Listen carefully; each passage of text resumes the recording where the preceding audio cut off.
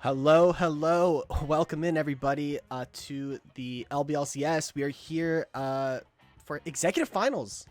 Really fun matchup tonight, as I'm sure we will talk all throughout the night about. Leading us off, I am Les Force, everyone's fourth favorite play-by-play caster. I have got a motley crew of associates here with me tonight, some new, some old, some chopped I've even heard.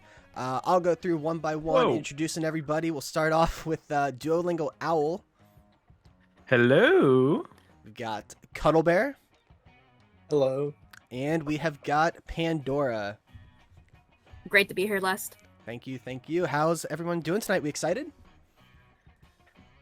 Yeah, hairline's Yeah. a little receding today, but I'm feeling good. Excited to watch some good League of Legends.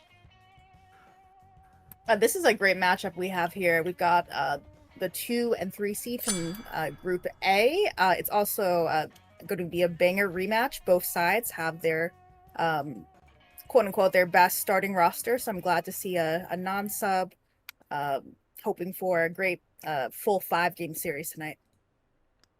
Yeah, that was something I was kind of worried about. Like, I'm really glad they got it to work out so that they could have both of the full rosters here tonight. It should be a really good series, honestly. Yeah. Of course, for three of us, it's a little bit conflicting, right? Because for myself, Cuddle Bear, and Duolingo Owl, we all played for TRK in the LBLCS this season. Squeak Squad, unfortunately, did not make it all the way. But we did play for TRK, the Rats on one side, but on the other, we're all currently playing for a high alert team elsewhere. And so, at least for me, and I'm sure for you guys as well, I've got friends on both camps. I've known, even in this game, I've known Zodiac for a super long time, Memer6, owner of the Rats. Bear's one of my, closest friends on the high alert side, and we hang out there all the time. So at least for me, I've definitely got, I'm a little conflicted on how to feel about tonight's game. Fair enough. Fair enough. I'm just gonna say I got rat blood flowing through my veins right now. And Squeak Squad living vicariously through the Rat Rock Bottom. Well, there you have. We have our first Rat fan already taking a stance. What about you, Cuddle? How are you feeling with the split lines, split custody situation? I mean, it's just like so difficult, right? Like we're on the high alert minions, but we also played for TRK this last LBLCS split. I honestly, I'm fans of people on both teams. I think both teams can really go the distance here, and I don't know. I feel a bit more impartial, honestly. Yeah, and then as our Political one answer. our one member who is not on either of these, or on teams for either org, Pandora, how are we feeling? Excited. I mean, this is a great match. I'm obviously friends with a lot of people on the Rats, but that's not to say I think High Alert is a great team. I have a lot of respect for especially Sethi, super nice, and I'm just really hoping for a banger matchup. Yeah, hoping for a banger matchup indeed. We've got our first R draft in the chat. Maybe draft is about to start. Again, what are some things that we can kind of expect to come out here in the draft phase? Obviously, I know, Pandora, you've got a lot of experience with executive. What are some things we might see coming out here? Yeah, so I'm not surprised that that they ended up choosing blue. High Alert. I know they have a lot of either mid or jungle prio for their B1s. Tactical Porchop especially. Very strong mid laner who loves to blind his control mages or other mages with globals that can get around the map. I am curious though if they will end up banning out ADC, which happened a lot in their last draft. So I'm wondering how the bans will shape up. Yeah, we see the bands coming out here. Got the Smolder, the Zinzao, taken away from Rock Bottom, and the Wukong, which from the games that I've seen does seem to be kind of the preferred jungler for Aldrich. While on red side, we're taking away the Morgana, unfun mid lane champ. We've got the Jarvan takeaway, and we'll see what our last ban is going to be. It's going to be the Ziggs, which I think is technically a flex, but I think they play it more ADC for D Ryan, and it's going to be the Instalock Mbessa. Oh, and this is, I want to note, this is an Mbessa flex, actually. And they just buffed Mbessa in the jungle as well. Lethal Intent has already pulled out Mbessa jungle 4 times this split. And Mushroom United has a lot of Mbessa mastery as A little well. bit of a knower. Yeah, probably nice and happy with the buffs that did just come through. I believe they're live today. The Embessa jungle clear is quite good at the moment. Wonder if we'll see maybe an orange jungle come out, a Cho'Gath. It's gonna be the incarcerated Aphelios pickup, and we'll see the Thresh immediately follow suit. Oh, beautiful. Incarcerated's got a lot of Aphelios experience. I know that when people draft against it, they leave it up because they think they have a Thenos comp to kill Aphelios, and that might be the case. I mean, this Embessa will definitely get on him. Yeah, it's always funny saying Dan's Aphelios, because every single time he pulls it out, you're like, oh, we have answers to it, but yet he still seems to find angles at like every opportunity. It's actually really, really cool to see. And Ash Braum going to be a quick pickup here for the bot side of the Gurxed crew, getting that full counter pick into rock bottom, and the Hui pickup for Zodiac. Everyone knows him, long-time mid laner here in the LBLCS, loves the control mages, and Hui can kind of do it all. Got some very Way cool in the bag. some very cool hues here on Rat Rock Bottom. Yeah, really good takeaway from Porkchop also. He is a big Hui player after all. Kind of curious to see what they're thinking about going here on 4. We do see the Cinder Band coming. Yeah, I would. I'm not surprised. Oh, go ahead. I'm not surprised with this Ash pick. I know it's very good into Aphelios, and of course, I'm surprised Rat Rock Bottom gave away support. They double blinded bot lane, so it's very surprising to me. Yeah, I guess it might come down to them not knowing for sure where this Embessa is going to go. I'd have to venture that they pick jungle here on 4. Especially if you kind of assume this Embessa is likely going into the jungle for lethal intent.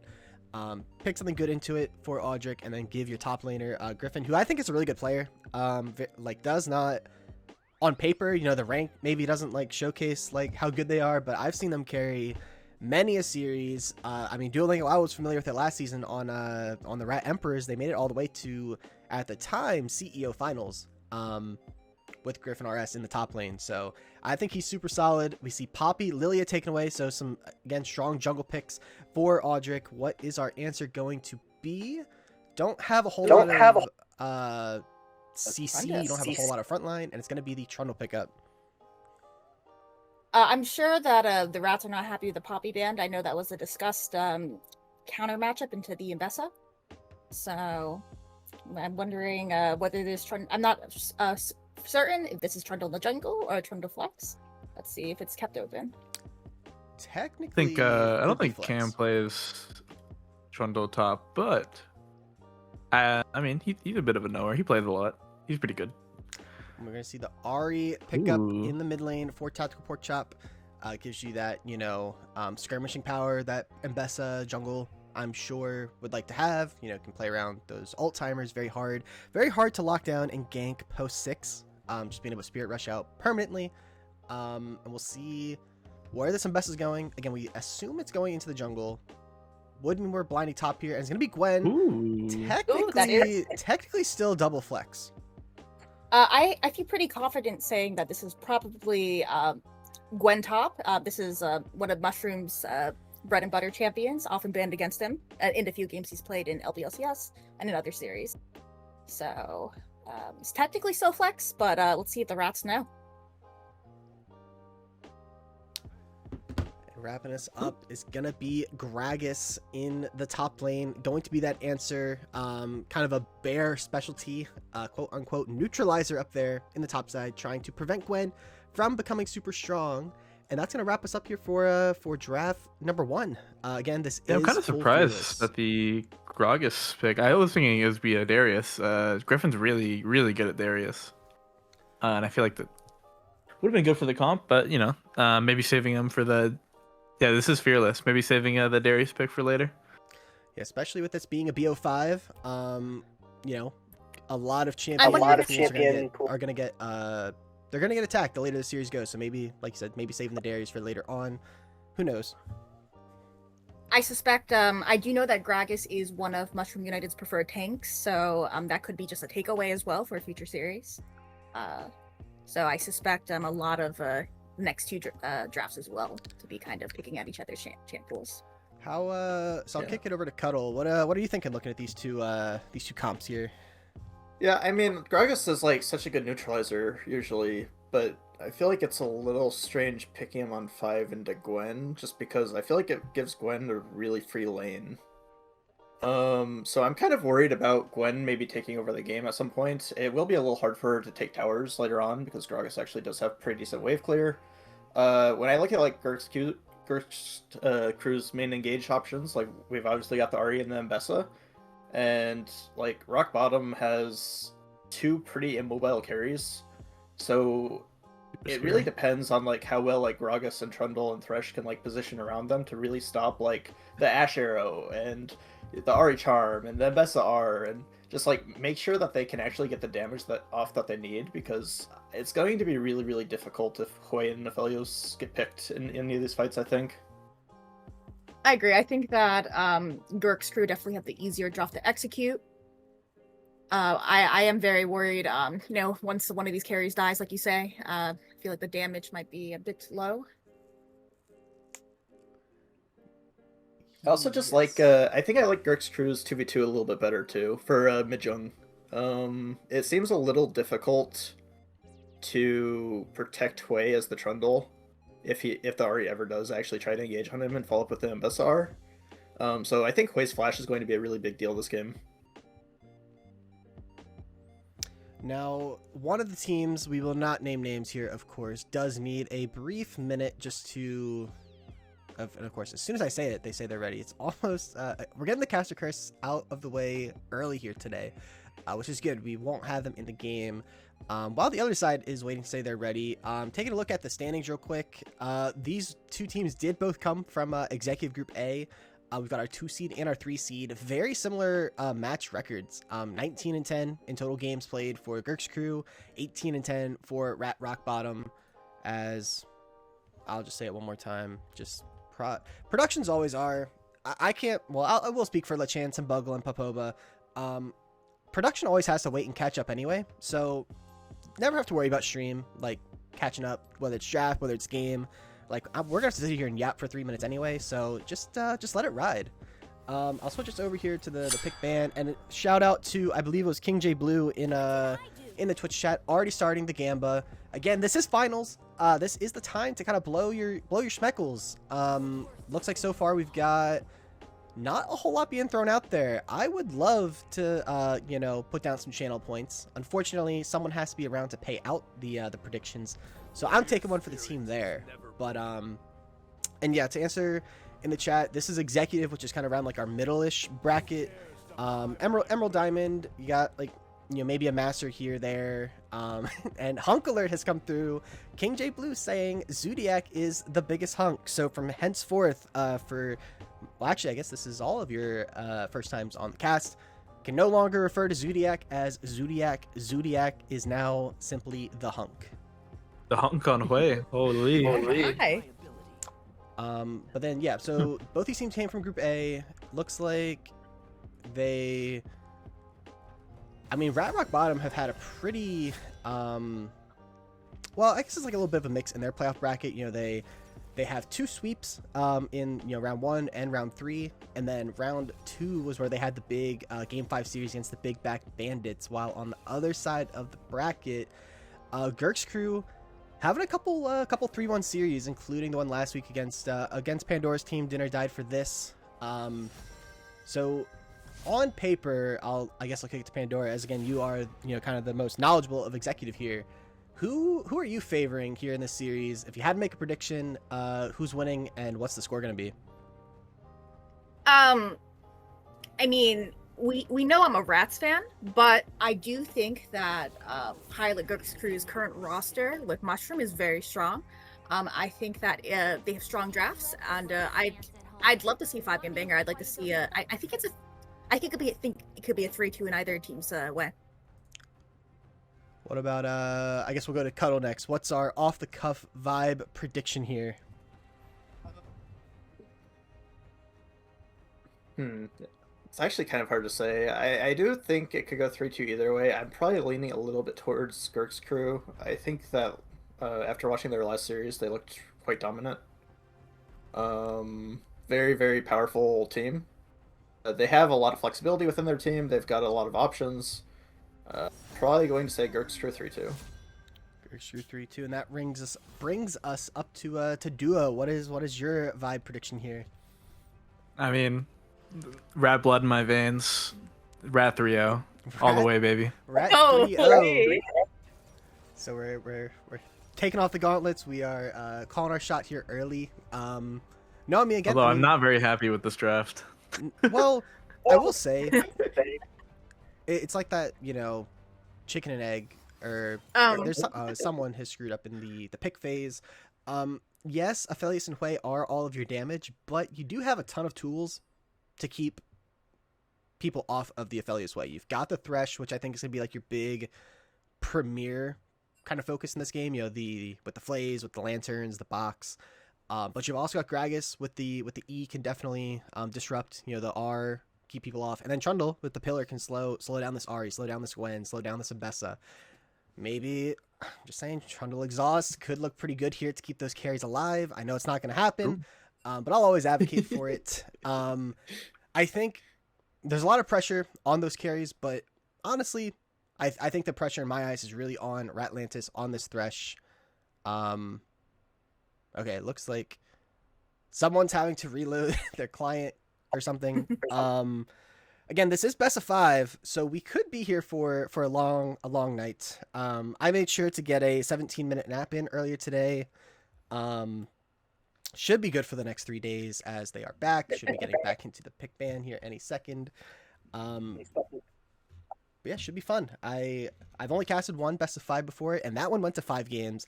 I'd love to see this one go to 5. Again, I've known Zodiac a long time. We've teamed multiple times in LBLCS. On the other side, I know Sethi, D Ryan, Porkchop, and of course, Hylert. Been playing for Hylert for a little bit now, so I will have no qualms with whoever wins. I just hope it's a fun series. I mean, I love Duo's prediction of 3-0, but I think from the caster perspective, I would like to see it go at least to 4. Be here for a little while, and if we get silver scrapes, that would just be kind of the cherry on top. That's a good point. I really hope it's 3-0 because it's called my bedtime's coming up, 8 p.m. EST. Now, this is I'm pretty positive that is like we're just lying right now. What do you mean? I do want to say that for the Gurxed crew and Rat Rock Bottom, when they met during the regular season, Rat Rock Bottom did 2-0 this team, but they did not have Mushroom, so he may be the difference maker here. And Gurxed crew already has a really strong mid-jungle duo, combined with a strong top laner as well. That top side is very fearsome. On the other side of the Rats, they had a struggle at the start of the season, but pulled together their identity. And really have to play around Incarcerated, their AD, to see success. Brikachu in the chat saying 3-2. I don't know who wins, but Porkchop drops 12 kills in a game. Whoa! I like that land. I mean, really, that's the way to play it, right? If you don't take a stand on who's going to win, you can't be proven wrong. And for sure, one of these teams is going to get 3 wins here tonight. And then Porkchop Ahri is pretty feared. Yeah, Porkchop Ahri. I mean, I've seen it multiple times over in Scuttle, of course. Pretty solid on the Ahri, on the Hui. Talia is gonna be another pick that I think is gonna be super high prio. Both of these mid laners love their Talia. Jabba in chat saying both teams leveled up throughout the season. Again, so this season LBLCS was kind of weird, right? Because it unexpectedly got so big. There were too many good applications and the solution wasn't to cut. So we ended up making just so many different leagues and not diluting is not the right word, but it was definitely harder to keep track of how every single the narratives, the storylines, stuff like that. But it did seem like Executive had a lot of really cool teams, a lot of good storylines going on. You had these 2 teams, you had Dinner Died for This. Nefarious Gaming Juggernauts. The Juggernauts, you had OML. Big Back Bandits, great team. Yeah, it really just seemed like the engagement was also really good in Executive. So I'm glad, among many other reasons, even teams like Five Musketeers who, they've been monsters in LBLCS for a long time now. So I'm glad to be here, casting their finals, kind of giving that show to the executive league fans. Hopefully, you guys all enjoyed your season, even if even if you're not playing in these finals. Hopefully, you enjoyed the season, of course. As we're now into everyone's favorite spectator delay. Let's see how we're doing as far as our predictions. It looks like it has closed, and the bettors have favored the Gurxed crew in game number 1.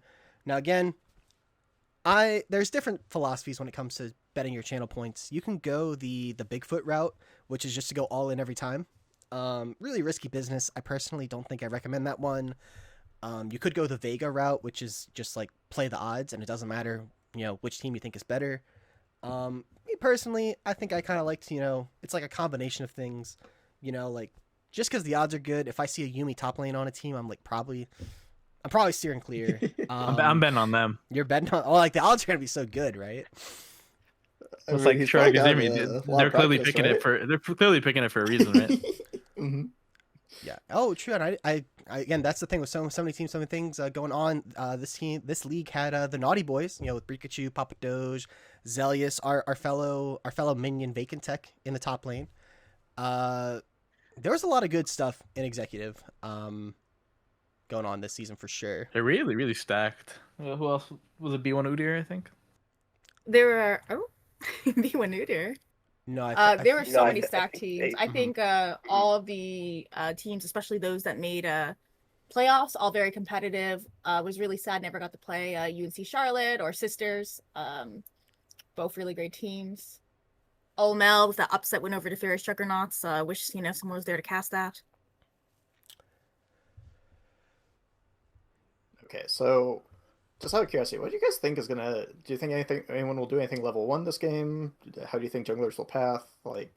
So that's where it's always interesting, right? Especially on a big stage like this in playoffs. There's two schools of thought. You can either play it safe because you don't want to screw up and put yourself on the back foot in a big pressure situation, or you can go for the jugular and try to make the play happen, right? I think both are valid approaches. I think if there was a team that was going to invade, I think it would be the blue side here. I'll switch us over a couple seconds in advance here. As Duolingo Owl, also known as EJK9, with some amount of gifted subs. That is a lot. Absolutely massive there. Thank you so much, Duo. Everyone who just received their gifts in the chat, making sure, or should be making sure to say thank you for the gifted sub. You guys all know the deal. Business is going to be booming at Denny's. Head to the Denny's in Vermont. Knock on the dumpster 3 times. Todd will, of course, let you in. Pancakes are on us. All the sides and fixings, though, you may have to pay for, as they do have to keep the lights on, right? And we may be able to give subs out to everybody, but they can't be giving out pancakes to everybody, as that will give us enough time to get out onto the Rift. Executive Finals, game number 1, TRK Rat Rock Bottom versus the High Alert Gurxed crew. This looks different in multiple facets, as we also have the winter map for game 4 our finals here. And we're going to be seeing the 5-man push on the bot side. This is a very popular strat by the Gurxed crew. They love their invades, especially when they have a strong invade champ like Braum. Let's see if someone gets caught out. 30 seconds until minions spawn. And it looks like if anyone is going to be getting caught, it would be Incarcerated here, gonna be sitting in that bush as far back as possible, and Braum is walking in. They do have the sense for it. Incarcerated drops that ward, and that's going to be their play. Doesn't look like we're gonna get any vision set on either side. So all in all, just a ward is the only casualty here. Yeah, blue team up on gold. Ambessa has decided to not get a hot cocoa, and the ward. Oh, I love that. I didn't even notice that they've made that change. Who needs potions when you can have hot cocoa? Looking like both junglers are going to be pathing down. I certainly think that makes sense, really, for both sides. Ambessa doesn't have a whole lot of setup to try and kill Gragas early, and Gragas is kind of hard to kill once he's able to reset. I'm assuming he's going to go like a tankier route, maybe like a Roa, something like that. Bot lane has a lot of volatility, so I'm not surprised at all to see that, and we'll see how the early trading goes. Good Q there from Sethi.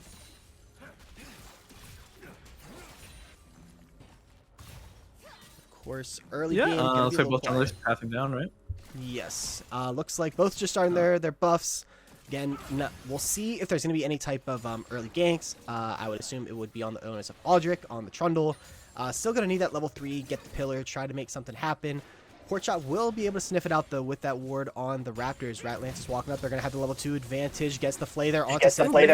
Going to force out the flash. A lot of damage coming out. Good early trade there for Rock Bottom. Not shocked there. We knew this bot lane was confident. They double blinded their bot lane, and they are not afraid.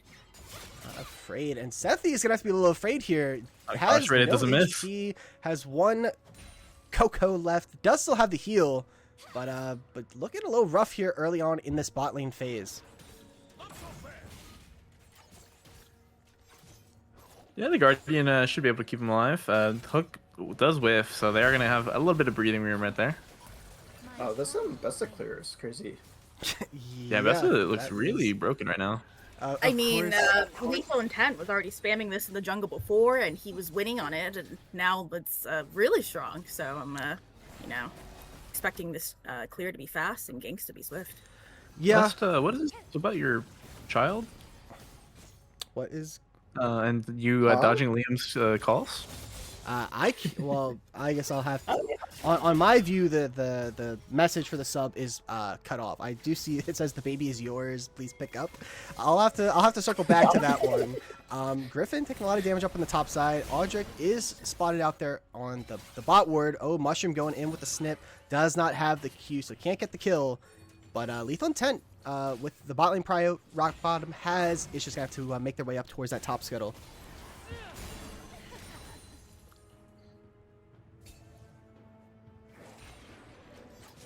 Interestingly, Aldrich did skip out on their blue buff, so the tempo is definitely in favor of Lethal Intent here. I'm not sure if Lethal has that scope here, as he might be looking for a gank here onto Zodiac. We do see the fear has been used, a lot of damage onto Zodiac. Porkchop gets the charm in, flash in from Lethal Intent, follow through flash. Can they get the auto? And they can! Porkchop is gonna die under the tower to Zodiac, and now we've got the engage coming in from bot side. Ratlantis goes in with the flash double flay, and there is the stun with the concussive blows. Not gonna be enough. D Ryan has to get out. Aldrich running Sethi down under the tower. D Ryan is getting stalled out, giving that over to Incarcerated. 2 early kills here for Rock Bottom. Oh, that was such a good look too. I feel like it was kind of nerves. It seemed like they were a little bit out of sync, and then having it all go down the drain. Ooh, man. I think this is as good as we can get for Rats. They need to get ahead early, and here they are, already a 1K gold lead. Man, really, really good start for the Rats here. I mean, getting a Aphelios ahead early ever is just... It can be so scary, because all of a sudden the entire game just revolves around him. Oh it's my just god. Like, how much can we shut down the Aphelios? How do we kill the Aphelios in this fight, you know? And it's just like... I don't know, very game warping when that champ gets fed. Yeah, I think Duo is about to mention it. Looking at those items off the bases, BF sword for Aphelios and a couple long swords for the Ashe. Trades are definitely going to be in favor of Rock Bottom here. As speaking of trades, a little bit of action up here between Gwen and Gragas. Again, Gragas has that tier, and with their passive, should be fairly good on the HP for at least a while. Going to be hard for Gwen to punish. Someone you don't know in the chat. All reliable. LeChance licks toes. I think it's been almost 3-4 years since that originated, and it still lives on as at this point it's just a truth. There's no urban legend about it. Oh, I'm excited to see in chat. We have a lot of executive engagement. Zelius is here. Damaru's here. Mid laners for their respective When going in teams. with the ultimate, the explosive cast from Griffin to trade away. Doesn't look like there's going to be a kill, but a lot of damage coming with the needlework. Doesn't amount to much, though. And Besta trying for a look, but they know it's warded, and so we're playing safe. Ooh, a lane gank potentially coming out from Aldrich. Gonna be looking with a lantern here from Atlantis, potentially. Wonder if they know that the Mbessa is around. There is the lantern coming through. Hook not going to connect there onto D Ryan. Pillar is used, and we'll see if they look to use this this prio to fight for this early dragon. You'd have to assume so if you're Rock Bottom. Not sure if I did see the Imbessa there. Might have just slipped out of vision, but it looks like with the prio, they're just gonna go for it anyways. Yeah, I mean, it should be a good look for them here, right? I mean, Aphelios with blue gun, Hui, wave clear, it's just like, it's so easy to have prio on this timer for rock bottom. Ashe and Braum really need level 6 in order to actually try to find anything here, and even then, it's like, once Aphelios has cleanse, like, he should be staying pretty comfy this game. Yeah, and with that prio, going to be that early first dragon is going to be a Chemtech over to rock bottom. Grubs will be spawning up here in about 40 seconds. Guess I should push that button now that I mention it. As Hook not quite able to connect there onto D Ryan. Aphelios with red-white. You can already tell that they may be looking to fight soon.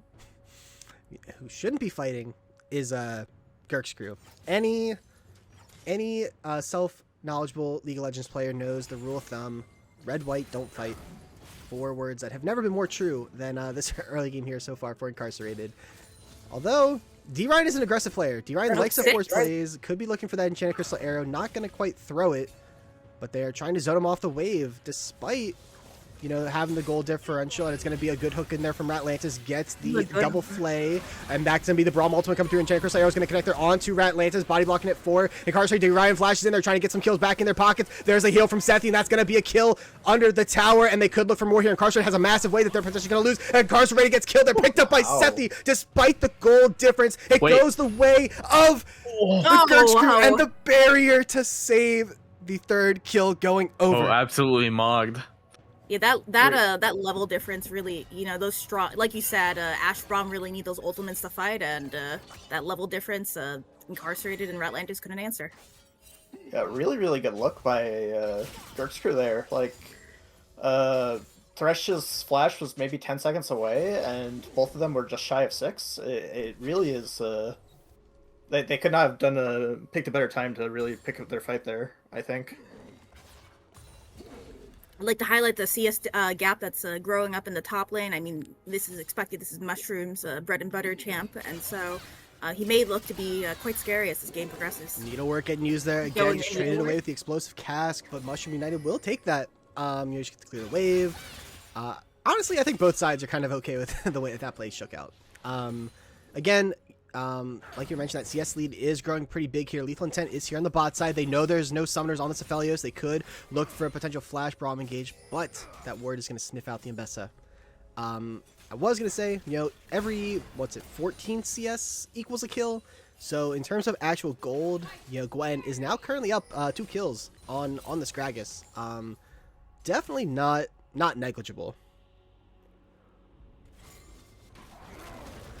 Yeah, kind of going back to something I was saying earlier, whereas not super sure how they're going to punish this Gwen. I feel like she's mostly getting the skill for free so far. She's looking at having Nashers sometime soon. The flash in from Ratlantis with the flay, gets the double connect there, and the Trundle Pillar is there. The Braum ultimate gets used. D Ryan has no summoners, will likely fall here, and that's going to be rock bottom picking up the feats of warfare. Sethi able to get out. Does Incarcerated have the damage? Yes, he does. With the crescendum, gets the double kill on this Aphelios. My God, Incarcerated makes it look like it's 2023 Aphelios. Holy. That's rated directive. Those kills, it might be looking a Gwen versus Aphelios game at this rate. Mid lane looks to be largely equalized though, with looks like the CS is even. Nothing has you know, super happened there. As we would expect, you know, control mages in mid lane in competitive. Some people love it. Some people, I know, hate it. As Audric gonna get forced off of their Raptors here. A little bit of scrapping. Not going to amount to too much more, although Lethal Intent is here. Lethal has the level advantage, but Trundle's able to steal stats so effectively. Now Lethal kind of by themselves there, and there's going to be the public execution in on to Ratlantis. Flay comes through there over the top, and now they're a little bit split here. It is a 3-on-4. Mushroom United is strong, has to flash out over the wall, though. Gragas is here, flashing from Audric, able to pick up that kill. Now Lethal Intent, it gets pulled back in with the explosive cast. Going to be another kill here, potentially. Zodiac able to pick one, or it gets picked off, rather, but a double kill here over to Audric, 2 for 1.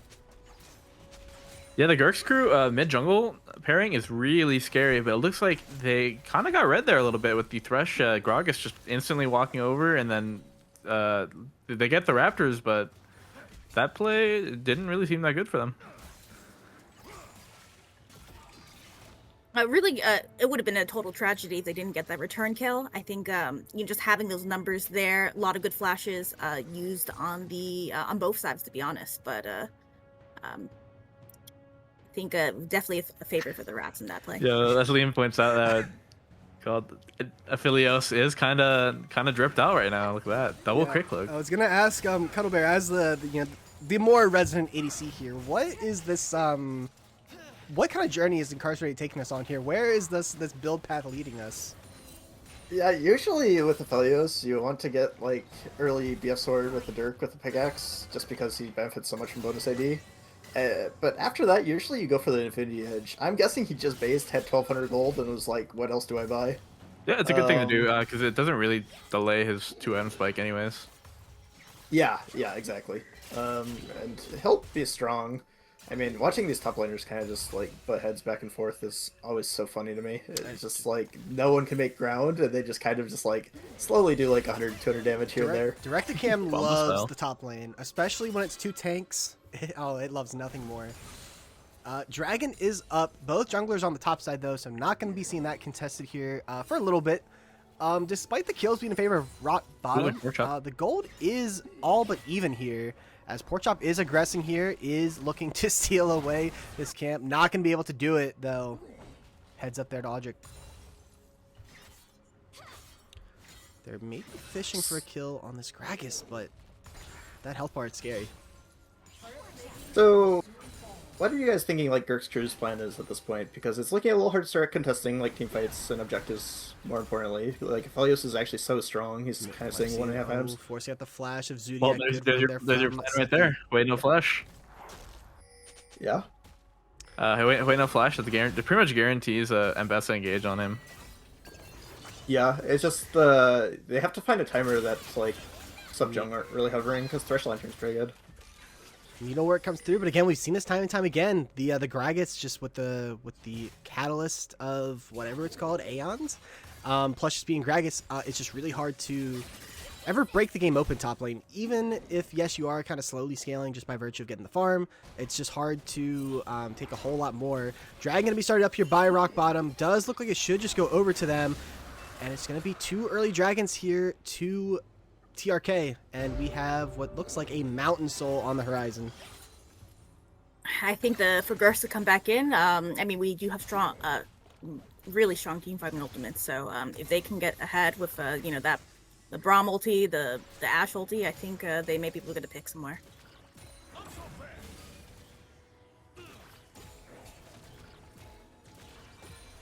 Yeah, Porkchop's really putting a lot of pressure on this top side, but it's Gragas, so it's gonna be really hard to firm anything. Yeah, speaking of pressure, Audric is here, bot side. Hook not going to connect there from Ratlantis, but this tower is low. Lethal Intent does know Trundle's down here, but can't necessarily face check into them. But once I see Zodiac show on this midway, there's going to be a timer in which they can look to answer this potential dive coming through. Audric is here. Audric not going to run for it. Enchanted Crystal Arrow connects there. Instant cleanse. Captain Jack, perhaps. But that's going to be the public execution there. In onto Ratlantis. Flashing out is Incarcerated. Is Ratlantis. Zodiac comes in with the teleport over the top. Lethal Intent able to pick up the first kill. But Zodiac is here. The Swelling Despair gets a double kill. Make it a triple kill, potentially. Audric actually picked up one. Porkchop had to leave. Griffin is teleported in. Porkchop dodges away from the Zodiac.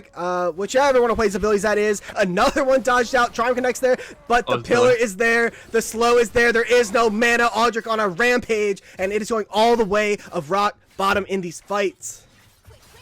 Looks like they're going to get return tower, though, so it's not all lost. I mean, does that stop feats? I believe this would be, no, the first tower is already taken on the bot side of the map. Oh. Yeah, looks like really? When they take TRK already picking up those feats. To my bad, I'm blind. I think it died to the wave while they're fighting. Hopefully not blind and bald and chopped, but Bad rumble. Rift Herald, gonna be another reward here for TRK. Resets just coming out here, and that gold lead look at that nose. Starting to blow a little bit. Oh That's my God, engaging there from Ratlantis. Braum is TP has coming the out from stuns out. both, TP comes through. Mushroom Oh, United he's is here. Mushroom United is strong. They are fist fighting. Ratlanta should be the first fall here. Goes over to the Gwen, and now the teleport in. Sharno has a huge shutdown. Goes over to the Ahri. Can they get anything more here? Spirit Rush still potentially just coming off cooldown for the Ahri actually, but is around the back. Good body block there from Griffin, going to protect their AD carry, but that is a big punch back there for Gurxed crew. Yeah, really good find. I mean, given that like they just wasted a bunch of ult spot side, Gwen was like, "Hey, I'm strong. I kind of want to try to fight this," and like, you know, like this might be our best opportunity back into the game. And the Gwen are really just tore through their team there. Like, she's just so strong after taking this top tower, and she's been kind of uncontested taking waves for so long. She's up 45 CS. It's looking like kind of what you were saying earlier, where it's like maybe it's like Gwen versus Aphelios, and we just kind of see who can carry. Yeah, the let's call it the needlessly large rod, kind of a big spike. I mean, the 2-item spike's gonna hit really crazy, especially after that fight. Gwen ult's gonna be super dangerous, and it's gonna be kind of hard to play these fights from now on. Yeah, Still no flashes on Aphelios or Hui, so they definitely can look. We've got our backup, we've got Enchanted Crystal Arrow backup, we've got Public Execution backup. I really think that they need to utilize this time where it's like, hey, their carries don't have flash, we have all of our engage tools, like we really need to be looking and try to like get the gold blade swinging back in their direction. I'm just noticing, not to detract from this banger of a game that we have so far, but the cannon minions are sleighs, and it's Santa Claus on a sleigh. I'm just seeing this all for again, you know, a rare day in which I haven't played any League of Legends. Hopefully able to keep that streak going the whole night, but who knows? You'll be excited I'm to see liking what the nexuses are. Oh? Yeah, I don't know if I should spoil it for you. Yeah, Maybe. no spoilers. No spoilers. I gotta wait until the end of the game. Yeah, I'm a fan. Of course, I do miss the Spirit Blossom map dearly, but this is not bad. What about the Did Noxus you map? Noxus. did you see the biscuits earlier? They're like little gingerbread men. They're so adorable. I did. That was a nice touch. They're For sure. so cute. Although Snow Day Bard is for sure taking some negative stock hits with everything going on here. I with would the like Winter to Bard. highlight the 4 command ink one, yeah. wards, 4 control wards in the inventory of the rats. They are very strong in their vision control here. Yeah. Dragon up here in 15 seconds. You would have to assume that Gurxed want to fight this. Your Gwen is strong. Not quite at that Shadow Flame just yet, but does have the components. Hook not going to connect there onto Sethi. And you have your Gwen down here. You have everybody, actually, for Gurxed, while Griffin is going to reset, has the teleport. Porchop walks in, gets a charm off onto Zodiac, forcing out the flash, though. Didn't know where the rest of the team was and played it safe. That's a big cooldown here, potentially unavailable. Now Zodiac walks back in and takes a ton of damage here from Lethal Intent. Almost getting one shot there. Griffin is in. And Cherry Crystal Arrow going to connect just onto the Grags, though. And now the unstoppable Lethal Intent goes in, gets all the Public Execution onto Griffin, who has to force out the flash over the top. Needlework doing so much damage. And now look at the cast. Gets Gwen in, and Gwen is down. Massive Brawl Ultimate's going to connect her onto so many members. My FPS is tanking for some reason, but it ends up being a 1-0 in favor of Rock Bottom, and that should be their Dragon to boot. Somehow, they were able to spread out all the damage within the characters and weren't able to finish off. Gurxed crew wasn't able to finish off anyone. That was barely, the winning play for the rats there, and that's what I like to see. Yeah, not sure. After this game, I'll probably have to do a little forced closure or something to that effect. That's been my solution when my FPS has been tanking as of late. We'll get through this game as best we can. Oh, whoa! Yeah, I love the train. That is a great touch. Brings me back. No, the snow globes. Well, the snow globe was cool, but I see I a little actually train completely here, agree with last year. and it reminds me. Look at the Poro. Look at the Poro, I know, the bro. conductor. I mean, this just reminds me of like, you know, a trip to like Good. Wegmans, the grocery store. You know, there's a train that runs all around the store. There's like one person in chat that's gonna know that reference. Just I think he just made up a grocery store. I'm Wait, pretty wait. sure you did just make it a grocery store. Starting to develop again here, even though Gwen does have that CS gap. Only one Thank you, people, Vader. but Soul Point and looking at Otacon, the objectives are going strong here. Oh yes, thank you, Vader Yushok, for the subscription. 20 months, been here a long time. You know the deal. You've heard it 20 times before. You're gonna head to the Denny's. That's actually a public execution. Enchanted Crystal Arrow not gonna connect, but it's not needed. Immediate execution there from Mbessa, and that should be a prio on this Atacon. 5v4. Gurxed 5v4. Your Wait. carry is down. Zodiac has no flash. What can they do? Needlework only going to get some damage off onto the Thresh. But again, this is Atacon. This is such a hard objective to take because it does so much shredding. And that's going to be a hook there in onto Sethi. Gets the ultimate off, does a lot of damage. Now they're diving all in. Lethal Intent is in, but the Swirling Despair is onto the Mbessa. The Atacon's down to 5,000. The fight is going the way of Rock Bottom. D. Ryan has a flash out over the top. Poor Chop is down. D. Ryan is down. All that is left is Mushroom United. But Zodiac, Griffin, and Audric hold strong. That's our hunk of the night. That's our hunk of the night. And there will get the Atacon after all. I know there are a lot of doubters. Both mid laners are great. People may have come in worried about Zodiac, but he is showing, why he is the hunk of the night. This is insane. Those choke points are so hard into a champion like Hui with the shredding that comes through from the Atacon. And yes, it was 5-on-4, but they just couldn't get on to this Hui. So much damage coming through, and now they've got the Atacon. They've got this gold lead. They've got Soul coming up in 2.5 minutes. This mid laner is for sure looking hunky. Yeah, it's looking a little scary. A little scary for the Gurxed. They're gonna have to fight with this dragon, and I mean, you're gonna have to be really careful. I feel like they dumped a lot of ults right before the Altacon fight, and then they were a little punished for it. Yeah, no Gwenar plus no Mbessar really does make that type of fight really difficult, especially when they want to like funnel into the choke. It's just so hard not having Gwen R and then like Mbessa just like in the middle of their team, like dealing as much damage as possible. I mean, we still have no Aphelios Flash, we still have no Hui Flash.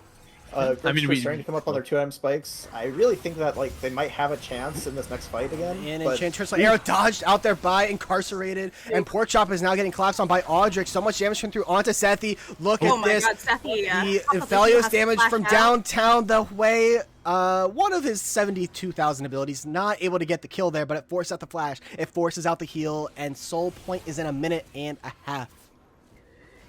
This poor Braum really experiencing the wrath of TRK. Like, they just have so much damage on their team right now. Like, poor Sethi, man. He just has to sit there and he's like trying to ward and trying to like look for a pick on mid. And Redemption Rush is especially squishy, so it's not a surprise he's getting poked out so much.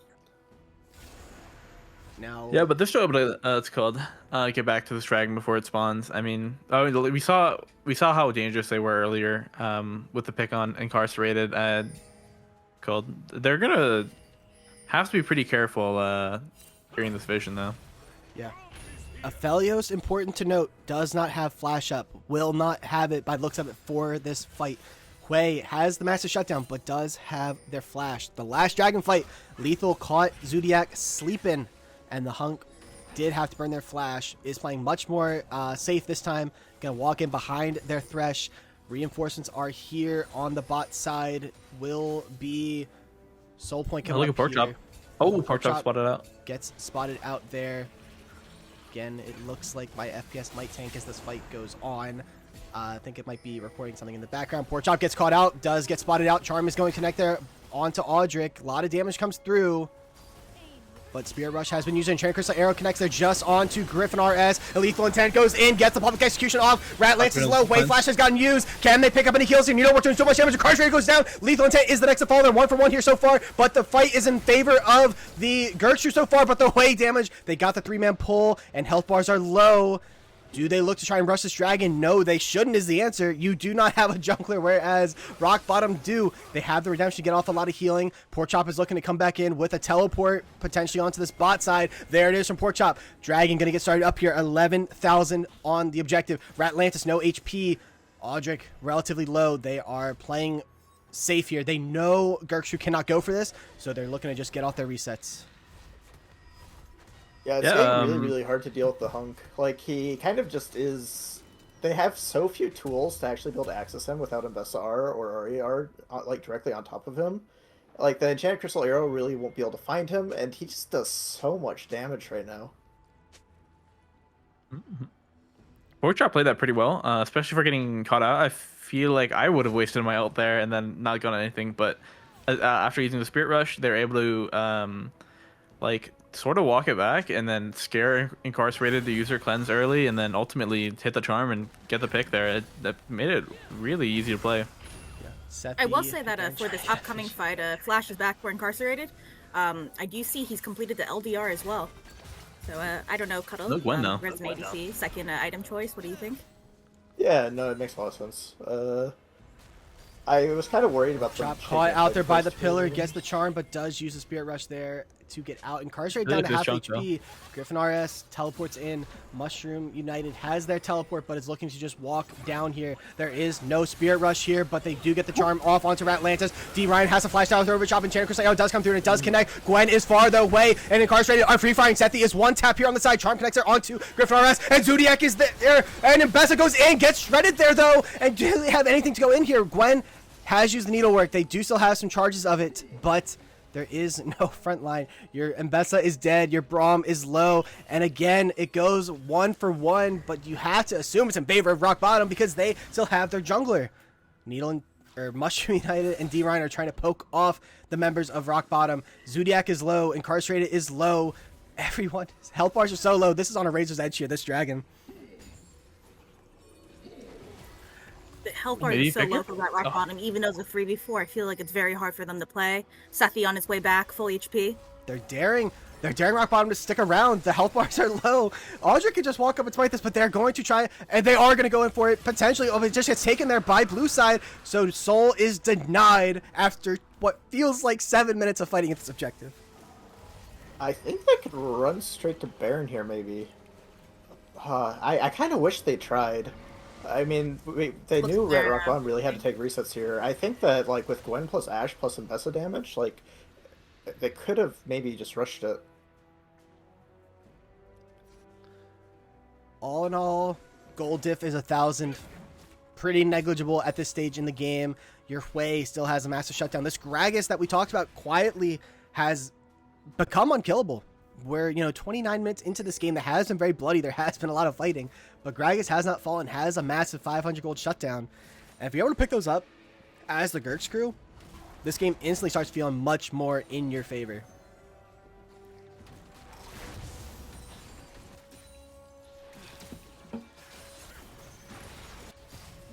Items. Item breakpoints. Mbessa on that 2-item spike, looking like they're working towards a Death's Dance. Gwen going for the Zanyas, obviously super important item. Surprisingly, Zodiac not going for a Zanyas. I feel like as that super strong mage, you want to be able to protect yourself from this dive that the Mbessa has, from the Ahri that can sneak in with a charm. Lethal Intent clearing out some visions, Sethi working alongside it. So Vision Prio is in favor of Gurxed crew at the moment at this Baron, but I don't think they necessarily want to pull the trigger. Gold's so even, what do you- Yeah. even with these massive shutdowns still available. What do you think about Shieldbow third for Aphelios? He has the Noon Quiver. Yeah, I think it's the move. I don't think the Philly should finish Collector or anything like that. I feel like it's gonna. He's getting assassinated very quickly early on, so I'm not surprised that he's drifted off towards this path. Yeah, Shieldbow / Edge Knight would be good. The Collector had, or not the Collector, the Serrated Dirk, I think, has been there since like the 7-minute mark, something like that. Went back to the BS sword at first. They've had it for a long time. It might just be there for the damage output. I'm not too sure. Of course, Yeah, I think it's for the spike. Yeah, just that lane pressure. But now we get ourselves in a bit of a lull state. Both teams, like, if I'm in the rock bottom mindset, I feel like I was really ahead, and then those last couple fights like weren't necessarily going against you, but Gurxed have been like punching back, and they've been punching back hard. So maybe they're like a little bit. I feel like the Rats are a little scared of throwing. They know that they're what's called pretty ahead. Zodiac or the Hunk is pretty strong, 3 items now, right? But it seems like they're just kind of scared of throwing against these guys because they are very scary. I mean, Gwen is gonna hit 3 items here soon, Zonia's, and a lot of their ults are like really hard to play against in fights. Now, a lot of people in the game coming up on 3-item spikes right now. Once Gwen has 3 items and Aphelios has 3 items, like both teams will feel pretty comfortable taking fights in general, I would say. I can imagine from Rhett's side that they're kind of like, maybe we just wait for Aphelios to have 3 items, he'll be so strong. And maybe from Gurx's side, they're kind of like, okay, well, most of our carries have 3 items right now. Maybe we should be looking for something. And so I kind of respect the Rats playing the game a bit slower on this timer and just like letting Aphelios get like another few waves, maybe gets one more reset off before they actually like look to contest Baron. Also, And no they always- flash. That is also Yes. with the Aphelios again. Needs to be able to peel and keep themselves alive. Just add to it, your point. Yeah, and like they've got 3 dragons to kind of fall back on. They might as well like, okay, like let's not flip the game on Baron. We can just kind of play this a little slow. Our soul point's gonna come up. Aphelios will be 3 items for that, which he is now. Okay, maybe we just look at the dragon, right? The vision control seems pretty strong right now on the Gurk side. Just securing that scuttle, all their wards as well. Pretty scary to walk in. The shutdowns are still here, so I think the Rats are afraid. The shutdowns are getting smaller at least. Yeah, gold is pretty much evened up. Zodiac is in a tough spot here. They could look to go in. Public execution not able to connect there, but the needlework is there. Forcing out the flash there from Zodiac. Gets the fear off onto the Mbessa, but it does not stop the Gwen. That is a massive shutdown over That's to so this Gwen. big. And could they look to go Baron here? It's 50 seconds on this way. They are in the bot lane, so they'd have to travel up, but you'd have to assume that they're trying to get something with this timer. The ultimate from Incarcerate does connect there on a Pork Chop, who just gets deleted following the explosive cask, and there goes any chance of that play happening. And Dragon is up. It's going to be a 4-on-4. No mid laners. There's flash on Aphelios. No ultimate. No ultimate on this Gragas. No ultimate on this Mbessa. Needlework is down as well. Braum ultimate comes through. Only on to 2 members there. Incarcerated. Able to survive. So much damage coming through. Hook is able to connecting. Chanacrystal arrow connects there onto Ardric. Lethal Intent is taking a ton of damage here. Braum is not able to frontline for them. Incarcerated able to pick up that kill. It's the Zanyas comes through from Mushroom Unite, but they will fall here immediately. Double kill for Incarcerated. D. Ryan, last person left standing, but the flash in from Gryffindor is going to be able to ace the side of Gurxed crew, and that'll be the Mountain Soul over to the Rat Rock Bottom. Yeah, great trigger pull on the Rats there. They saw a lot of people bought. They're like, this Ahri's a free pick, and then without Ahri, the fight's a lot easier to play. They don't have to worry about Incarcerated getting chunked out or anything like that, and just play standard front to back, and they can't lose, it feels like. Spike. And their reward will be the Mountain Soul, will be the Baron, will be a massive gold lead after all of that. Going to probably be around 4,000-5-ish thousand. 5 members with Baron, and this top tower not long for the world. No. 34 minutes strong though. It did last My a long goat. time. Normal Gragas lane. Owl, your bedtime is coming up. Yeah, I'm tired, man. Well, that's probably because like you might stay up till 6 in the morning, but Well, that's because we didn't end on a win, and then the patch happened. We just couldn't win the game. it's fool's gold chasing a win to end the night. Surely could have Phyllis, been while we did it. items coming in. Trundle, full build. It looks like. Oh, almost. So he's 4 items and boots. The Running Aphelios is very scary. And we've got a 35-minute pause coming through. Interesting because usually it comes up with like an immediate pause if one of the players in the game paused. So I'm not sure what is going on here. We'll give it. I thought your computer just blew up. No, I don't think it blew up. Yeah. People are free to let me know if it blew up, but I don't think it blew up. We'll see. Yeah, just a good old pause, it looks like. Certainly hoping that, and of course, there's always risks with the the spectator client when it comes to these new patches. Custom lobbies are pretty low on the priority list for Riot Games, and so there's always things that seem to be breaking. Really, really hoping that's not what just happened here. But we'll wait it That's out. okay. We can fill in the dots. This is what's gonna happen. Our honk is gonna be like pew pew pew, and then it's gonna be a lot of ultimates on the blue side. So I do see the gold lead is almost 4K now. I mean this is so hard for Gurks to play. So many yeah, but I mean, they have a lot of time to Slash think R right with now, 4 probably, items, it's so difficult to play into. Oh, you have a bit of a fan in the chat, Duolingo Owl, asking for a chess Me? lesson. Yeah, chess from the 20 elo player.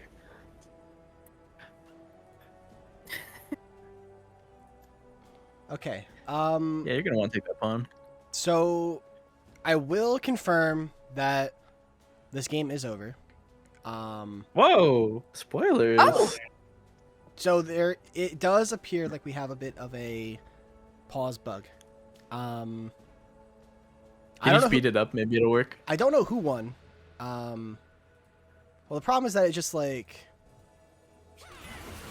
We'll just like press the plus. Oh, wait, no. no, Oh, it's like, no, you it's know, just like a No, no, no. 35. yeah. No. So like it'll like it just hasn't like there's no further progress on this. So we'll watch them clear out this scuttle one more time.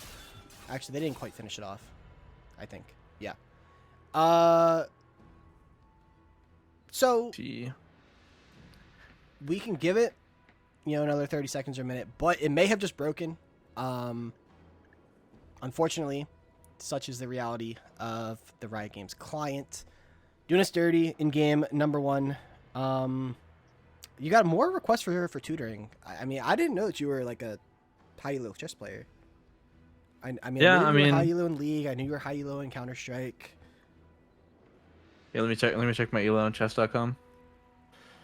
It probably comes with the the age, the wise, being old, Yeah, chopped and bald, right? Like you're probably really good at chess too. Yeah, the less hair you have, the better you are at chess, I heard. I actually just got challenged to a chess match on chess.com the other day. And surprising to me, I had an account already on there from about 2.5 years ago.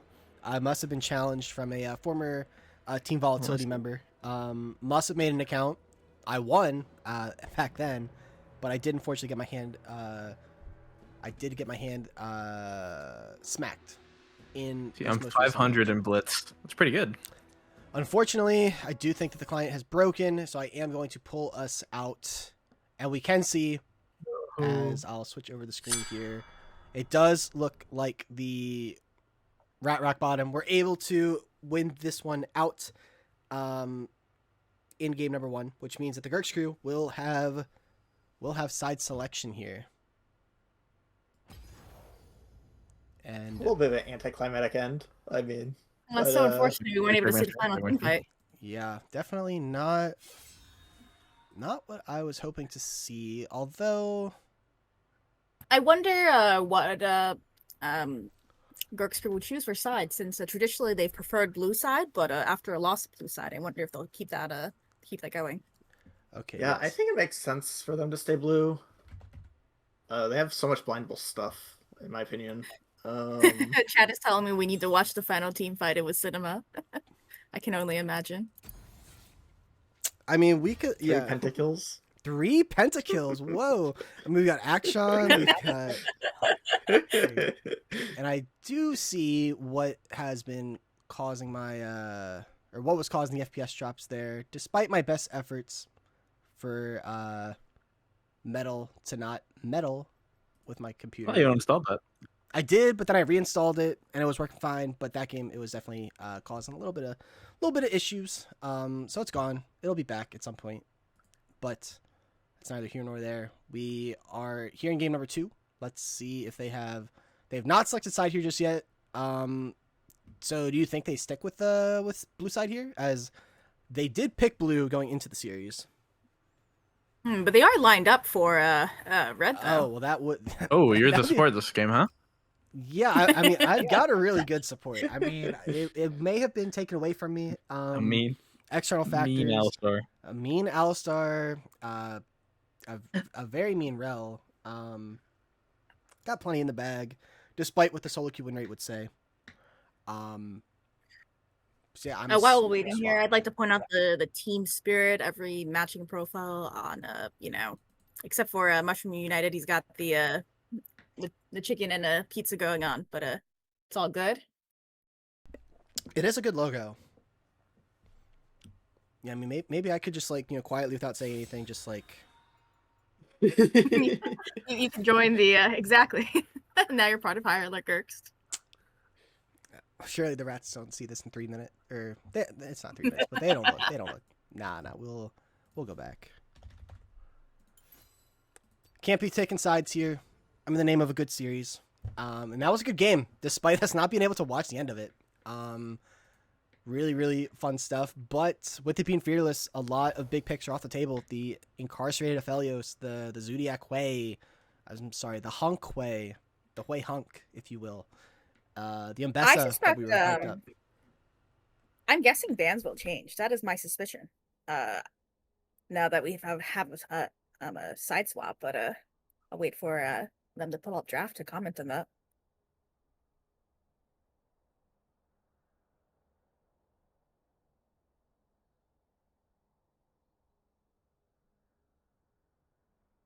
Do you think they'll put incarcerated back on the Ziggs? I mean, I know that he's played it before, but I would be kind of Mhm. surprised. Yes. Les, can you download the replay and then watch the ending? Let's go to the Zodiac's match history. Yeah. I just wanted to see what they were saying.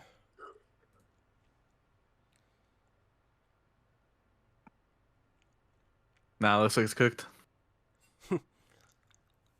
Slowly but surely. Huh. Oh, that looks so bad on the stream. Wait a second. Just a big old purple block. Now, it is possible that it is still just broken. And it will just like be stuck at 35 minutes, but I'm willing to give it a try for you all. I know it looks like 36 minutes.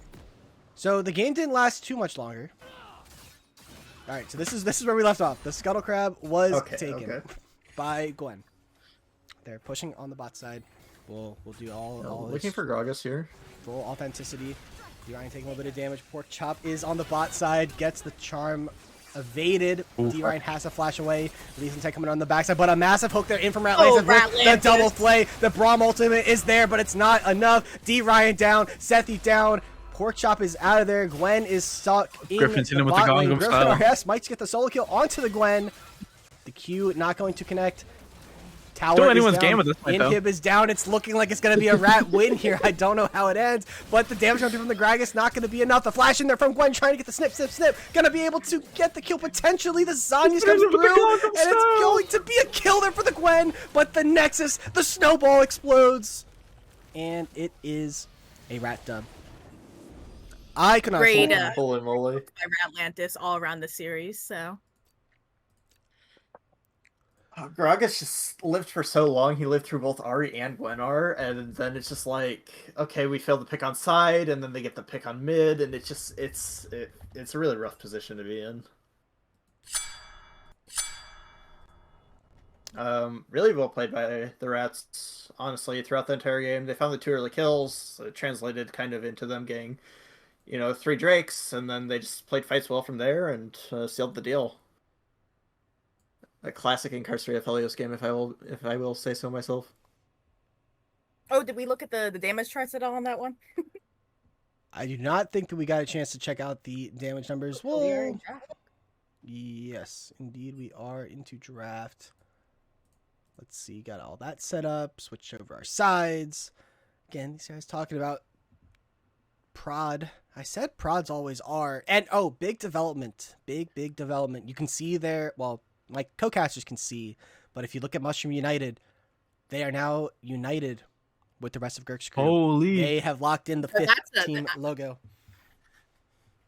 I'm glad that There's their they've, comfort spot our zone. pleas and not fall upon deaf ears. They've heard Mushroom United. This is the synergy that we need for Game 2.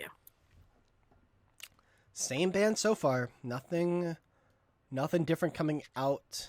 I believe it was a Xin Zhao was the final band from Gurxed crew, so that could potentially be getting left up here. Could be a potential B1 Ziggs. It's on the table. Ziggs is available, and we'll see if that's where they look to go. Rock Bottom are thinking long and hard about what they want to do here.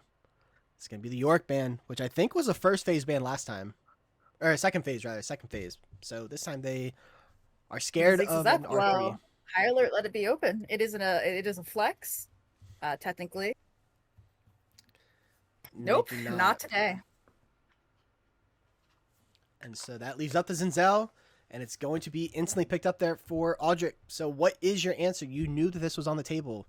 Do you look to pick? I mean, my personal pick in the Zinzel is Trundle, but that is no longer on the table. So do you go another 80 Bruiser? Do you look to go, something more skirmishy? Do you look to go something carry oriented?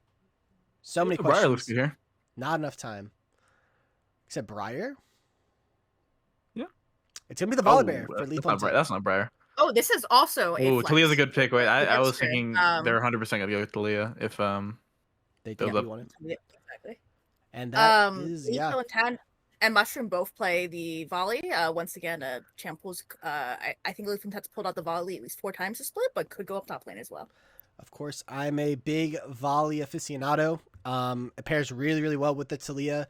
You have the point and click Q into the easy seismic shove into the rocks. How can Syndra play? How can Zinzao play? Out of the week. It is a good pick into the Volibear if you can get eyes on him and if you don't waste your E, because it's really hard for Volibear to, point and click on you when you can stun them away like that. I'm assuming we would get an ADC blind here on 3. Although with the York band, maybe they do look to pick their top lane blind. It's going to be the Scion, right as I go to say it. Yep. What do you do? This is a big departure from the last series where we double blinded 80 support, and now we're saving both up for phase 2. Shown that they can go both ways in the draft. What is our answer for Gurxed? What does Mushroom United look to play here? We mentioned it is a flex, but I would venture the Volibear is in the jungle. I do believe that is a pick for lethal intent predominantly. And it's going to be the Shen answer. So very skirmish heavy top side. Really for both sides, but I do think the skirmishing is a little better for Gurxed so far. You like the mirror on the picks here? Like first pick jungle, second pick mid, third pick top. Yeah. Well, I mean, technically, we're assuming that those are the roles are going in. They could be going, like top down. Oh, like Shen jungle, yeah. Well, no, No, the Shen would be mid here.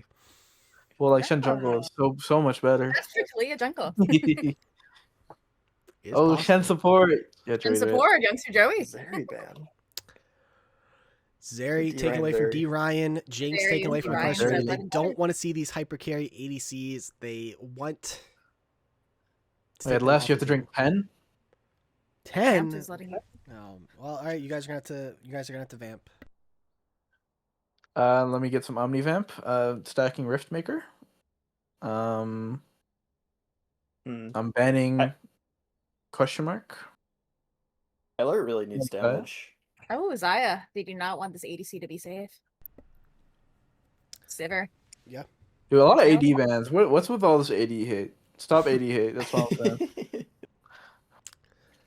Well, Alright, I would think that AD should come out blind here, but let's see how the Gurxed takes it. and another 10 man. This is a Vayne angle. Not even kidding.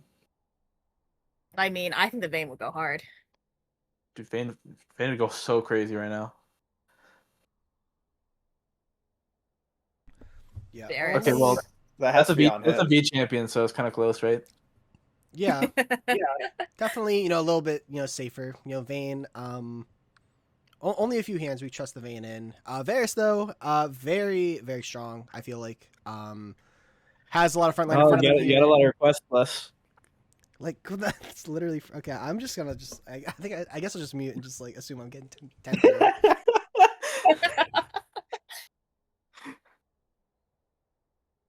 I feel like Nara. Crew's team is so hard to play right now. I feel like Cinder Scion on 2-3 was so Thanos. This is one of Incarcerated's Yeah, I think so too. bread and butter picks. I mean, they kind of have globals though with Figure. Talia Shen, so Mhm. I mean, it's really just gonna end up being what this support pick is, right? Yeah, I Yeah, mean, I think the Gurxed plan is easy, right? It looks like they want to overload somewhere, potentially bot lane. There's ulti very strong. It's gonna be Emilio. Emilio picked up here for Ratlantis. Emilio, you guys Good. see the new Emilio skin? If you guys have not seen the new Emilio skin, it is peak, absolute cinema. Is it out today? No. No, it's so sad. If it was in Like today's really meta, came out. I think it would definitely be a rat dub. Now, what does You haven't Sethi even look to seen the pick up last here? pick. Gonna be, I mean, I guess technically could still be that Shen support that we were talking about. I don't think so, and I Well, wasn't gonna because say it because I didn't know if Sethi plays it, but this looks like a Blitzcrank game to me. You get like pretend Ready, Sion doesn't ready. exist. You've got a Yunara, you've got Amelia, you've got a Syndra. These immobile champions that are easy to. Never mind, I got 10 more. Sorry, I shouldn't have said. Sethi Blitzcrank is as the one who was looking at the champ pools. Sethi has brought it out at least 3 times to split already, usually into Emilio. It's a great counter pick. I mean, if you can hook either Yunara or Emilio, or even this immobile Syndra, I think the Gurxed draft can be quite strong. I feel like I'm doing a disservice to the chat. I'm just gonna get this out before I get my next 10. I wasn't prepared for all of these 10s, and so I don't currently have like alcohol. Like that's the whole name of the game, right? It's to, like you're supposed to try and get me like intoxicated, and I actively just have like a zero that means- sugar Mountain Dew. I can go get some alcohol if that's like how this is like gonna turn out, but I just wasted all my points, Lest. all right. So here's how this is gonna go. I'm gonna switch us. I got scammed. I'm gonna switch us to this screen. Right? I'm gonna switch us here. I'm gonna have to go and get some booze, I guess. And I'm gonna have to. I at least have 10 that I need to do. Thank you to Cuddle Bear. Another caster. My own kind are out to get me. So while I do How that, could you cuddle? you guys are free to vamp about whatever your guys' hearts compel, as it doesn't look like either side's ready. How about the Mets? I mean, just talking about the draft again. I think they surely must have known the Blitzcrank was coming out, so I'm wondering what the bot lane strategy is here. I guess while we're waiting, they lane swap. I mean, they do have Sion. It is a Yeah, possibility. it would be fine. I don't think they're gonna do that though, because I don't think they practiced it. I agree with that. I think that they will play standard. I really think if they're even gold at like 25 minutes, I just don't see how Gurxed wins a fight.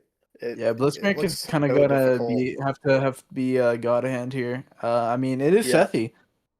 That's my goat right Yes. there. So I really think they have the tools they need to accelerate the game to a point that they can win.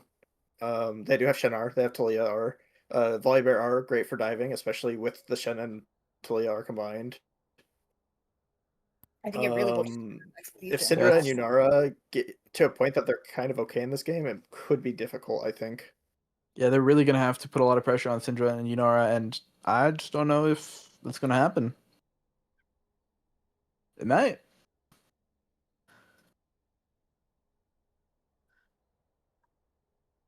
Yo, can someone watch Lunari's Pet Road, please?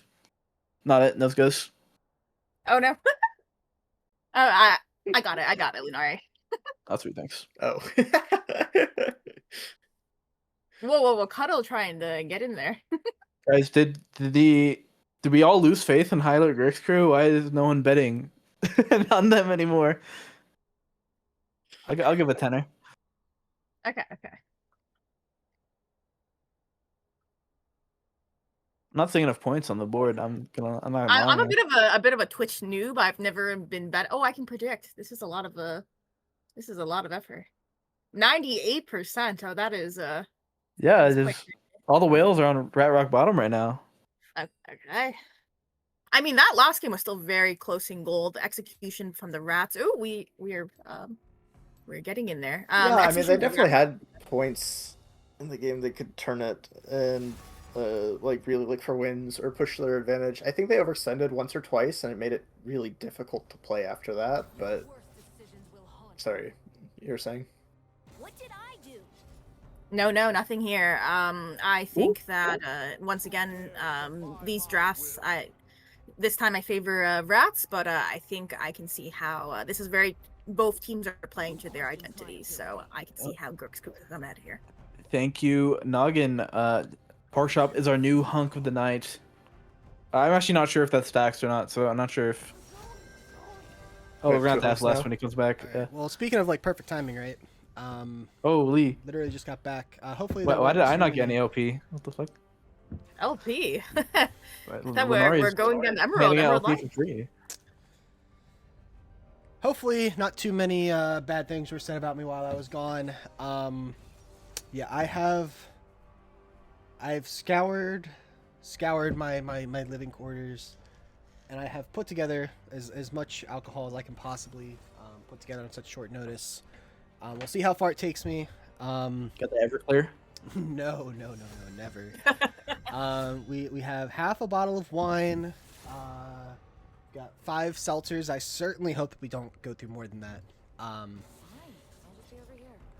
Sharpening my. Imagine no one else makes you drink for the rest of the night. You Imagine, just got dude, that for no that'd reason. be like that'd be awful. No.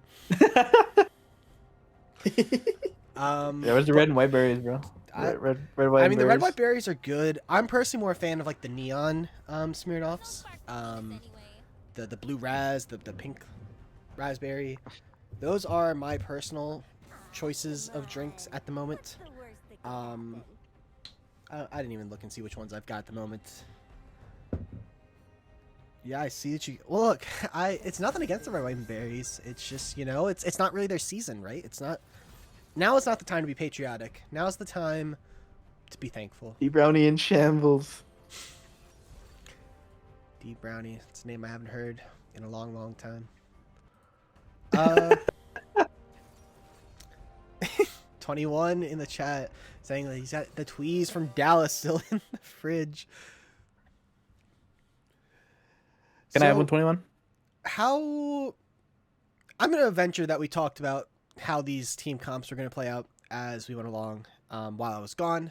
I'm going to do my 10 real quick that I think I still owe from Cuddle Bear, and then we'll go from there. Oh, before you do that, is there 2 hunks or is No, Pork so Chop now the hunk? Zodiac is no longer a hunk. Okay. Pork Chop has stolen... I can't believe you'd say that. Pork Chop has stolen the hunkhood. The hunkhood? Hunkhood? And I see that was Noggin who created the hunk. So supporting their fellow miner.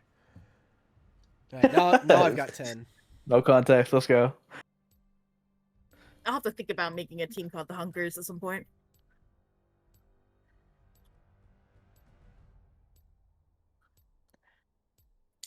Chat is very festive for a high alert. I'm glad to see them pounce Pork up, back. pork up, pork Oh. up. Not biased, by the way.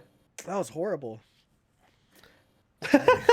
Well, like, I'm on such a time crunch here, right? And I don't have like a glass at the moment, so I like actually just like straight shot this wine, and I don't think I've ever done that.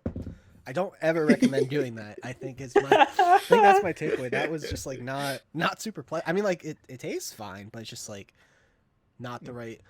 Ooh, thank you, Bear, for your sub. Yeah, Bear TV probably stressing themselves out quite a bit here, watching the finals, supporting their org, their child, wishing them well as game number 1 did not go their way, but it's a long series, it's a long night. Hopefully, if you are Bear, if you are a Horker, again, 2 long-standing LBLCS orgs here going off tonight. Long-standing in the modern era, we'll say, they haven't been around since like the plumber era, as Val likes to call it, but been around for several seasons now at this point. Real quick before we get into the game, I'm just gonna switch over to this screen and switch all of this stuff around. People get really mad if it's not fixed in time, so you get to see it happen in real time because this is the low budget LCS and we just have to do it right in front of your face. There's just no other way. Do a little swoop over here, a little swoop over there. See, I've done it so many times now that like the motion is really good, but it just comes down to like, the execution. I actually feel like I'm like like at the movie theater, like watching like some like prime movie, like $2 billion going to production. Like it's, I don't know, just the feel I get watching the for sure LBLCS stream. Oh, Can you move the HA over to the right a little? shout out to Justbo in the chat. One of a teammate of mine during my last iteration with Zodiac. Shout out TV Money Moves. One of my favorite teams I've ever been on. I miss it dearly. Hanging out with Zodiac and Hollow and Memer Sticks and Ev Dingus. May he rest in peace. Or in Minnesota. Who's to say? Um, May the slapshot rebound gods bless him. God, I never play Slapshot Rebound with Ev Dingus unless you don't want to feel good about yourself. It's Bow.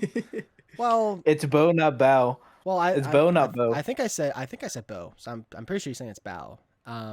Also, I would just like use your real name when we played, so it's like semantics, right? But from the bottom of my heart, I am sorry. I will be better moving forward, or at least I can try. I can't promise that I will be. Can you like write that on the? Can you write that on the blackboard like 10 times? I will be better. I do actually have a massive whiteboard in my room here, so I could, but should? Who's to say? 10 seconds on the Well, just say you delay. did I'll it. switch us over here. Just for those who don't know, I don't have a best of 5 overlay, so we're rocking with the best of 3. But when the bottle is filled up, when both bottles are filled up, that means it's 2 points to that team. So there is no 3. I mean, it's technically best of 5, right? That's fine. Look, and there it is in the chat. I just hope both teams have fun. Couldn't have said it better myself. Our FPS should be a lot better this game. Metal has been obliterated for the time being. We will turn off time controls, and I'm assuming we are going to be getting some Blitzcrank shenanigans here. Where do we think First Blood's happening? Oh, they are. Well, Probably in the Rift. already. These guys are 5-pointing versus we are running straight bot here. A little bit of chess and Chinese checkers, perhaps, coming out from. Where have I seen this before? Yeah. We're going to see the 5-man invade. They don't necessarily have much in This terms is of a invade counter tools. engage Yeah. invade plan, but they're kind of surprised that we went for a 5-point Blitzcrank instead, which I think is wise, considering this is Sion on the enemy team. Yeah. They're expecting the Blitzcrank invade, but there is no invade to come through. No vision coming out from either team level 1. That's probably going to benefit the Reds. I see that Varus is opted into the Comet build instead of going lethal tempo this game. Yeah. I'm not sure how fast or if Sion is killable at front to back in any capacity now. Looks like some late vision going out from the Gurxed here onto the Raptors. That will be Volibear's job. I'm assuming that Lethal Intent is going to be going the like the we are cosmic starting. cosmic Navori start, but we are going to see an invade coming out here from Lethal Intent. Going to start those Raptors. They walk in, Sethi there to protect, but they're going to make their way down to the bot side. So Audric going to be feeling the hurt here in about 45 seconds. I mean, they've probably noticed that there's no Blitzcrank on the map, so maybe they've snuffed this out. And Audric can it's called start pathing over to the red side, but also Blitzcrank did show. Yeah. Now, So they should have a good idea that this is happening. Yeah, you would think that they have like some type of sixth sense, but maybe it's just something. I mean, again, finals pressure. Maybe it's just something that they're overlooking. Stunned connects their friend Zodiac onto Pork Chop. Elephant in the room. I hope to not see any of this mid lane on the directed cam this game, as a good taunt in there from Mushroom United. A lot of damage there onto Griffin RS. Shen can really win those early trades. Does so much damage with the Q, especially if they can get their passive to connect. There's a shield with the grass proc. Lethal Intent has now been spotted out on those Krugs, and the chase down is coming through. Melios and Yunara slowing him down. But Audric now knows, and now he's going to have to try and make his way over. See, they are going to spot him out, though. And Volibear is not have enough HP to really contest, so that's just going to be Riddle's good jungling here. I do think it favors the Gurxed crew side, though, because as the hook not able to connect their onto Incarcerated, because Volibear can go steal that second rotation of Raptors. But we'll see that in about a minute. Scuttle Crabs spawning in 20 seconds. Should be a trade on both sides, but again, that Zin's out clear, really not good, especially early on. Gonna need some items. And Chad is supporting Audric. Doesn't feel the hurt of this invade. All he knows is the game. I did play well game number 1 on that Trundle. Hook is going to connect there onto Ratlantis. The E knockup does come through there as well. But the problem with Blitzcrank is once you've used that hook, that is all that you've got in the bag. And so Yunara can then look to Free Fire after. We'll say this volley coming down for Scuttle. I wonder if Rats know they're playing safe. Sustain is so good on Melio, even though it is a counter pick. Audric looking for a gank up on the top side, is going to look to get the Q connecting, not going to be able to, not using the Wind Becomes Lightning, is just going to have to walk that one off. Going to the Scuttle, but again, Volibear going to steal away those Raptors, so starting to build a little bit of a lead for themselves.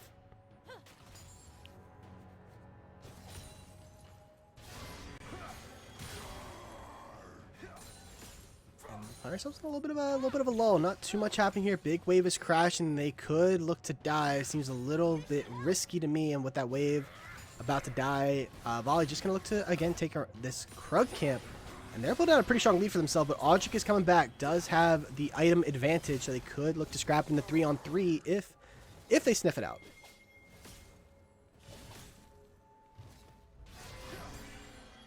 Should favor Gurxed side pretty hard. Varus obviously not having lethal tempo though makes it a little Now hard. we've got for fights on Xankers. both sides. Ooh, and Gurxed Parsec hits pretty the far back taunt, but forward. meanwhile on the bot side, Hook is going to connect there on to the Melio, forcing the flash of Ratlantis. Zinzao is here. D. Ryan is taking a lot of damage. Heavy trading coming through here, and now Zinzao is coming. Blitzcrank does not have the hook. Could look to go in. Blitzcrank has a flash out there. Does Audric look to continue this play, or are they just going to get out with those summoners?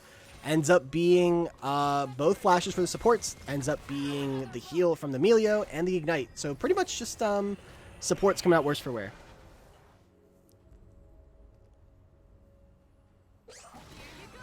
Hook not going to connect there.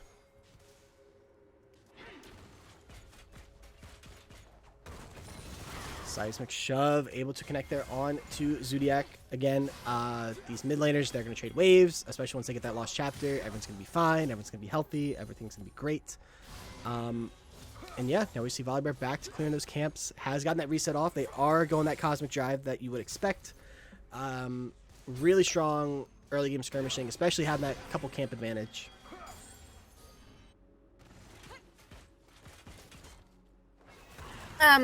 Cuddle resident ADC here. D. Ryan, is he going the lethality build? Yep, the Dirk is picked up here. Mm-hmm. Pretty standard. Note here, there will be Oh, he bought it. not a lot of crying early. Oh, there it is. It was delayed, you know. Had to pull out the onion, pull out the tweezers a little bit. That'd prove me wrong. Dragon is up. It is Infernal. And again, look at Volibear just instantly has these timers down, but it is going to be sniffed out there by Zodiac, taking away the big Raptor, trying to help out their jungler, rather. Yeah, I would like to see Gurk's crew try to force something on the bottom side of the map again. I really think that this is versus like Spike, where he can actually put out enough damage to kill people, especially with the Blitzcrank. Yeah, Volibear is on this side too, and Talia doesn't have mana, but Talia as well. Yeah, I think like if they're gonna make something happen this game, like this is their like best opportunity. I mean, so far, Sethi just with that pressure on the Blitzcrank is making life impossible for the enemy jungler. And that's how it always goes. It's really the support that does everything and not the jungler. Big wave is crashing. Volibear is again going over to this red buff, but Audric is coming. Gurk's crew has first move here. Blitzcrank is there, and Ratlantis is just sitting under the tower, so Audric just has to give this up. Walking into death here, does get spotted out there. The Blitzcrank is here, hits the E. Audric has the flash, but the hook is going to come through. No flash is used, ends up being first blood over to the Blitzcrank, but the red buff is stolen. Ooh. And Talia's here. Volley 6 now, they have Talia like move. I really feel like they can make something happen here. It just seems a little hard. I mean, especially with that Stand United up top, they could have looked to make a play. Instead, they're just going to take the camps and then look to take this dragon. It appears like Lethal and Temp is doing that. Paying out for vision on their red side. Lethal wants protection on their camps. Really just kind of deny Zinzao any opportunities here. Stun connects there, which means there's nothing there for Zodiac, who gets flash, or does probably have to use their flash. They're saving for the last second. Does have to burn that spell. Talia didn't quite have mana, it looked like, to go for a Seismic Shove. Dragon picked up there by the Volibear. And we'll see what Audric looks to do as the answer. A very Really good good start move by the by Gurks United. early, moving everywhere. Shen coming up the mid as well, blowing sums. Some still available for pretty much everyone on Gurxed, so I'm expecting another. Oop, Ooh. good dodge. Yeah. Volibear has a lot of options here for what he wants to do. Because there's no Cinder Flash now. I think bot is pretty diveable 3v2. Top's pretty boring, but like we have Shenar, so maybe we'd trade some plates for a play somewhere. Not sure. I feel like there's a lot of potential for the map to just kind of explode in the next like 3-4 minutes. And you have to start wondering about the mental here for Audric. I mean, has not gotten a Raptor camp this game, has not gotten a Krug, and this is just such an annoying playstyle with really no answer on your own end, because you try and go invade on the other side, and they've got a Shen, they've got a Talia, they've got a Volibear as Incarcerated dodges away from the hook, has to go under the tower, but they are looking to go in here unstoppable under the turret. Stand United comes through, Incarcerated is low, has to use the flash, will likely fall here, but the tower doing so much damage. Shen able to pick up that kill. Zodiac is teleported in to answer, stun, not able to connect on anybody, gets hit there by the hook. Ratlanx is trying to protect lethal intent, flashes in, melee ultimate gets used there, and the red team picks up the feats of warfare 3-0 early, and they are coming back in a big way here in game number 2. TP just a little too late, but Dan was putting on the move, or Incarcerated is putting on the moves. I mean, how much closer does that even get? That's incredible. Yep, it was could have been really good, but this is exactly what we want to see from the Gurxed crew. A lot of movement early, a lot of overloading bot lane. Don't know what more you could ask for from this comp.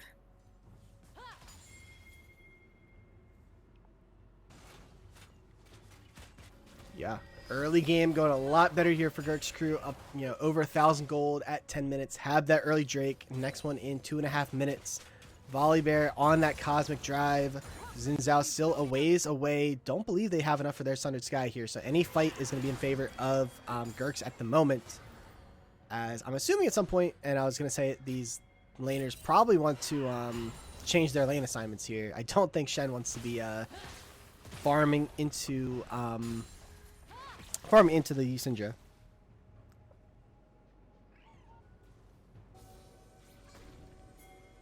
Luckily for the rats, gold diff is Look only... at the Volibear. Yep, Volibear Oh. gets the stun there onto the Talia, but Right, Volibear is fast with that flash. Cosmic Drive. Can look to go in. Surprised that Lethal Intent did not go in You there. put it in reverse. And the Weaver's Wall is able to connect You're being there. cut off. Zodiac, though, has a Is blast blast gun, up? able to get out, but the shove not Ooh, able to got- do enough. And Audric, again, just permanently cannot play in their own jungle. The Crescent Guard does get used, but it's not going to do anything. Chains of Corruption gets dodged out there by Incarcerated, but it's another But did they kill get the Raptors, over though? to... Did get the big Raptor. That is true. Worth. Little trade of Some bolts here on coming out the from bottom D side, but here. now this is gonna be a lot harder to play. They should just be standing in front of the tower, I think. But oh wait, no, never mind. Force here very hard. The flash in there. Taunt connects her onto Incarcerated. The Volibear R comes through. Nothing for Yunara to do I there, am rather. a little surprised the Melior didn't come out there during the taunt, but Yeah. is it down? It looks like it's just coming off cooldown, maybe. Yeah, I think it's on Yeah, cooldown. yeah. It Yeah, was it's okay. just Okay, not yeah. on cooldown. Unfortunate there. Another kill over to this Volibear, who's starting to run rampant in this game. Dragon up in a minute, and you'd have to assume that would be the next objective to come through. Yeah, highlight Gurx putting the pedal to the metal. That's their win con. They're making stuff happen around the map, and it's quite frankly pretty annoying for the rats. Yeah. I mean,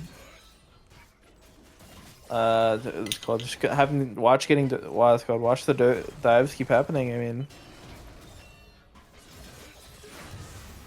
I mean, they're just playing proactive with this Blitzcrank, with this Shen, and on the other side, I mean, you have Amelia, which late game will be able to provide a lot of value to your Yunara, but right now it just doesn't, do a whole lot, right? Kind of sits under tower, can throw a bowling ball every once in a while. Hook not able to No connect there. junglers heading straight for bot. Dragon is up, but Xin Zhao, I mean, again, not on the Sundered Sky, whereas Volibear working towards that Navori, so they will be the ones tasked with killing Griffin RS here on this Scion late game, with that lethal. With that Navori Flicker Blade. Dragon going to be started up here, and we'll see if there's any type of contest. Taunt comes through there. by the Shen onto the Scion. Stand United is available, but Scion can always interrupt it. 4,000 Chains of Corruption is going to connect there. Crescent Guard pushes 2 people back. Pork Chop dashes in, or gets dashed in on there, rather. A lot of damage coming through. Health bars are low. So many low health bars on the side of Gurxed, but everyone is still standing tall. That was the Scion ultimately getting used there to stop the Stand United, and now it is down to 2,000 on the Drake. They are looking to 50-50 it. There are no ultimates. Double shove there for Porkchop, who has no HP. Incarcerated is one tap. They're looking to flip this objective. Lethal Intent able to pick up the kill onto Yunara, who gets the dragon. It's going to be blue side able to pick it up, but now the ultimate from Volibear. Lethal Intent goes in, gets hit up there by the Scion Q, and they should have the damage to pick him off or get the shutdown. No, they do not, because Volibear ramped with the Lethal Tempo, and now the double taunt in there by Mushroom United, picking up another kill. Double kill there for Lethal Intent. Does go down, flashing out goes Griffin. They get the dragon, but it ends up being a kill advantage rather for the side of Gurxed crew. I mean, I guess that's as good as it gets. I feel like it was that's as good as it gets for the Rats. I feel like it was really hard for Lethal Intent to want to commit to that because they're going to give up the dragon, and they do get the kills, but the dragon is going to possibly stall out this game even longer. Oh, this is you know, I'm just looking now at the completed item down for Melio, Locket, and Celestial Opposition favored to be a bit more tanky. Scatter the weak. Blitzcrank not able to hit that hook. Zodiac with the fancy feet. Fortunately mogged. This is called the winter map. Looks like both top laners are getting a little toasty with the Sunfire Cape. You guys like that? Yeah, oh look at that. I think it makes a lot of sense. Cute. You know? I mean, how are they supposed to survive on the map otherwise? Yeah, the fire helps a lot. Kimbo Winter.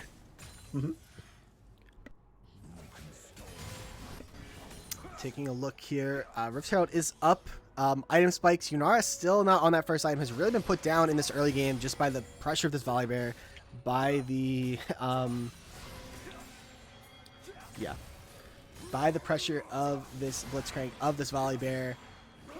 Yes, we are 1-0 Rats so far, but Gurxed crew is punching back in a big way this game, as looks like mid lane getting contested here for the Rats. Maybe looking to make a play on this turret, maybe looking to make a play on the Rift Herald, maybe looking to do a little bit of both, as Gurxed crew able to pick up that the turret on the bot side. I believe that is feats over to them, so red side supremacy here so far. Yeah, good pressure on the tower. I mean, they are going to lose top here because what's it called? That Scion can't really stop the demolish. We'll see. Yeah, it's always kind of a matter of time with the Shen lane, right? Yeah. The downside to being able to impact the map at any time, you do sacrifice a little bit in that sense. Going to be top tower for bot tower. Mid lane still standing tall. Right now it's in favor of Atlantis. Not able to dodge away. Seth able to pick that one up into the seismic shove. Melio has both summoners. Do they look to use them? Saving the heal, but using the flash, using the locket. This is one tanky child, and he will survive. It's actually so funny seeing Celestial Opposition with Locket, and that being like the sole reason that he survives there. It is crazy. I mean, a lot of you know, Enchanter players in the chat, I'm sure. This is not something technique that I've tried out, but maybe I will after this.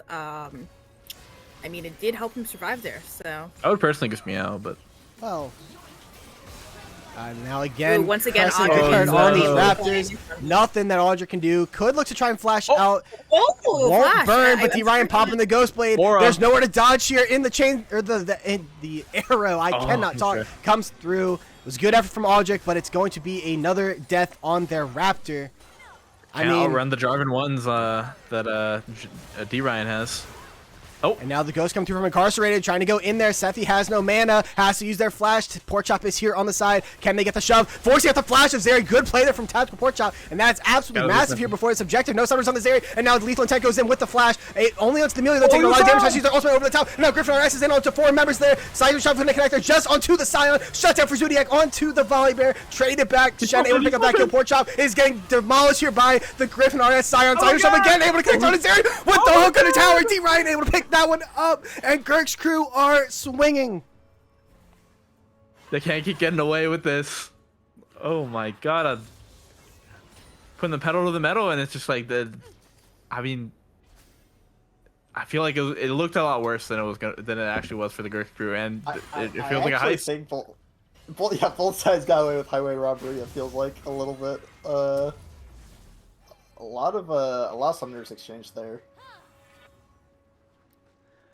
A gold lead developing in the bot lane here, especially for Gurxed. 3 kills on D Ryan. And you take a look at the gold difference. I'm pretty sure it's D Ryan. I'm pretty sure. Yes, Maybe D it was Ryan. D. I have been told multiple times it is D Ryan. Not super, clean off the tongue, but Dragon is. You would never up. guess that real name. No summoners on this Zeri. Zodiac has the flash. Scion has the teleport. Shen is already here though, and it looks like it's just going to be Dragon picked up by the Gurxed crew. Rat Rock Bottom not interested in contesting it. They're gonna pop the Rift Herald mid lane. It's gonna be ridden in here by the Xin Zhao. Better hope we have a game plan once that comes through. Does the Weaver wall stop it? No, it does not. Late. Just a fraction of a second too late. Turret does go down, but it will be traded for that Dragon.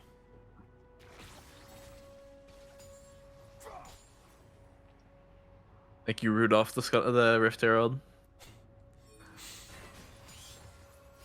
And for the first time this game, Audric successfully able to get their Raptor without dying. We are at 20 minutes. Atacon has spawned. Hook gonna connect there onto Ratlantis. Does not have the flash. Chains of Corruption is able to connect there. Yunara is free firing. Lethal Intent is on the other side. Does get the Q there onto Yunara. Has no way out. The bowling ball going to connect there. Griffin RS is here trying to peel for there. Yunara cannot do anything though. Volibear does stop the Scion Q. Zodiac has a flashway over the top. Seismic shove available. Gets there onto Griffin, who is super tanky. Volibear trying their best to kill them, but they're tanking turret here. It is ramped up. Ends up just being a kill on this Yunara. 1 for nothing. Maybe the mid tower falls here as well. But Atacon is up on the bot side, and they're booking it that way. It is so unfortunate for the rats here. Every time I look, Melior is on cooldown just a second later, and perhaps, rats can turn it. And I feel like the teleports are just always like a second too late, and Gurxed crew are just like it's called taking advantage of these timers and getting away with what feels like free kills.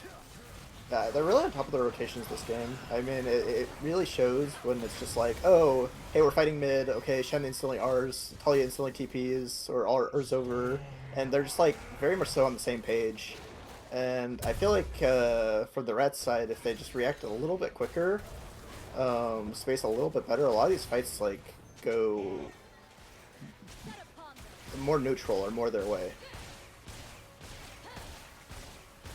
Yeah, Shen. I completely agree. Shut down. This Varus on a pretty big shutdown. Plenty of opportunity for blue side, rather. I mean, your Zeri starting to work, or your Yunara, why am I saying Zeri? Working towards 2 items.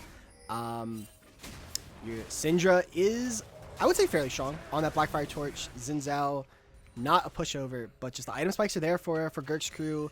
It's not a soul coming up in 2 minutes, thankfully for them. But if you're a rat fan, what are you hoping to see the team do here? Maybe like kill the Nexus. Yes. Oh, I mean, that's you not do a win wrong if you answer. kill the Nexus. Think if it's a rat fan, you're hoping that they're a little quicker on the draw. Like we were saying with the second 2 like TPs, playing around their cooldowns more. Yeah, I mean, I feel like landing Scatter of the Week here is just gonna make it devastating for a fight for the Gurxed crew, but I just haven't been seeing it. They're just too strong. You can't Scatter the Week if they're too strong. Once again. But yeah, I would say this is a kind of a statement game for high alert Gurxed crew. I mean, they were kind of fist fighting that first game, but they really are how do I say this? Kind of showing off their skills this game. I mean, 8-kill lead or a 9-kill lead. Zodiac I will say maybe for a getting caught out 9-kill here. Seismic lead. shove not going to connect. Good stun there, but there is no bot lane turret. Audric is running, but Zodiac, you are on the wrong side of the rift, my friend. Yeah. Slow there from the Volibear, and does not have the Q available. Good side or pushback is going to get them some time, Hunt's about to take but the down seismic Aura. shove does connect. Porkchop able to pick that kill up, Ooh. and now Audric is here. Incarcerated goes in with the ghost, feeling themselves. Chains of Corruption is able to connect there and doing a lot of damage onto this Yunara. Crescent Guard able to push back the Blitzcrank, push back the Volibear, but the ult under the tower. Blitzcrank is there. The hook comes through, the seismic shove comes through. Lethal Intent able to pick up that kill, And then meanwhile, Shen comes in with the flash to save their Varus. Bot turret is going to fall. Does it get traded for mid lane here? I don't know. The Q not going to get the knock up there onto the Shen, and the tower will survive. And look at Volibear just wailing on this bot lane turret. Yeah, super good that they're able to defend mid T2 here. Unfortunately, the Rats aren't able to trade towers here, and yeah, so that will be a minor win over to the Gurxed side. They pick up a couple kills, they pick up the bot T2. Super big gold injection. And definitely making it a lot easier for them to start playing around. What? Oh, Drake is in 30 seconds? Yeah, so well, we see them, both teams trying to set up for Drake, and I'm just not sure how Rats really are able to walk in here. It seems a little difficult.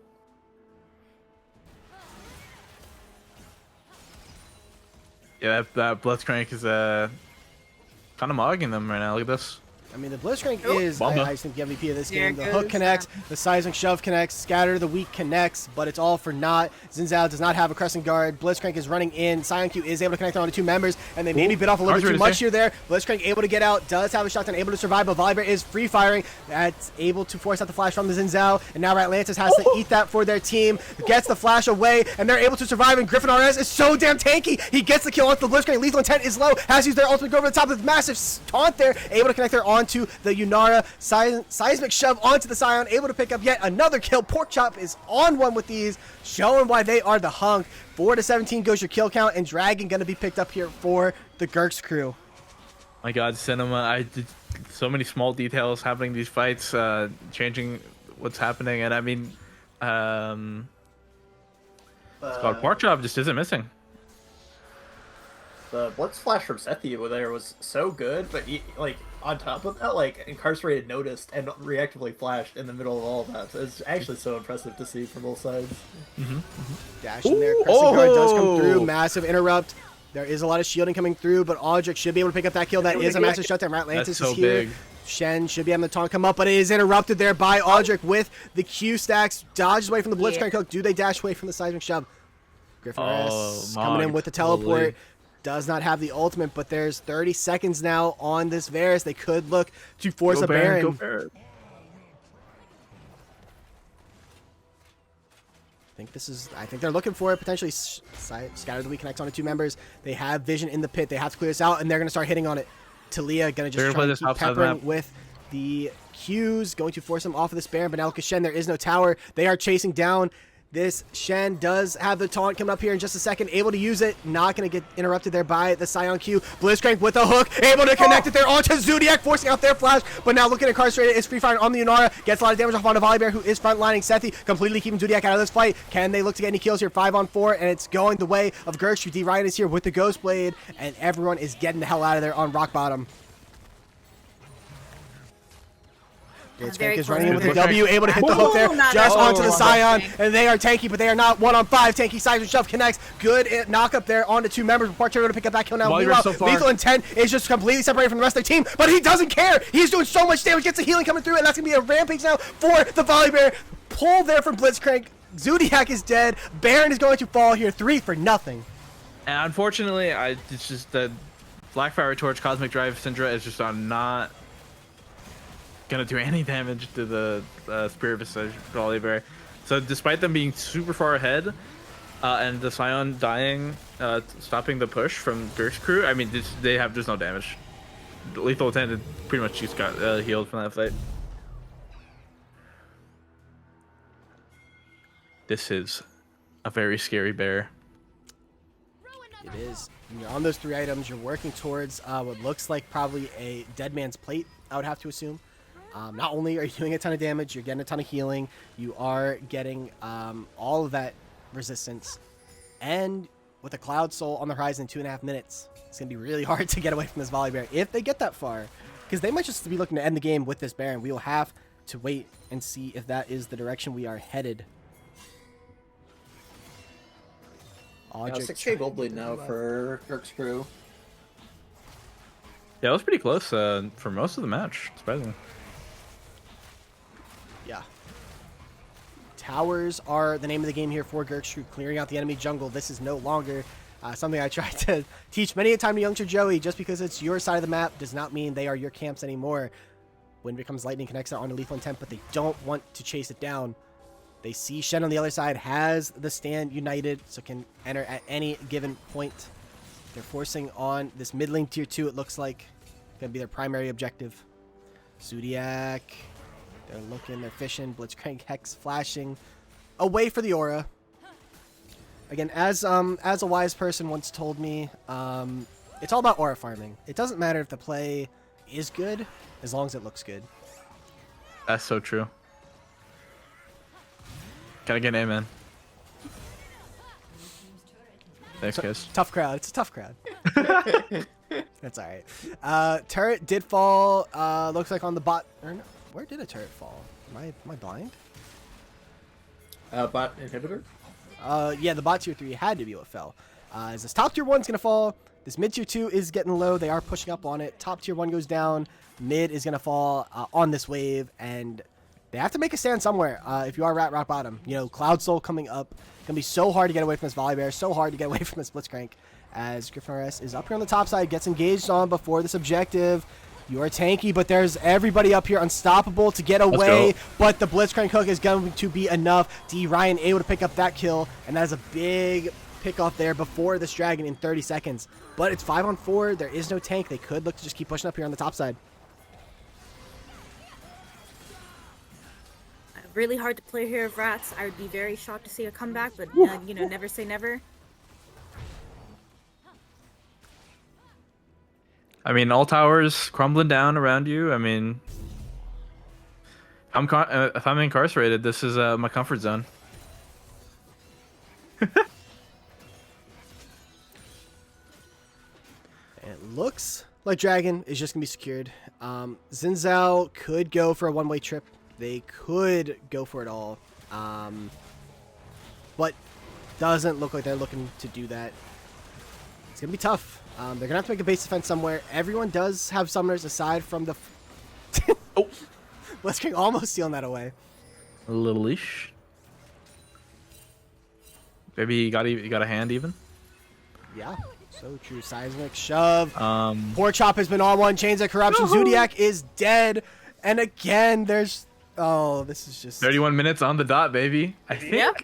It was 35 minute last time. Do you think it happens when the game ends? Yeah, I think your Yes. game's over. I think you may need to reload. So let's... Oh my! Let's I feel like we're getting spoiled. This is so ruined. So we are learning here today at the Low Budget LCS. So the game is over, but we've learned the meta, right? We have learned how this works. So Let's just go look at someone's match history that definitely doesn't say who won or lost the game, and then... well, here's the great thing for chat, right? It's like they don't see what you guys are about to see.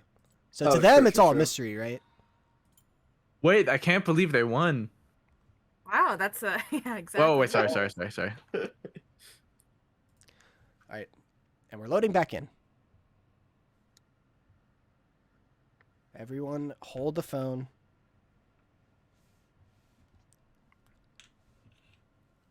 All right, we were at 31 on the dot. Oh, just don't look down at the bottom. It just we're just gonna hide this. This looks new. Okay, it doesn't even give me really enough time to do all of this. We'll rewind, 15 seconds. Dinar's pumping. Just if anyone's curious, we'll rewind here. Time controls, Crescent Guard gets used there by the Xin Zhao. In between everybody, not able to survive. Incarcerated gets flashed on by Lethal Intent. Flash from Sethion to Ratlantis. Has to use their flash as well. Yunara is pumping, trying to do the damage to the Ken. Sion is here. It is 3-on-5. 40 seconds on your teammates. Showing up though. Taunt. Flash only able to get onto the Sion, who does use their unstoppable force. Gets a lot of damage off, but they are... Only one Scion gets hooked in there. Blitzcrank doing God's work here. Taunt onto the Yunara, and Melio is dead. Everyone is fallen, and that is a Gurxed crew victory. Once again, I did not see this coming. Yeah, it really was everyone's game when we were loading back in. Yeah, I mean, really cool though to see the series get evened out here, and now it's 1-1, and like we genuinely have a series on our hands. Like this game was really dominant from Gurxed crew. I thought the first game was pretty dominant from the Rats. Yeah, statement win for sure. Yeah. I think so. No, I will say Owl's prediction of 3-0 is out of the, out of the books. Yeah, that Well, my prediction is it's the best of 3 now, so it's a 2-0. That's my prediction now. yeah. So Oh. I do think that Sethi is the MVP of that game. Just absolutely made Aldrich's job impossible. Just was permanently allowing Lethal Intent to get those invades off. There's really no answer from the Melio. And Blitzcrank was just being let's just call it how it is, just an annoying little pest. Fired up and ready to serve for sure, serving Lethal Intent the jungle on a silver platter.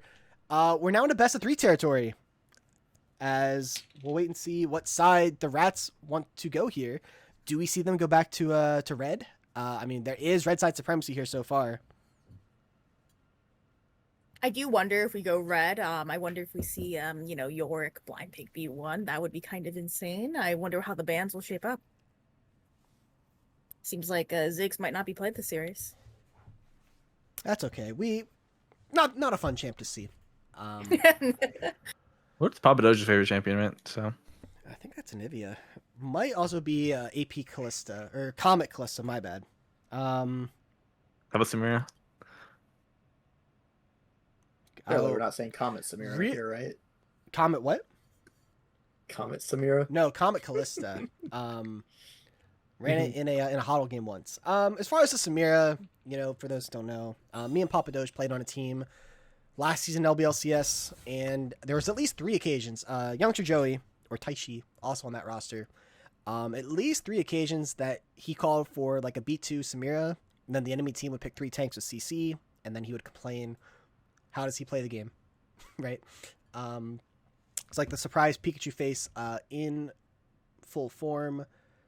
They did elect to switch sides. So Rock Bottom going back to red, although they didn't pick it the first game. But they are switching it up, going back to red side, trying to take advantage of that counter pick. Yeah, sorry, Youngster Joey had to. I mean, that was, it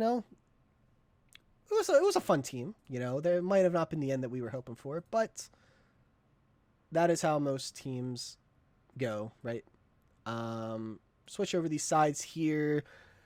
What do you think? And this can go to anybody. What should Rock Bottom do differently this time? I mean, what went wrong here, right? A couple of things. Jungle perma invaded. Maybe asking teammates to move more. I felt that the Melio blind pick, on paper, I mean, it might have looked good until the Blitzcrank came out. Instead of favoring survivability, trying to play more, on your cooldowns. It's really hard. What do you think, Awa? I was gonna say maybe like better laning, better map pressure, better team fighting. Oh, of course, but more gold, Better CSing, Oh, yeah. just kill the Yep, Nexus. Why? That's so simple. Like, why did I think about that? No, but seriously, yeah, I think just gotta tighten up your team fights. I think. I mean, they were really solid game 1. Game 2, it just felt like a lot of stuff slipped through the fingers, slipped through the cracks, and then it just, I mean, it just felt like they're bleeding out the second game because they kept losing called any opportunity they had. Yeah, I mean, chat's really just saying a lot of insightful stuff as they always do. Big misplay to let your Nexus die first. I can already tell I'm not gonna have a voice by the end of this. Also, just kind of like a little messed up that like the chat was so what's the word I'm looking for? They were so infatuated with the idea of making me drink, and then I go and get drinks for the chat, and then I don't have not enough points, at all. bro. I lost all my channel points. Did you go all in? Well, I flipped them between the games and lost both games. Oh, I see. That is, Who knows what I know? I'd gift some if I'm I not could. kidding. Why we don't gamble? I've been blessed in my time in the LBLCS. I am sitting on quite a bit, but I can't do anything with them. They just sit. Oh, and there you go. A cash in from Lunari. Cuddle 5, Lust 5. There it is. Did you know? Speaking of Lunari, as we have a little bit of a lull here, one time, One time, Lunari tried looking me up on LinkedIn by using Less Force. Did it work? No, I don't think it did. I mean, I do call you Mr. Force. It could be a name. Wait, what? Mr. Force? I feel like Less is a perfectly viable name. Maybe. Maybe if I ever need a name change, I'll go to Mr. Force. Although I feel like that's more of like a, if it's, how do I put it? You know, Man, like I those can't like believe Lenara really would do that. those like So funny. like a garage wrestling show, like someone playing like a really like shitty character like the Trash Man. I feel like Mr. Force would fit in great in a setting like that. We are out into draft for game number 3. ADC bands, Smolder, Jinx. A little bit different this time. We're seeing the evolution here. Wukong's been left up. Does Lethal Intent look to B1 it? If they do the rats ban it? This is where you start getting farther. Ziggs. And Ziggs gone. Yeah. And Ziggs is gone. Wukong is up, and that is going to be the takeaway. Now, there's multiple things you can pick into the Wukong to shut it down. Unfortunately, I'm not 100% familiar as we get farther on into this pool with Audrey's Yeah, I wonder champs. if a Mumu will come out here, a classic counter into Wukong. Put the Mumu in the bag. The legendary the legendary shutdown always burned in my mind. PTSD playing against Dreams team with a Mumu. What can you do? Lilia, good pick though, into the Wukong. Oh, Lilia and Steph. 2 of my mains. I'm gonna enjoy this one. They're both just perma invaded. Oh, I do have 5 seconds, so you guys can go ahead. That's.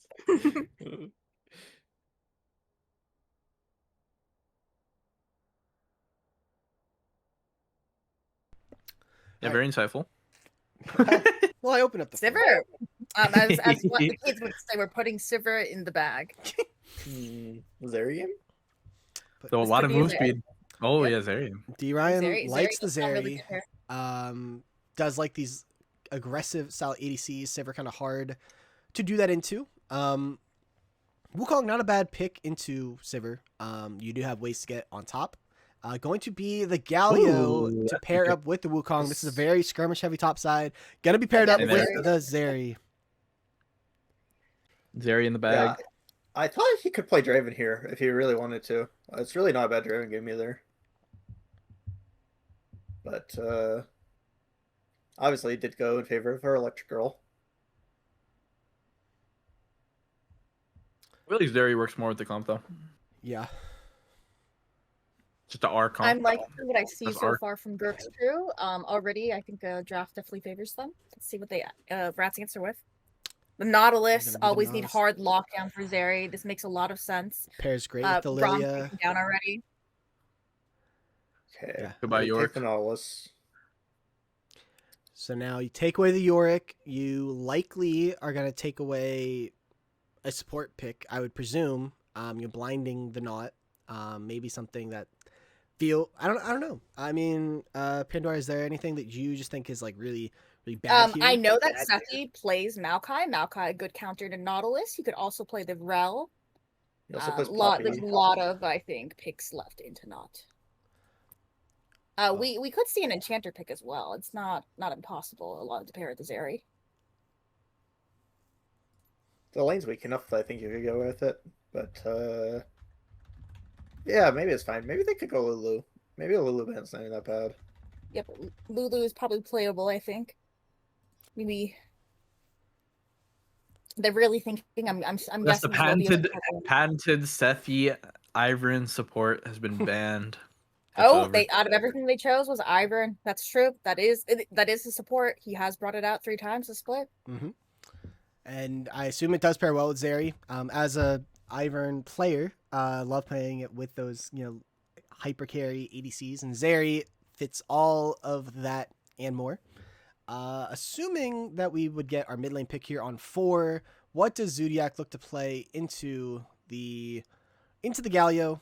Is it Something, I mean, typically when you think of Lilia, you think of like an AD mid laner, like a Yone, a Yasuo. Not necessarily up Zodiac's alley.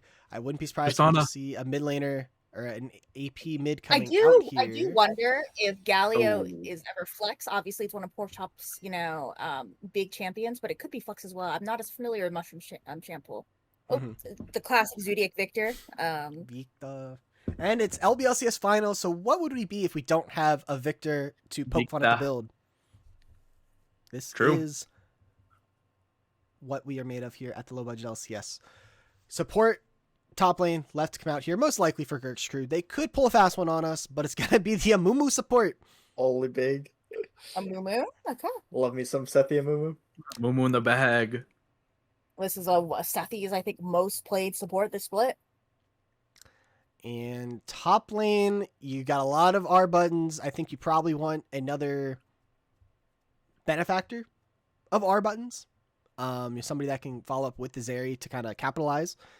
It's Wukong top, then, right? Huh? Right? Could be Karma No, Chop. I wait. This This could be Karma Top. This But is they can- I think if I had to guess, if I had to wager anything, this is Sethi and Mumu support, his comfort, and Karma top. But I could be wrong. Could they Well- Wukong mid here? Well, we'll see. Certainly not from Porkchop.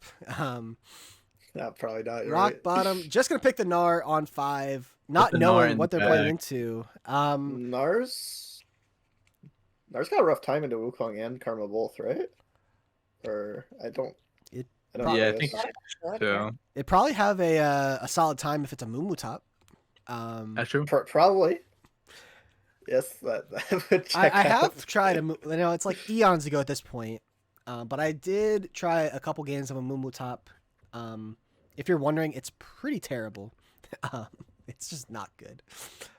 Who would have thought? Yeah, if I was a better this game, I would recommend waiting until we see who is going where. Yes. I did ask that because I figured I would close out my client just to refresh my what do you call it, the FPS. Better safe than sorry. Asked for an invite back and I got Dono walled. It's like a whole thing. I'll just go get the tournament code myself. It's fine. We don't need to make them feel bad. It's their finals. We'll join. Hey guys, I'm just a lowly caster. I'd really like to cast your game. We're kind of trying to do it on the mainstream and everything, but it's no big deal if you don't want to invite me. I am not the biggest fan of the Rats comp, Clip. but I trust all of them. And, You got and more Rats on board. importantly, what I want to see from the Rats is I want none of them to go to the bathroom. They need to be pressured this game. They need the hunger. Uh-huh.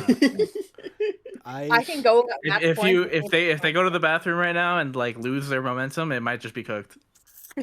It's important to note that from the time that Mushroom United switched their logo to line up with the rest of their team play was off the charts.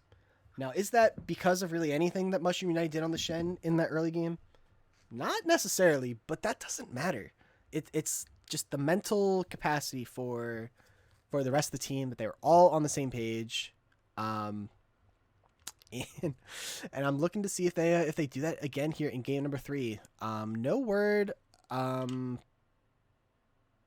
me just message my chat. Les appears as Les is a Lilia main. How do you feel about either of these matchups, Wukong and Mumu? I think they're both great. I mean, Lilia really. This looks like a Giga Lilia game. Because you've got a lot of beefy members, that you can get your stacks on, your Conquer going, your Rift Maker, you get the permanent healing, and then you're so fast that they don't have a Nautilus. They don't have, something that's like point and click hard CC. So I would expect that Audric, who I do believe is kind of like a bit of a Lilia merchant, should be feeling pretty good about what the enemy team has pulled out. They have a frontliner in Nautilus. They have a pseudo frontliner in the Gnar. I'm personally fine with having an AP mid laner as Lilia. I don't think it necessarily detracts anything too much. What did I do? I will say that the go buttons are a little bit easier on Gurxed Crew side. Wukong goes in, Galio dunks over the top, a curse the sad mummy. But I personally like the Rat Rock Bottom comp.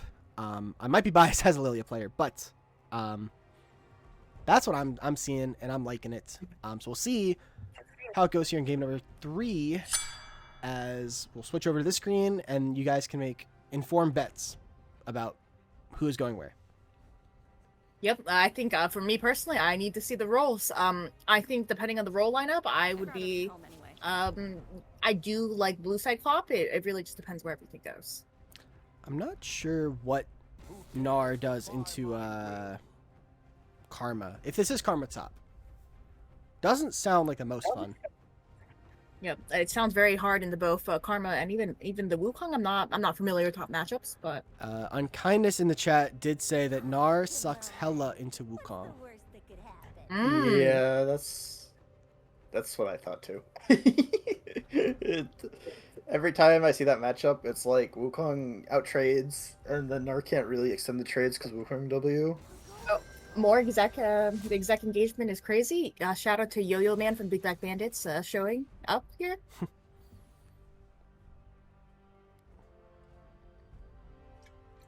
It is the Karma top.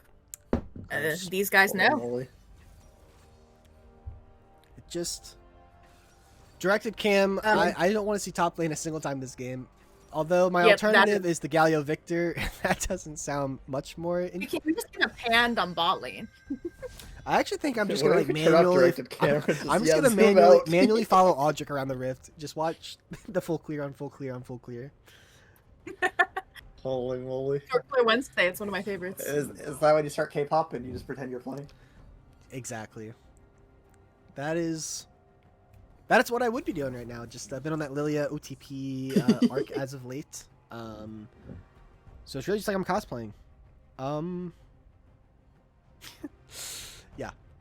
Taking a look at our predictions here early on. Let's see how the peanut gallery's feeling. It's pretty 50-50 here. Not a lot of schmeckles, guys.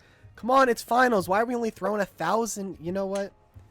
In the name of Well, in case you forgot, Well- everyone betted on Rock Bottom last game, so And then, everyone yeah, is poor. game. We might have some broke people. in the name of getting some more schmeckles out there, I'll just Is pork chop still our hug of the night? I don't think anyone has used their schmeckles. I'll throw. I see. Holy moly, just gonna- that's so much money on Rock Bottom. Alright, Oh. I put my 500 points on Gurxed Crew, and And now see that, I and that's can just the smart hopefully money catch up play, big. right? Uh-huh. I'm sitting on 440,000, right? So it's like, What? I'm never gonna. Well, look, I've been around a long my time, God. right? And like, there used to be Please, sir. there used to be some inflation, right? Like, they used to be handed out like candy, but the big institution at the LBLCS came up with ways to bring back down the amount of total schmeckles that everyone had. You know, the Popoba waffles, the bear facts with bear was there for a while. Fishing for compliments. You know, those are all things that did bring down the totals a little bit, and also some bad bets. I know Youngster Joey's had many a bad bet in his time. Val has had many bad bets in their time. So I don't think there's as many schmeckles out in circulation. So I'm doing my part. You know, I'm spending here. If I win, I get almost nothing back, and if I lose a lot. But I give to others, and that's what it's all about at Thanksgiving. And again, amen. Yeah, big. My bad. Well, I was taking a sip of the wine. Amen. Yeah, probably Moonstone on Nautilus. I can't venture that that's particularly good, especially as the sole front line on the side of Rock Bottom. I'm gonna have to venture that they are not lined up in roll order on TRK. Otherwise, TRK. we're in for Victor Jungle. And that can't be good. Yeah, it seems a lot of people may not be lined up for rule order. Well, to fix the scoreboard. Oh, yes. I mean, we could be getting a Lilia Mumu top lane matchup. Probably Yeah, I'd never love before to. seen.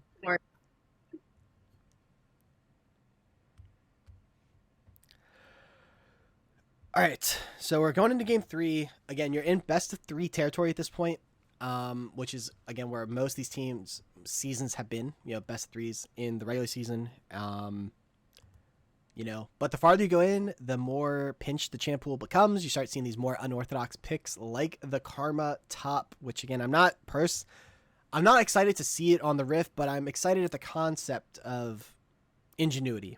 That is how I will phrase it.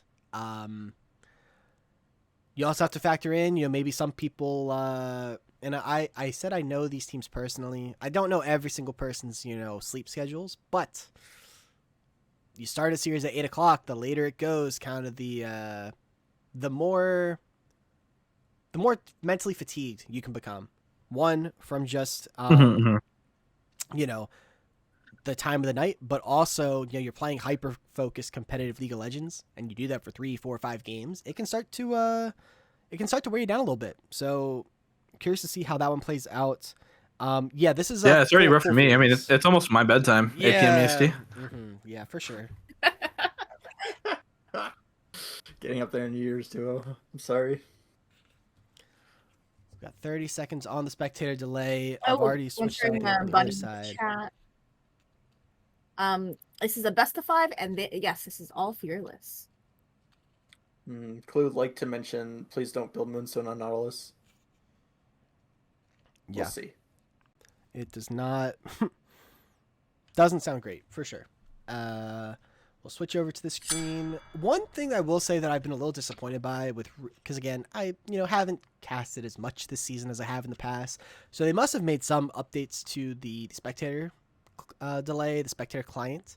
I think maybe the biggest thing we've lost out on is you don't have any time to assess skin game anymore. Like, watch. We can... Yeah, messed up. Like, it's going to be like... That is very important. It's going to be like 5 seconds here. It's going to load us in instantly. I'm not going to count. Really disappointing, no? Did you know that you can look at skin stats like based on win rate? So some skins just all the mains are using it. It's just got better win rate. I did count. It was literally 5 seconds. But probably the worst update to the spectator client though is when it pauses at 31 minutes. Yeah. Mm-hmm. I will say we are about to get spoiled again. Instant advantage to Gurxed crew. They're using the best skin in the entire game, Porcelain Amumu. Although that's an ugly chroma, so maybe not. I'm sorry, Seth. Oh, chill on my Mumu. No, Porcelain Amumu is my favorite Fright skin. Night Nautilus, great skin. Fright Night Nautilus is great. Fairy Court Lilia, great. Jade Dragon Wukong, I saw was a very good skin. Pizza all these Scissor- skins are in the bad list. Give me a remake, please.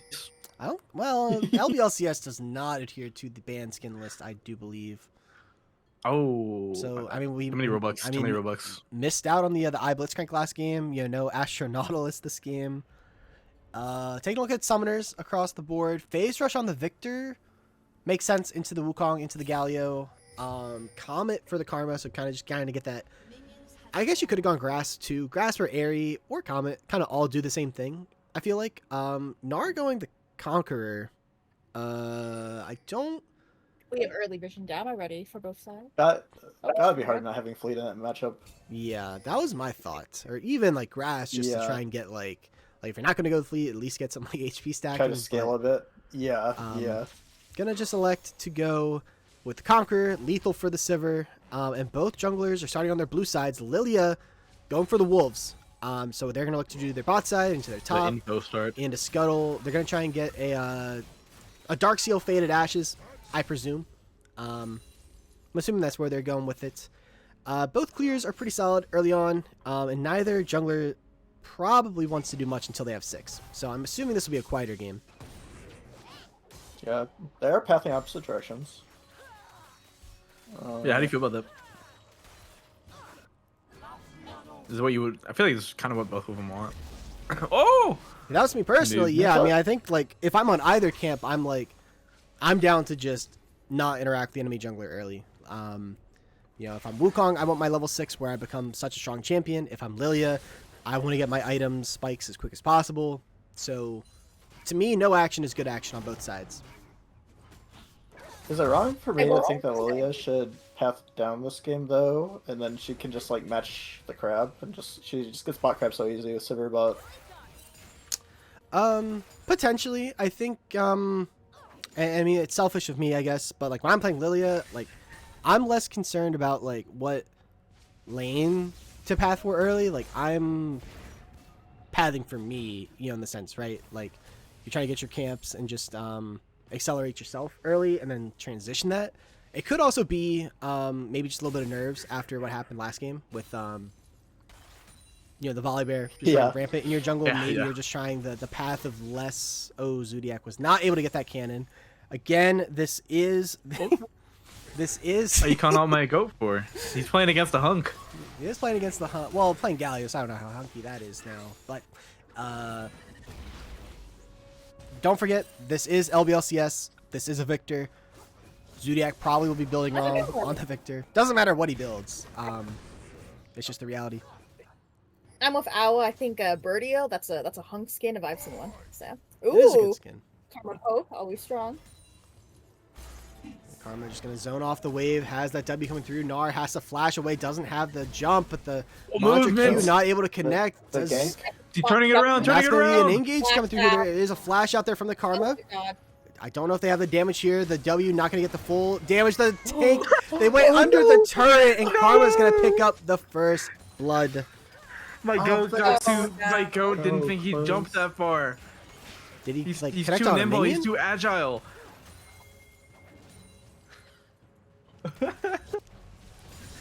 Zodiac gets engaged on with the taunt, has no mana. Galio gets to do all this damage and then walk away for free. That's just how it goes.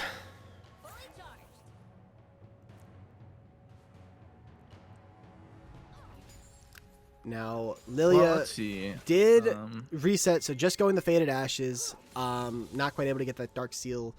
We'll see if they look to try and make any plays. You did get the Karma Flash. Gnar can always get on top of Karma, you know, with the jump, with the ultimate coming up relatively soon. But we'll see if they look to make a play. Sethi gets hit up there by the hook into the bowling ball. Forced out flash there. Heads up play. And now the Karma W's going to come through. The hop not going to do enough there. And if anyone hasn't seen the gingerbread biscuits, Nautilus kind of packing right now. No. A gingerbread for each pocket. Now, what is that that's it's in Zodiac's inventory? Like, That's a Refillable. refill.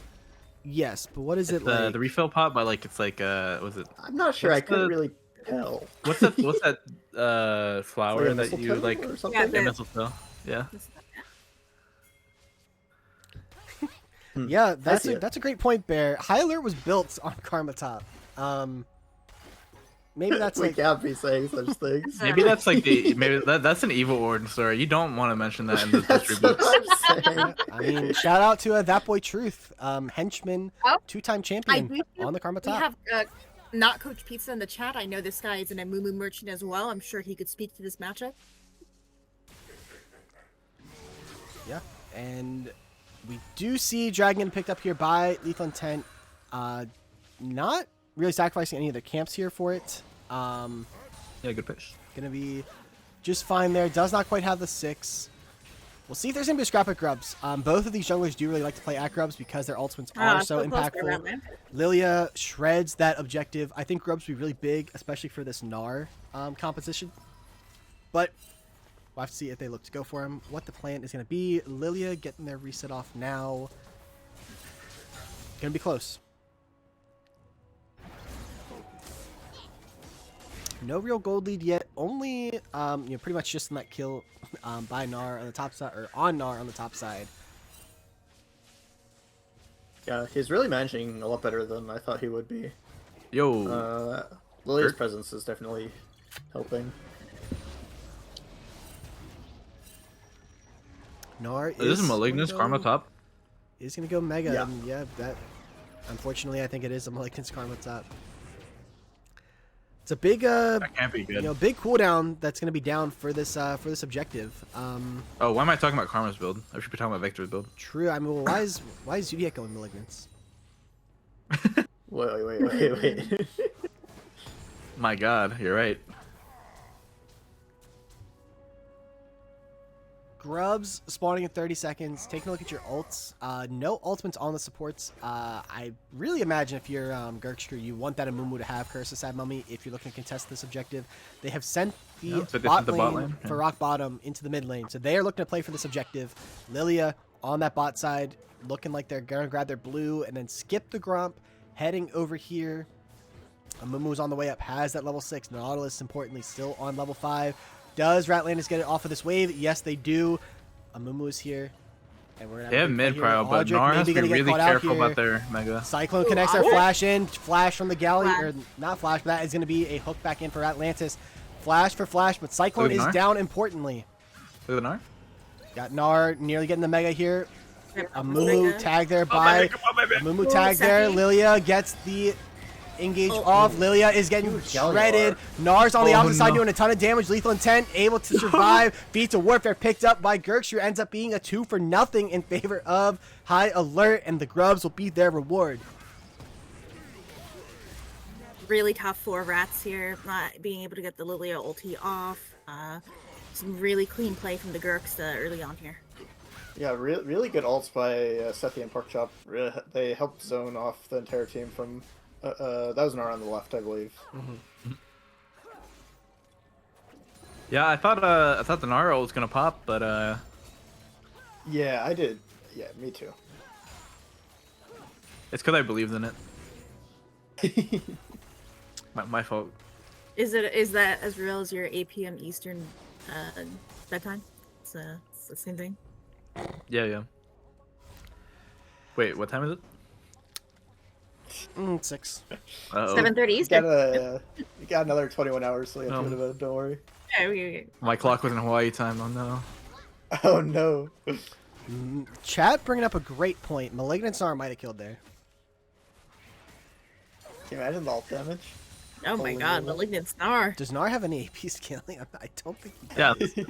Yeah, on his W passive, right? the small one. Yeah. Oh, Yeah. my bad. Nar's not necessarily one of the champs I've got that I pull out super often. I'm unfortunately mistaken. Early game going really well for Gurxed. They've got that dragon, they've got the grubs, they've got the slight gold lead. But next Drake is in a minute. Might I suggest some eye drops efficiency? Maybe even one. Speaking of eye drops, while we've got a little bit of a lull, I was going through my just my belongings recently the other day, and I found a bottle of eye drops, and I for the life of me have no. Did you try to use it? Well, no, but I have no earthly recollection of why I ever needed eye drops. But you know, it's like I had to have used them at some point. Maybe you like stole Or them. anything? Maybe I stole them for sure. My left eye is super red right now. Are we getting spectator bug where we can't see the ult cooldown? Looks like I think. I mean, they're all up, right? Galliar is just coming up now, but yeah, I think everyone's got their ultimates. Flashes are available for most people here. Amumu, Galio, Zeri, Sivir. Not on the Lilia, not on the Wukong. And we'll see if they're able to contest this objective. It does have the item here, though.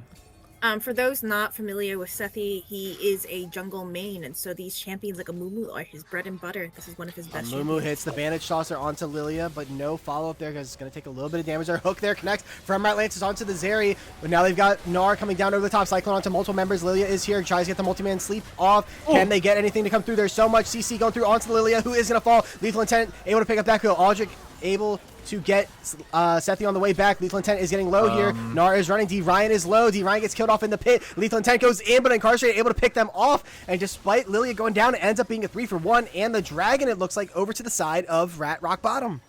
If you're a Rat fan, this is exactly what you want to see for the Rats to even up the gold. What just happened? I feel like I saw Gurxed crew go crazy style on Nautilus and the backline, and then they all died.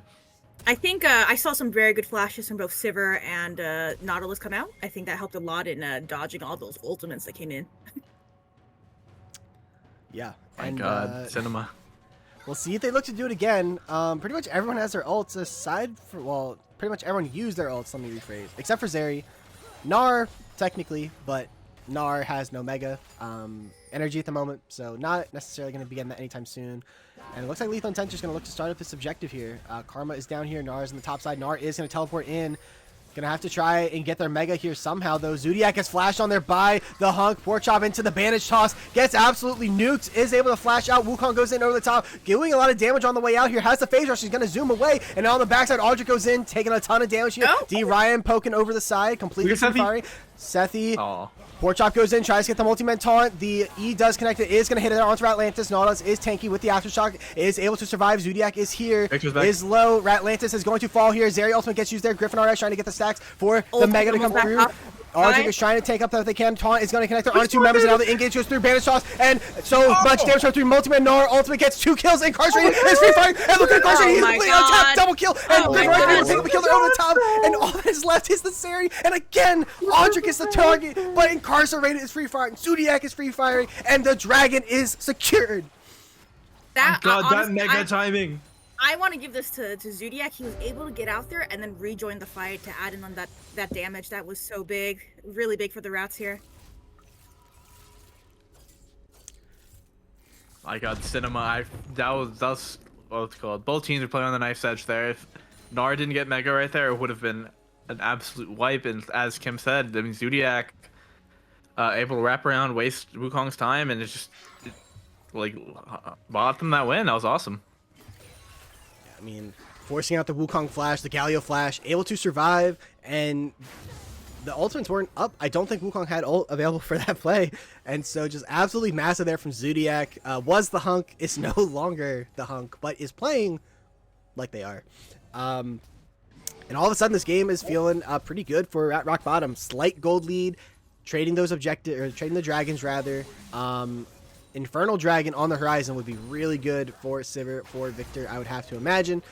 And I think at this point, you know, your AP Karma top is probably going to start wearing out their, I don't want to say usefulness, but, you know, the strongest part of their game is likely coming to an end. Lethal Intent is here, is going to get ulted under the tower, and that is not what you want there. Good play there from Griffin RS, and Lethal Intent should fall here. Aldrich able to get the sleep off onto Lilia, and maybe I misspoke here. The Karma able to pick up that kill, forcing out the flash from the Lilia. That Krug health potion really denied that kill. Rift Herald going to be started up here by Gurxed crew. Zodiac able to run away with the phase rush with the movement speed they've got on them, but the E in not going to be able to get the knockup. Taunt should be coming up here soon. Oh, that flower, fight for the flower. Goes over to our Hunk. And I believe with this Rift Herald, that'll be feats over to Gurxed crew. First time it's been on blue side. So now we find ourselves at a crossroad. Is it red side supremacy or is it feats supremacy? Not necessarily it's a rhetorical question.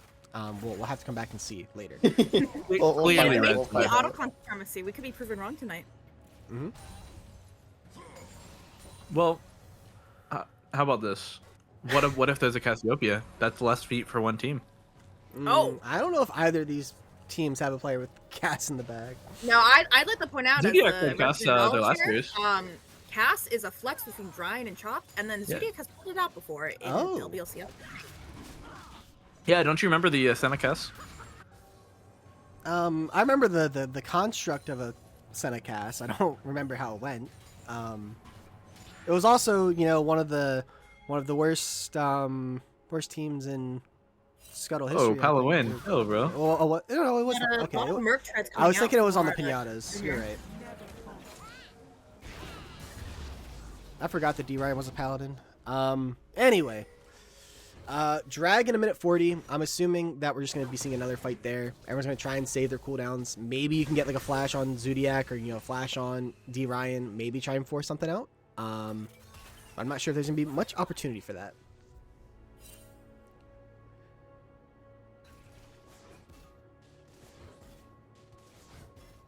This tower just slowly getting wailed on with the grubs, with the Karma. Looking like they're going more AP here. I was expecting that they'd go like Malignants into like utility, but Yeah, I thought. Me too. Look at the Wukong. I really felt like Shurelya's was like really good this game. I guess to be Like, fair, I just don't know what's good on Karma top. Unfortunately, I mean, are you gonna doubt the tried and true high alert Karma top? Hmm. Well, I just don't know if they've gotten the coaching from that boy Truth, right?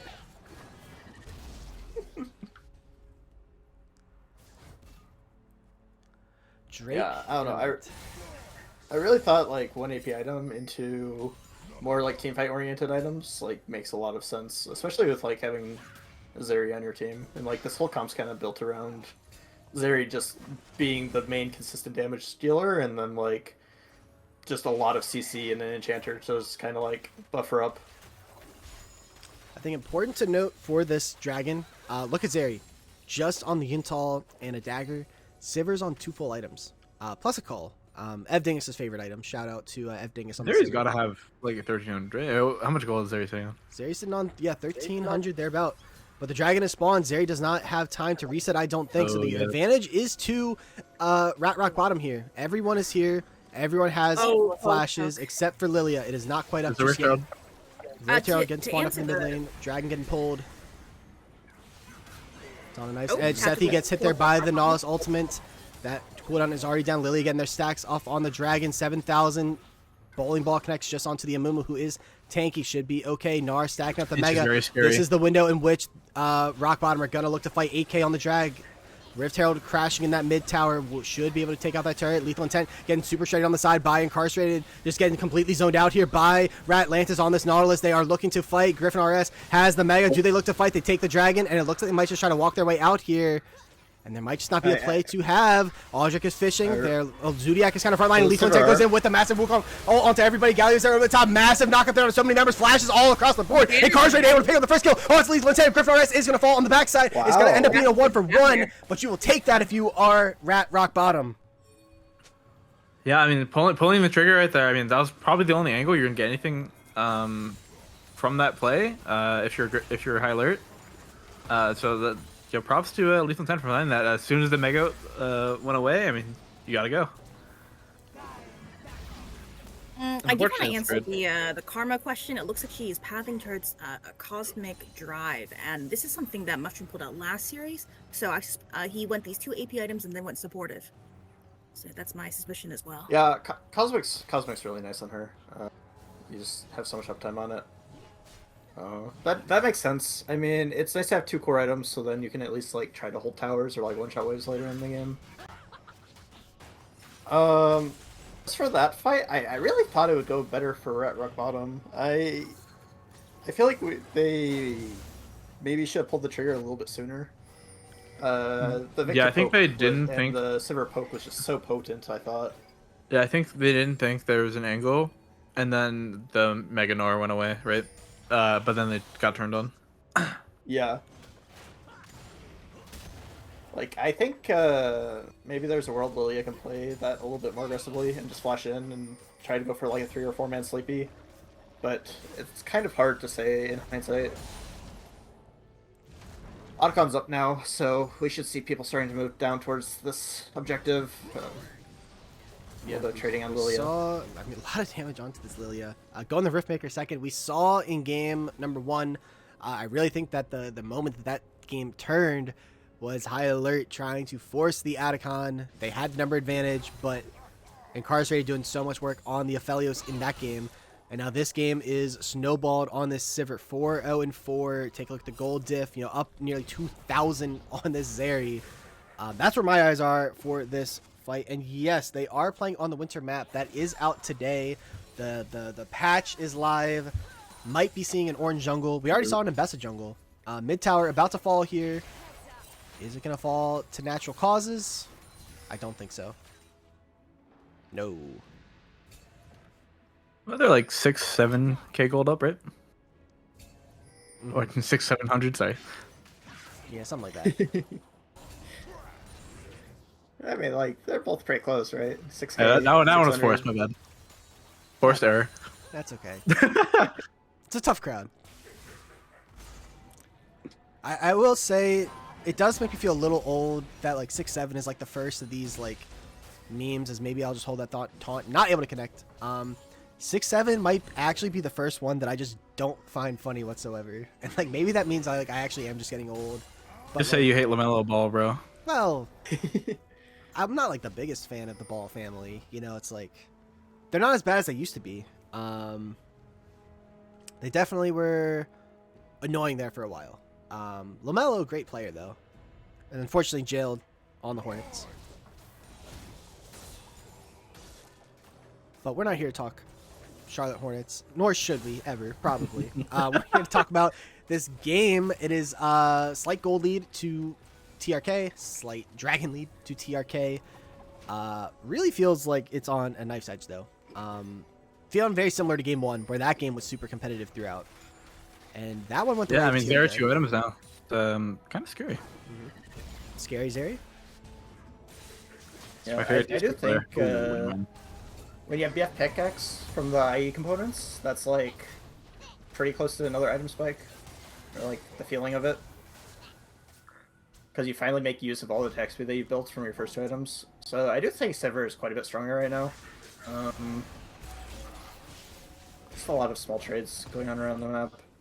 I'd like to see some more presence around Avacon though. I really feel like teams could take a little bit more position on it and just like try to look for picks and try to actually like force the objective, but it's gonna be really hard from the Gurx side because they will be catching these waves so far back on mid tower. We see the teleport coming through from Griffin RS, going to clean up that bot wave. Do they look to hit this objective, or do we look to see... Drake is actually spawning, so that's probably what we're looking at here. D Ryan trying to push out this mid wave, have the prio there, but it's going to be answered there by Incarcerated. A little tit for tat, a little jockeying for position, and now it's going to be Gurxed that have the advantage. Wukong gets the Nimbus strike Good on escape by Gnar. Mega nearly available here for Griffin RS, going to tank that Zeri W. Now they're gonna have to walk past all this vision. I mean, Gnar. Wukong is on the pretty- side. Oh! Good. Curse the side mummy Wow. on to 2 members there. Wukong is coming in with a cyclone onto 5 members. Galio R has already been used, but look at Incarcerated just completely zoned off, able to flash out over the top. Zodiac is completely untouched here in this fight though. Bandage Toss is able to connect there onto Rat Lance. Incarcerated is pummeling, and he's doing so much damage. Griffin RS is there, gets engaged on flash over from Griffin, trying to get away. Karma able to go down. It ends up being a 3 for 2 in favor of High Alert. Flash in for Mushrooms United, not able to pick up the kill onto Audric, but they are going to be able to zone off this jungler, and they should be able to pick up this mid turret as a result. Yeah, getting all that damage off on Sivir just made that so playable. Huge find from Sethi. That actually Yep, is that such a was sick crazy bandage. bandage tops in. I see why this is his main. That was main Ivern. Jungler is up. He has a lot of mains. He's all the jungle champions. Will I'm not so sad we be- didn't get the J4 support. Won't be contested here in time. We'll even up our dragons here. Wukong did not use flash in that play. Lilia, Zodiac, both had their flashes up. Other than that, everyone is susceptible. Chad, Really Pikachu, love this the mushroom Wombo. guy has so much aura for sure. It's the porcelain buff. Best skin in the game, gets that advantage, and Atacon just gonna be started up here by TRK. Wukong's up on the top side. Should be able to get here relatively quickly, No but Galio ult. So. Sivir, Yeah, I don't Zodiac expect could that. look to shred this with the Lilia. Oh, this is dangerous. 8,000, 6,000? 6K. Yeah, I wonder if they were timing the move of 4,000. Galio The out. Atacon will fall, but what's going to be the answer Oh, after? They are going to use the non-assault to get the objective and then try and get out. Lilia might have to flash over the wall. Does flash. Wukong goes in with the clone. Doesn't go for more. They get the Atacon. Nice. They get out. Blue Wukong flash as well. In exchange for Lilia flash. Oh, That's quite don't good. trick, bro. Wukong zoning Lilia off this Gromp. Not the best constellation prize, but it's the one that they have to go for. Nautilus Hook in, not able to connect. They end up getting the Atacon. Gold is evened up between both sides now. It's a very close, intense game, just like game 1. Zodiac finds themselves maybe in a tiny bit of trouble. Taunt does connect there. Karma, Mantra Q does a lot of damage. Zodiac is going to flash away, but there's no surviving there. Chaos Storm clears out the wave, but Lethal Intent able to pick up that kill. Yeah, good read by the Gurxed crews. Hey, all your teammates left. What are you doing here?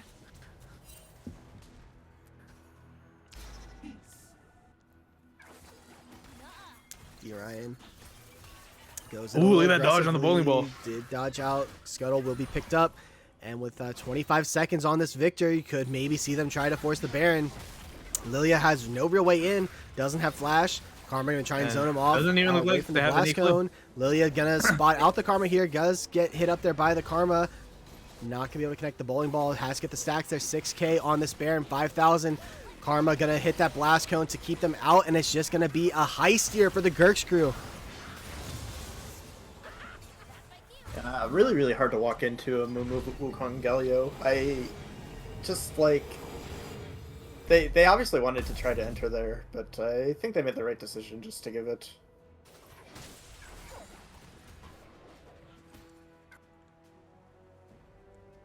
I wonder what their plan is now. Like, do you think they'll just play mid bot and like try to break high ground?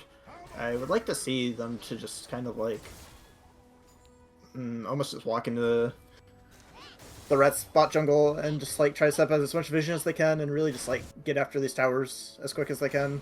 Yeah, my guess would be they clear this mid wave and then try to capitalize on the no Mega Gnar. But Wukong is not there. Wukong is chilling. Not necessarily. You know how you want to use your Baron uptime, clearing your camps, but just waiting for the wave states to be lined up, waiting for Galio to come out. I think it's okay. They're looking like they want to push on this mid bot. Incarcerated. And Incarcerated gets caught out there. Curseless that Mummy able to survive quite a bit though, but you're not surviving all of that. D Ryan on a rampage. Zodiac into the stopwatch, but the Cyclone is there onto Aldrich. Double kill here for D Ryan, and plenty more is coming through. Aldrich gets the next Cyclone off onto the Lilia. Ratlantis has to flash over the wall. Both your carries are down. Massive catch out there from Sethi and Lethal Intent. How much can they get out of this? So, I don't know if they can end here. They don't have all the go buttons necessarily that they need, but there isn't a lot of wave clear, so maybe they try. Bandage toss connects there from downtown. Griffin has to get out. Does push Mumu under the turret, so Sethi will fall, but the 3-man taunt is massive. Gets the kill onto Lilia. Gnar is low under their turret. Inhibitor is going to fall. I don't think they can end because Sivir's up in 10. Dragon is in a minute.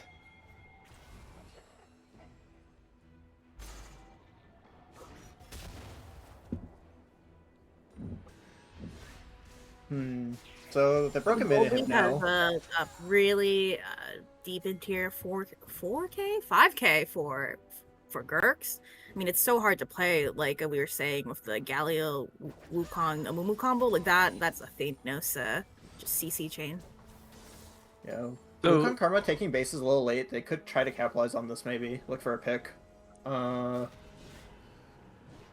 really seem like anyone's gonna get cut out here though. Celeste, when as the Lilia, do you get Mage Eyes and then get 25 Mage Eye stacks? Well, it would have started with a Dark Seal on the first purchase. It's probably going to be tough. So, like, and in this might need a time machine. 31 minutes, baby. And we are at 31 minutes again. We are learning. We are learning so well. Unfortunately, that means that we are going to be switching out. We're going to take a look at this. We're gonna close your eyes, avert your eyes, avert your eyes, casters. No, I'm not looking. I'm not looking.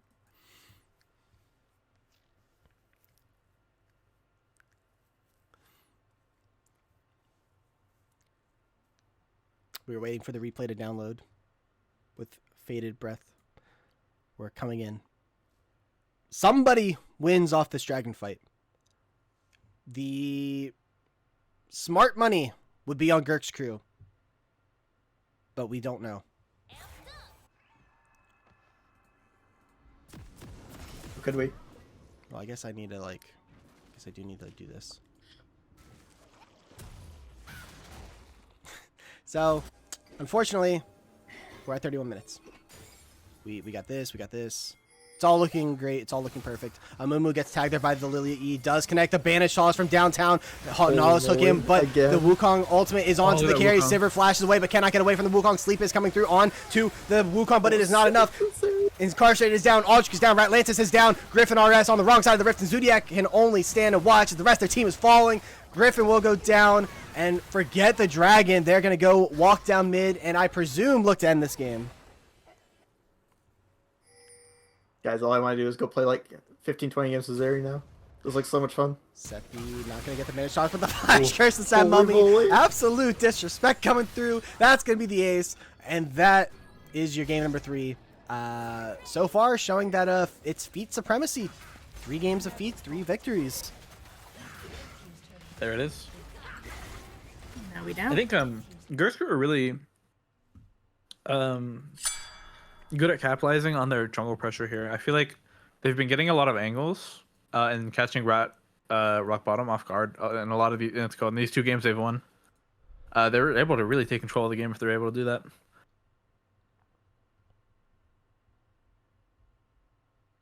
Yeah, while I... We have a new hunk alert. It's And- Sephi. Yeah, I mean, Seppi. that's fair enough. Coming out from Ominous After that, I'm Penguin, moving. also known as Polston, coming out supporting their friends. Thank you for the invite to the game. 2-1. Rock Bottom are finding themselves at death's door. If you lose this game, your season unfortunately comes to an end, and they are electing to stay on the red side here. So while I pull up the draft Maybe this here is for their this next comfort zone. game, and I've just They made, were one- I've just recognized that I made a tremendous bet in an impulse moment there, and I've now lost out tremendously. Well, Rats were 1-2 in last series, so maybe they can bring it back. But Gurxed look very strong and together, especially in their team fighting.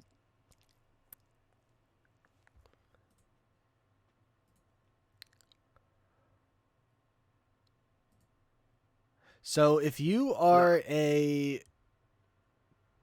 Rock Bottom player here, what are you looking to do as far as adaptations? Are you looking to change any bands? Are you looking to change your team composition style? Kind of what do we think is what's the pivot, if you will?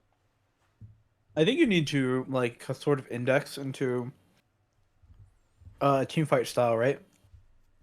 I feel like and like get the mid jungle synergy. I feel like that's been what's really successful for them in the first and second game.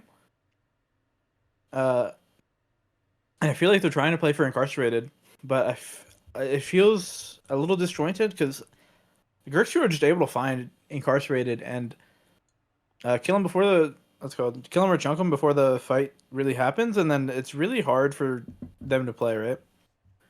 But I think with a good mid jungle synergy, I feel like you can kind of alleviate their pressure on Incarcerated and try to take over the game. I mean, they're really good at playing that in the first game. I feel like they should just do it. And then I will pivot, Just that easy. Just win the game. Just win the game, yeah, for sure. I'll pivot to Pandora now. Again, as our kind of resident expert, on these 2 teams, on kind of things they're looking at as far as champ pools. We're getting pretty deep here. We're getting into game 4. Pools are starting to thin out. You have to imagine what are some things that we could see come out here late in the day. I'm wondering what will be B1'd by Gurxed here. They have a lot of options here. I mean, Porkchop has a champ Ocean. He still has a lot of champs with global ults. TF could come out. Rise running down the map. York is always a favorite by Mushroom. On the rat side, I'm not too sure what they'll answer with. I know Zodiac still has a couple of his favorite champs up. I'm honestly kind of looking to be surprised in terms of rat adaptation and draft. Rat adaptation, if you will. No, that was like bad. I should see myself out. One team saying that they're ready for draft. The other team is not ready for draft. And we are out into the draft for game number 4. Got a Gotta light myself a candle real quick as it's getting a little chilly here late at night. The corners of my room, nice and cold. Because you're in an. Because your room is unfinished. It is unfinished. It is 2-1 high alert Gurxed crew. Snowcane. I'm doxing Lust. He talks by saying that I Lust play. plays in an unfinished room. I do play in an unfinished room, and the floor is Holy B1 concrete. Mel. Mel is B1 here. Now when I think of counters, again, I have a lot of experience with Mel mid. I think of Oriana. I think of Victor, which is off the table. I think of, and there it is. Oh. That is the pick. It's gonna be Oriana. Stream sniping. Maybe.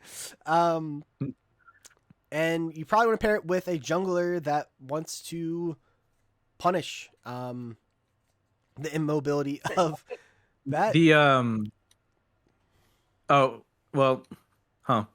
I was gonna mention how the Squeeze God got traumatized by Softland Pals with with a quality player, and I believe Vertigo's Oriana and Nefuri combo. Yeah. That would have. Oh, Maokai. I think I like the Maokai a little bit more than the Maokai Sejuani. is a flex.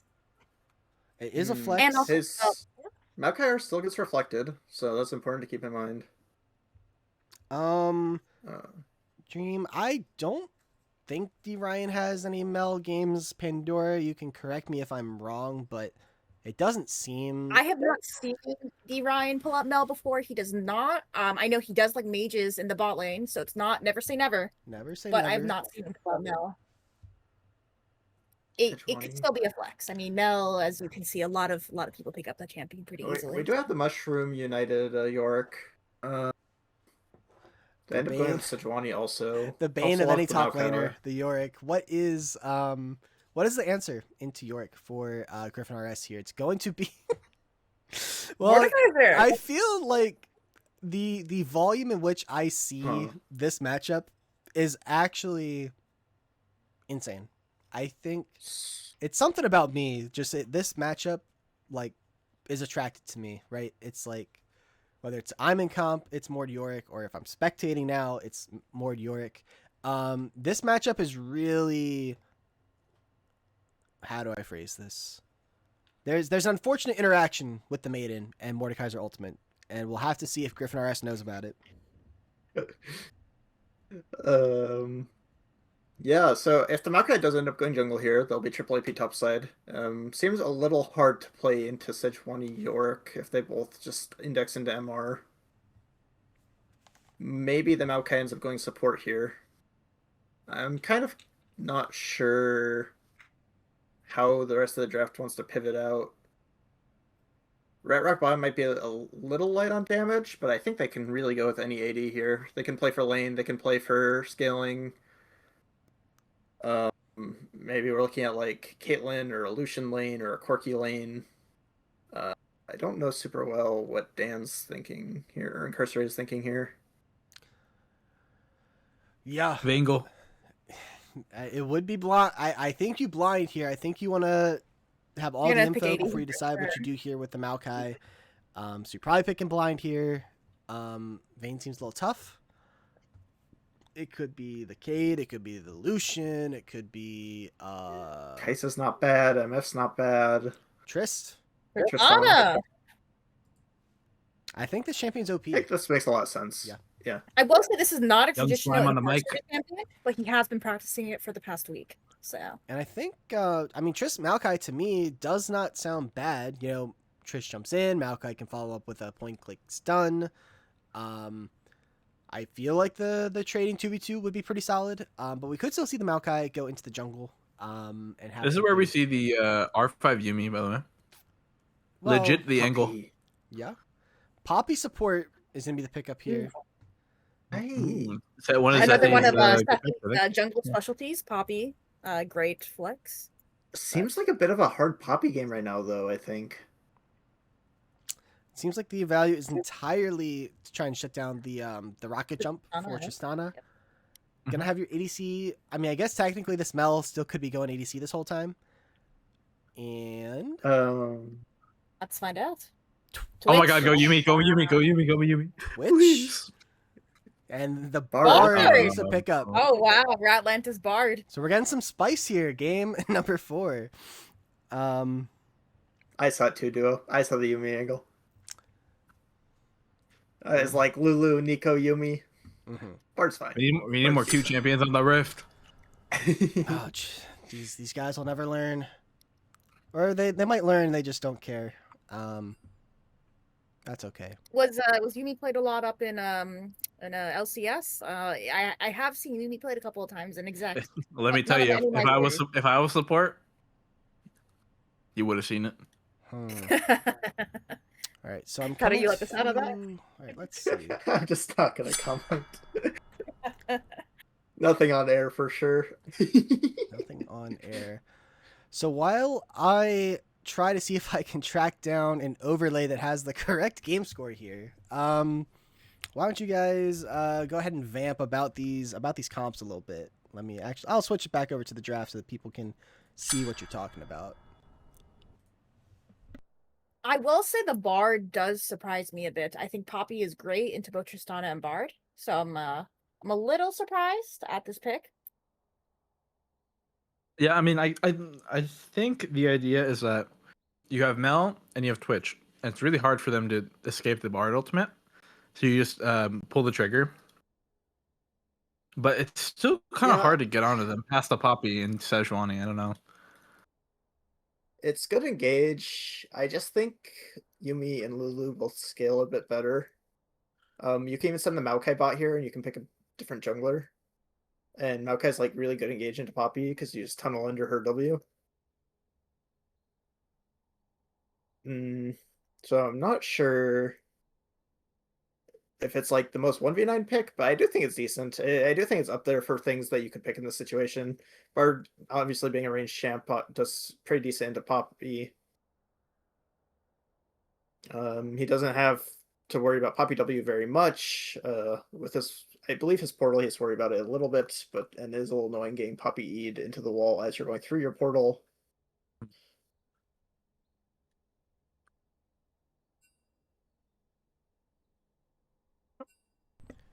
All right. I mean, overall though, I think definitely favoring Rat Rock Bottom. I think I feel like they've got pretty good lanes out of this.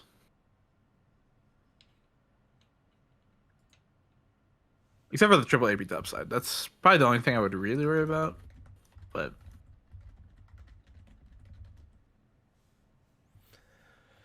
All right, chat. I will unfortunately have to be the bearer of bad news here. There does not appear to be an overlay for 2-1 in either direction here, actually.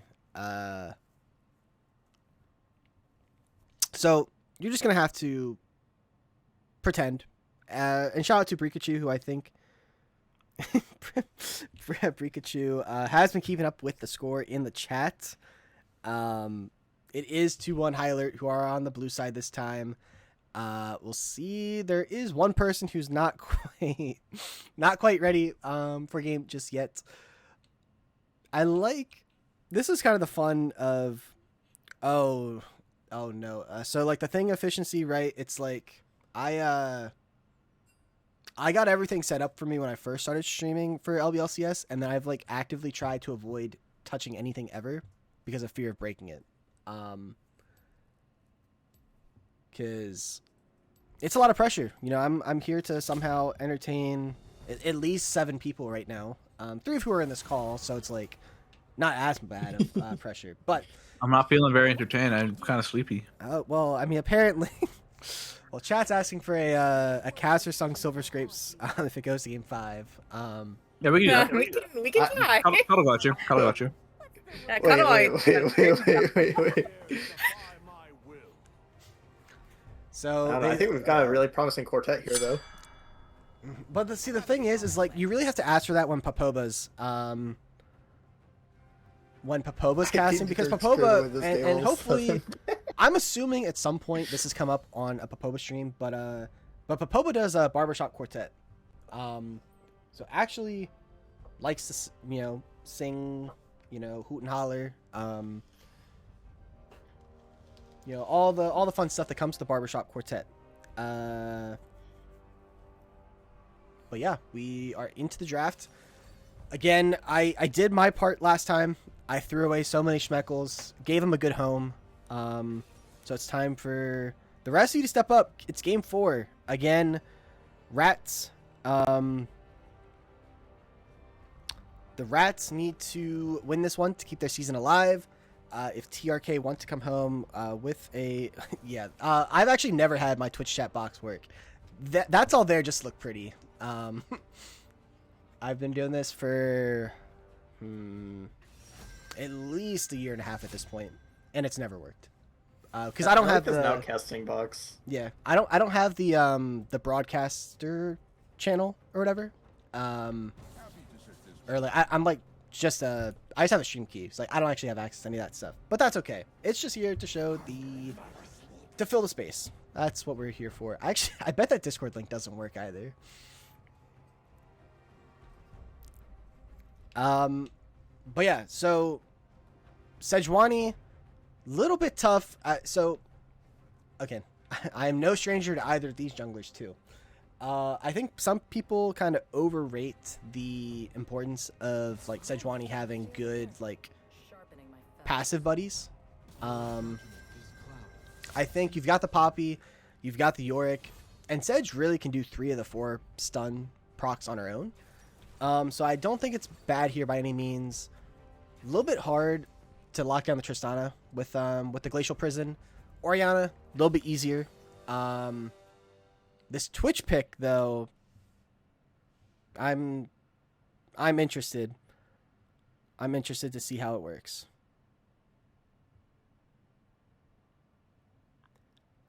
Yeah, I say this. As a Twitch aficionado, 0% win rate.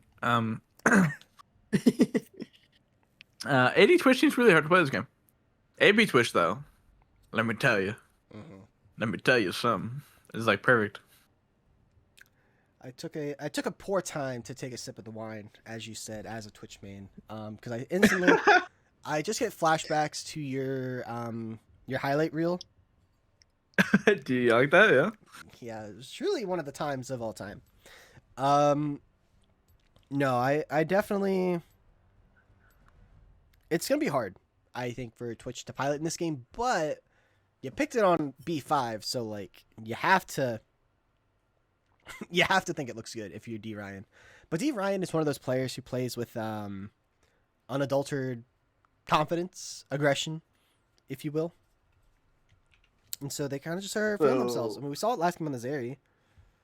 He's gonna stealth right up to Tristana. Auto. A little One stink shot rat. Tristana. Stink rat versus an annoying Yordle. Who wins? Who loses? This would be SS. How poetic would it be for Twitch to knock out the Rats? True. Maybe that's the angle that they're going for. Script. That's it's BM. But okay, but then let's imagine the alternative, right? Like, what if they like? Let's say they're ego picking Twitch for that very purpose, right?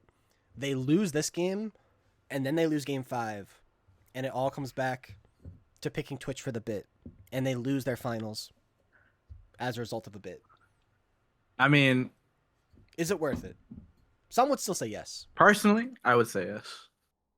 We let Memer Sticks have Fiddlesticks in our finals. I'm not gonna say our score in that finals. Well, yeah, I was gonna say, wasn't that never? Well, was it the game that I think it was?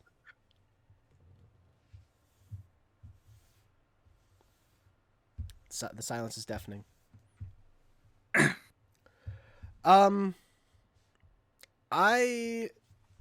Okay, so, and I'm still not 110% sure exactly how this interaction with Yorick Mordekaiser works, but basically, I think that, like, the Maiden can go into the Death Realm with Mordekaiser, or it's something like that, where, like, Yorick is really good into Mord with Maiden If Yorick access. dies while in the Death Realm, and his Maiden's outside, he gets a second Maiden. I'm pretty sure that's how it works.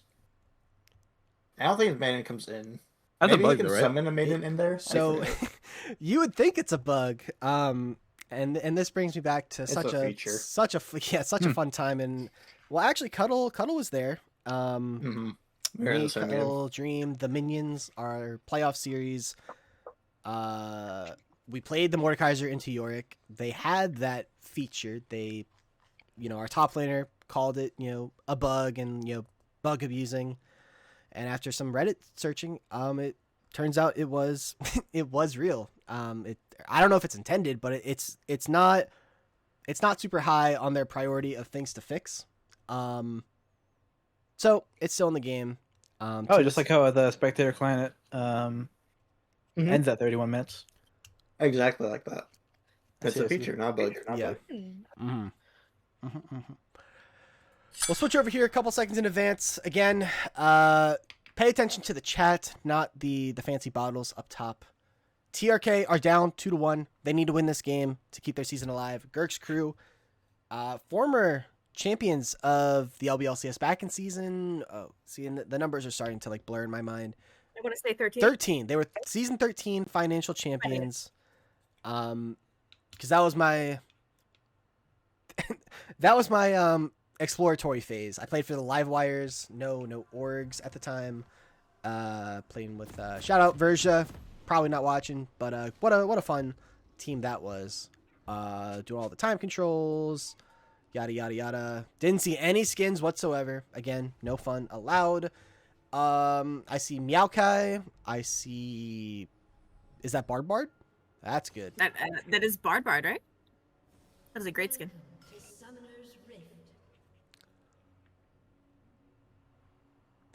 And we've got Poro Sejuani. If you know me, I think the skin's overrated as hell. I don't think it's that good. You can argue with me if you would like. Meet me outside of the Denny's. Yeah, true. Meet me outside the den. I mean, I'm down to square up. Also down to hang out at Denny's for 6 hours with LBLCS folk. Wouldn't be the first time. The question is, do you like your what is it? Margarita, salted or Sugar. salt rim or sugar rim? Oh, I mean, I'm a little bit of a coward, right? I love sugar with my alcohol. It is I don't drink a ton as I'm sitting here forcibly finishing this bottle of wine that's been sitting in the car for a couple weeks. You're just That's downing where you half a got bottle it? of wine. Well, There's yeah. just no So, way. well, I went to a winery with some friends a couple weeks ago, and I wasn't gonna drink a whole bottle by myself. So it's just been chilling Why did you leave it in your car? because I forgot about it. But Okay, fair enough. the duty called. I had 37 people do It Takes Two was on me, and so I had to scrounge. Well, one more came in after, so he was worth it. Yeah. Well, it was only for 5, really.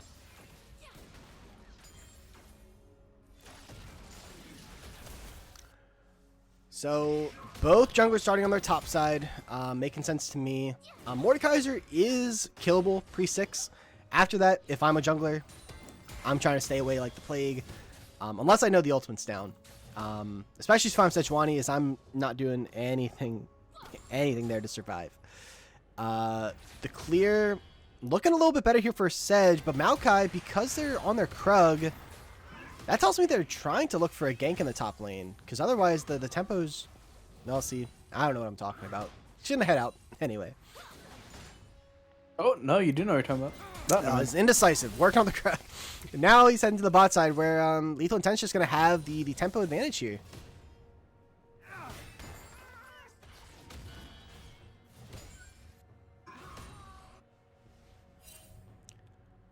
I feel like Go ahead. it's been a while actually since I've seen melee support without Spellbook. Yeah, I know. I mean, Poppy's one of the big proponents of Spellbook, so it's interesting to me that they went the Aftershock. I know you can go Spellbook. I mean, I know Hail Blades is kind of a thing you can go. Electrocute Bard seems like the more aggressive option to me over the Guardian.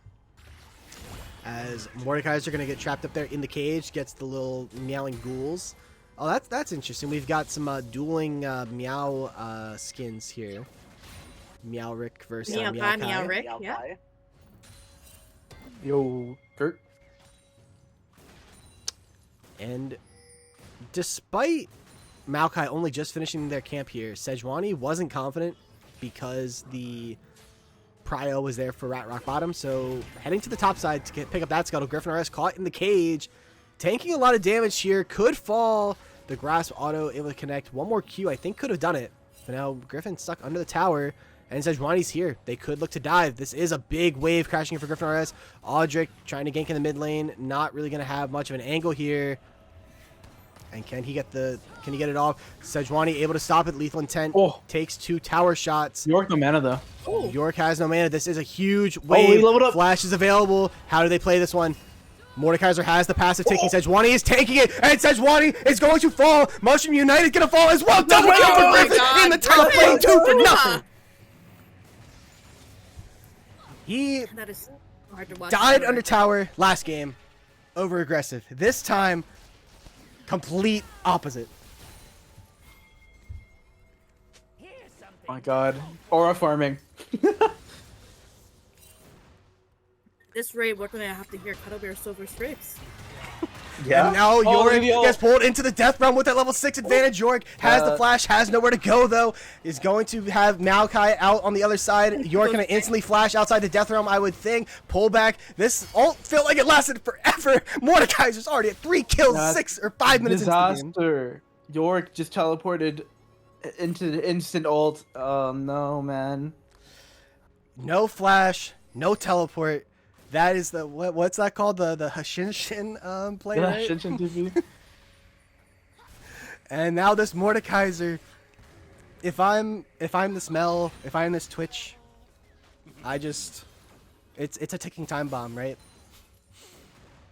How do you ever deal Yeah, with if this? Rylai's first. If Mordekaiser has approach velocity, it might just spell the doom. Am I able to of check that from Gurxed. here? I feel like I should know the answer to that question. Yeah, I think so.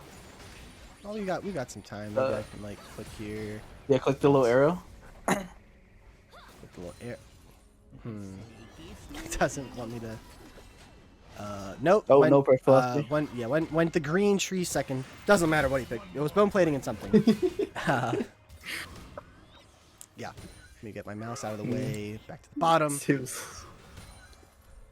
And I mean, this Seems like feels the great if right you're Audric, right? spectacle. your top laner has actively won the game for himself in the top lane, and now you can just fully focus your attention towards your mid and your bot. And then you're like, jungle's so easy.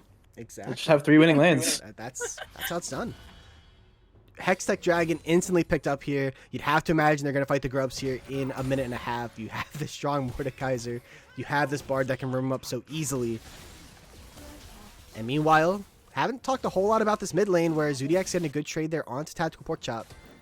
Mel doing pretty solid here. Now, granted, I think some of that is due to the itemization here. As... What is the double?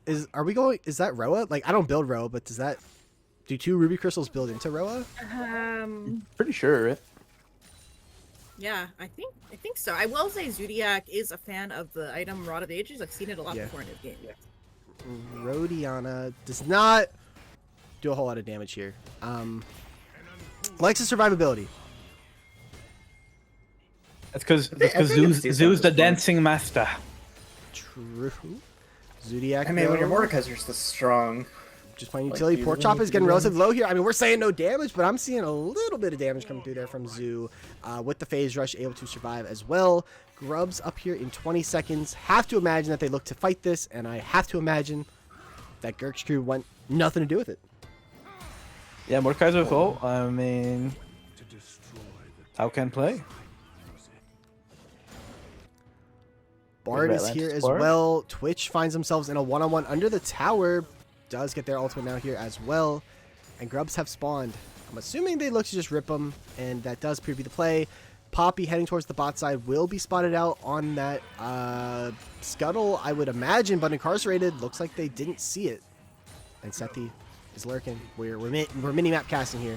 As the That's pullback our connects hunt. on to Mushroom Go United. again. Sethi got him against the wall. Flash out from Tristana, saving the rocket jump, but the Keeper's Verdict gets the knock up, and the flash is used, the barrier is used, but the Orion able to pick up a kill in the bot side, and again, Sethi just Sethy's won me Fine. another. the angles. Tonight.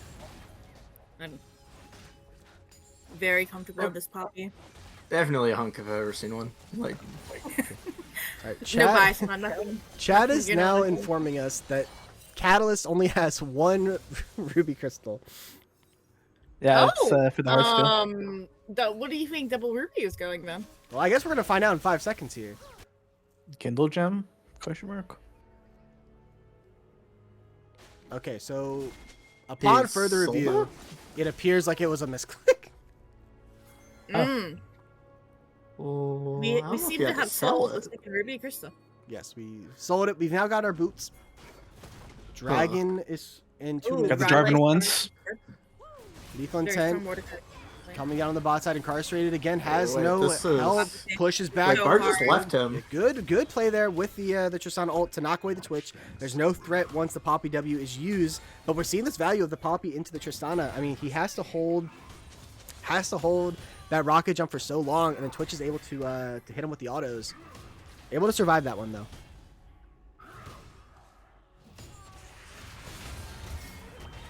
And there is the Death Realm coming through there. Griffin doing so much damage. We're back to the bot side where Oh, no, a massive Griffin. glacial person from downtown kills Incarcerated. Griffin picking up a kill on the top side. It ends up being a 1-for-1, but your Mordekaiser going to be able to pick up this wave, maybe get a plate here. Teleport is available there for Mushroom United. On this Yorick that I believe has been banned out throughout. This seems to be, I'm assuming, one of their signature picks, but it is going all the way of Griffin so far. Gonna see just some trading in the mid lane. Plate picked up there by Griffin RS.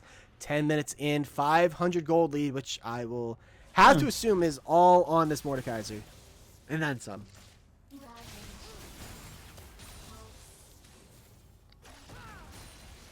Dragon. Yeah, I mean, if you're the Gurxed crew, you're actually really, really terrified because what's it called? Anywhere where Mordekaiser is just spells out instant death pretty much. Got two there. I think it's really hard to start from the top, but they seem to have been, especially strong on bot side. I mean, two kills on Incarcerated in a row. How does Tristana play? Yeah. Incarcerated's gonna have a tough time here on the Tristana. Glacial Prison maybe. It's not actually available, but the gank Ooh. is their mid lane. Directed Cam wants us to Oriana, see this what? bot lane double stun there from Ratlantis. That was worth missing the play mid. Flash was forced out from Zodiac in the gank that happened. Ultimate is still available though, and Lethal Intent is now running towards this bot side. Good stun there onto the invisible Twitch, and the portal is gonna get them out here. Glacial Prison is nearly available. Tristana looking to get some damage off onto the Sejuani. Going to be able to jump out. Dragon is spawned. This would be Feats already over to red side here. And again, 3 games in a row, the team with Feats has won the game. So if TRK can pick up this... If TRK can pick up this objective, this will in fact just be an automatic victory for him, according to science. Yeah, unfortunately, and you can really don't actually ping actually. Oh, this Sejuani flank. Lance gets the Glacial Prison, only connects there onto the Bard, who does still have their Tempered Fate, forcing out the flash of D. Ryan. Maokai Arc does get used there. Lethal Intent is in there by themselves, 3-on-1, has no help, does not need the help. Barry gets used by Tristana, rocket jump, forcing the flash Sejuani over the top. Audrey goes in trying to get the kill onto Sethi, able to trade 1-for-1, but it will be a kill onto the jungler for the support. Oriana is just under the mid wave though. And so that roam from Mel ended up being the bit of a difference maker. Oriana is now walking over. They're pinging it out. Does have the shockwave, but does not have a completed item here just yet. Ratlantis is low. Flash in there from Mel. Gets the E. Not able to get the root though. Felt themselves there for a moment, but it ends up being a 1-for-1 and no objective. Yeah, Twitch didn't have stealth, so it's really, really, really risky to stay on the dragon. So that was a good move to try to look for the Bard. Yeah, I think it's really good of Zoo to realize that he can win the 1v3 there and just like try to move over. Zoo coming up here, but Yorick, Yorick with Mushroom the is gang. here. Shockwave gets reflected there by Mel. Zodiac gets hit by the Golden Eclipse. Sejuani able to pick that kill up. Mid lane is down. Does not have teleport. 25 seconds. This could be Dragon over to Gurxed crew. Yeah, so and I know that Luffy is just instigating here, as Luffy does. Buggleberry Finn our Lord and Savior, has all the overlays that they sent to me. I'm now noticing, because this is our first BO5 that I've done this season, we don't have bottles that are both filled up. So it's just like, we know Gurxed screws up 2-1. Keeper's Verdict gets the Maokai out, but not before that dragon is taken. That is going to be feats of strength over to TRK rock bottom. Mordekaiser kind of having to give up it's called a little bit of their lead there. York's able to get a plate and Gonna do a lot of pretty damage much knock down that tower. turret. Zodiac now on that Roa. Does have that item spike going for him. Not what? early by any means. But gold is dead even. But again, this Mordekai is so strong. Look at Maokai has the flank onto D-Ryan. Does use the ultimate. No flash on the Twitch. Does not get the R off, but it will be a killer for Bard. Sethi is tanky, so will survive that one. But good gank there coming out from Audric. And do they look to force here?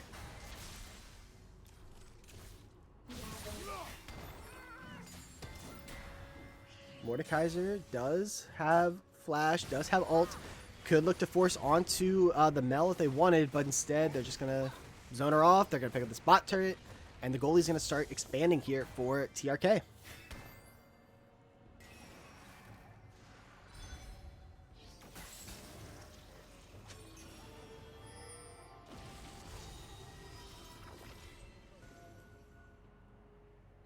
We find ourselves in just a tiny lull. We're at 15 minutes. About 1,000 gold in favor of TRK, but if you take a look at the gold difference, 1,800 in the top lane.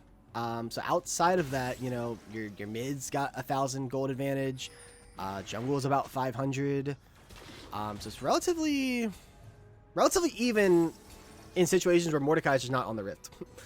Poppy maybe getting caught out here a little bit, dodges out from the Q, not able to dodge away from the Mordekaiser E, gets pulled into the Death Realm, takes away the Blast Cone, pins Mord against the wall. Poppy is surviving with the Aftershock with the Flash, and that's a big cooldown going down here as this Rift Herald is up. No Mordekaiser ultimate. But now look at D-Ryan, gets engaged on there. Glacial Prison connects there onto Zodiac, who is so tanky with the Shockwave, gets the kill onto the Poppy, and forcing the flash on Mushroom United. Ratlantis goes in with the portal, and Incarcerated is here. Incarcerated flashes over the wall, feeling themselves a little bit. Golden Eclipse, not able to pick up the kill on the other side of the map. Griffin RS is low. Audric gets engaged on there by the Sejuani. D-Ryan goes in, takes a ton of damage. Pullback is going to get the kill on Twitch, but a massive shutdown there by Porchop onto Griffin RS, and now Tristana is pummeling, wailing, rocket jump out over the top. Ends up being a 2-for-1. Now the Malfire is coming back in. Mel has the reflect, not able to get a kill. Mushroom United is going to fall to Audric. All that is left is your Sedge, your Mel, your Poppy's booking it out here. I don't think that they can do Rift. Put it back and forth. I mean, the gold is definitely now in favor of TRK, but the shutdown goes to the Mel. Good target.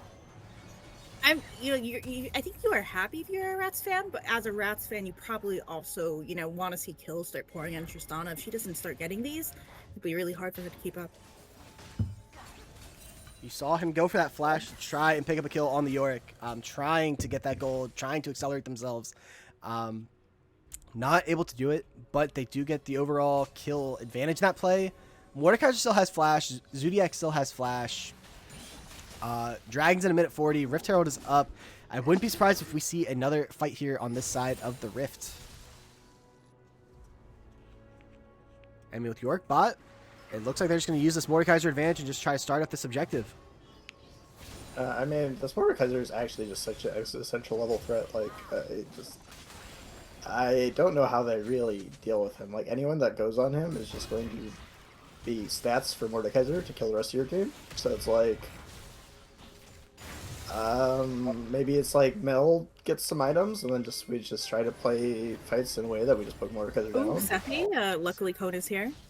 They do have the Bard ultimate in a second. They could look to fish. Griffin RS teleported in to save that turret. And now there's maybe a bit of a collapse going on. It's 5-on-5. Rift Herald gets popped up here in the mid wave a little early. And now Audric has to head for the hills. Knocks up Leland's head just for fun. Not the use that I think they were looking for. They weren't expecting the collapse. But nobody dies, so I think it's okay. Yeah, I think it might be good for the rest to look for a fight here. I really want to see Or just Or Tempered Fate onto two members. Good hit there. And to the Shockwave. D. Ryan immediately able to flash out. Sethi not able to do the same. Maokai R is coming through. Griffin R is able to pick up that kill. And look at Mel. Heads hit up there. So many stuns come through. D. Ryan now starting to free fire though. And look at the Twitch. Look at the Twitch. He's going to clips on the multiple members. Aldrich is going to fall here. Going to be the first to fall. D. Ryan gets a kill onto Atlantis. Griffin R is caught in the York cage is going to fall here eventually. Can they pick up a kill in response? Flash out. Incarcerate able to pick up that kill. Could have gone back in, but is going to go out instead. Ends up being a 2 for 2. But now flashing for Zodiac, trying to get more melt with the reflect. There's just not even an opportunity for me to breathe. Okay, I think we're done. That fight seems so hard. I mean, the Mel's really putting out this damage. Like, it seems so good for the Wrath at the start, and it just ends up kind of even. And somehow, Griffin RS does not die. Everything is used here. I don't see a flash outside of Mel for this dragon fight. We'll see how they look to play it. D. Ryan gonna have a hard time in a Mordekaiser ult, but it's not gonna be up for a while. Looking at your ultimates across the board, Tristana the only one with it on Rat Rock bottom. Golden Eclipse is available. Keeper's Verdict is available. Twitch Spray and Pray, whatever it's called, almost gonna be up. But it looks like they're not interested in fighting it. Sejuani is far. 6,000 on this objective. It should go over to Rat Rock Bottom. It will put them on Soul Point here. And Atacon about to spawn.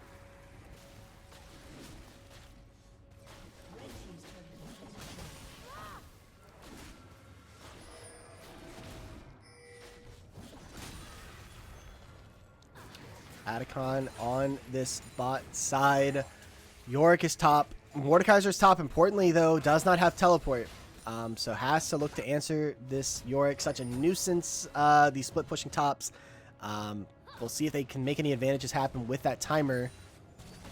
But Porkchop, though, maybe caught out here, having to force out the flash. Tempered Fate connects. The Reflect is there. This Mel is dead. The stun, not quite able to connect. The Hour does come through. Golden Eclipse will do some damage. Not gonna pick up a kill, though. Zodiac able to kill with the Shockwave. And now it's 5-on-4 at this Atacon for 30 seconds. Mel has the teleport. Yorick, or Mordekaiser rather, walking down in the mid lane. Does not have TP. No Bard R, no Maokai R, no Ori R. This Atacon fight not as free as you might think, but they could still look to try. This is very scary, but Mordekaiser is here now, so I think they can just pull the trigger. Yeah. No flash on the Twitch, no flash on the Mel if she comes in.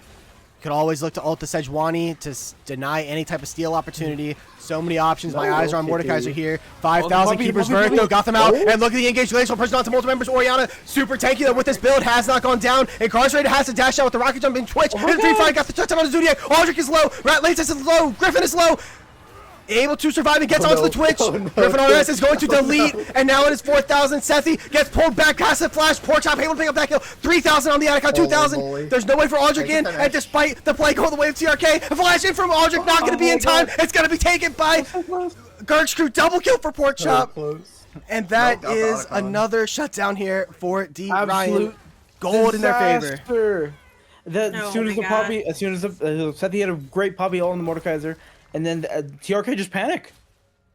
They get pulled. It's called Sejuani pulls the trigger on Zodiac, hitting the glacial prison, and then I really think it all just fell apart right there.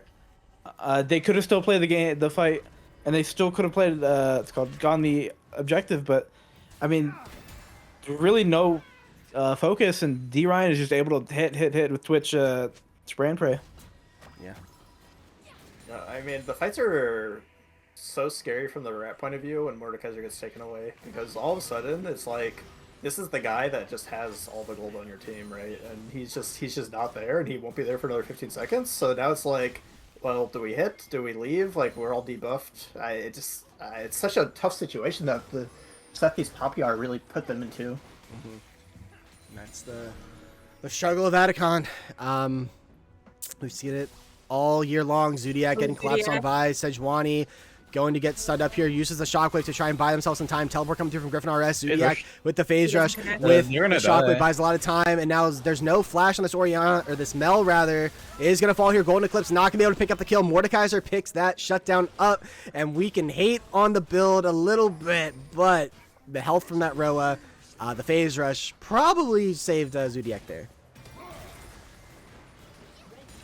And now Yeah, mid tower unfortunately, has using the fallen. TP to get the kill to save Zoo was nice, but it didn't really translate to any objectives, and they lost mid tower. Yeah.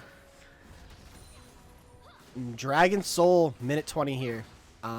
Important cooldowns. Twitch will have flash. Sedge will have flash. Zoo will have flash. And Griffin RS. D There it Ryan gets is. ulted on. Tristana immediately jumped in to try and bait out the Poppy W. D Ryan is stunned up there, taking so much damage. Has to flash out now. Glacial Prison doesn't connect onto anybody. York gets hit up there by a root. D Ryan Wait, how did he die? dies over time to Ryan Bard died somehow. for that. And that is absolutely crucial. I mean, there's D Ryan will be up for the dragon. I think Maokai ult sniped Twitch, and then the ignite tick killed him. Yeah. And that should be the mid tower to fall here. Incarcerated will shred it, but Mel is here to try and wave clear. Top turret does go down. Tristana cannot die here before this soul point. They are just going to wail on the turret. A lot of damage on it. Not going to pick up the kill. The Mushroom Knight gets pulled back there. Griffin RS doing a ton of damage. Ratlantis is fishing. 30 seconds on soul.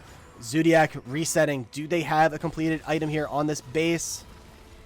Minimap watching. They have the Seraphs now. They are on 2 items. Your Trist on 2 items. Your Mordekaiser sitting on 2 items. Should probably go grab that health to be full HP for this fight. This is it.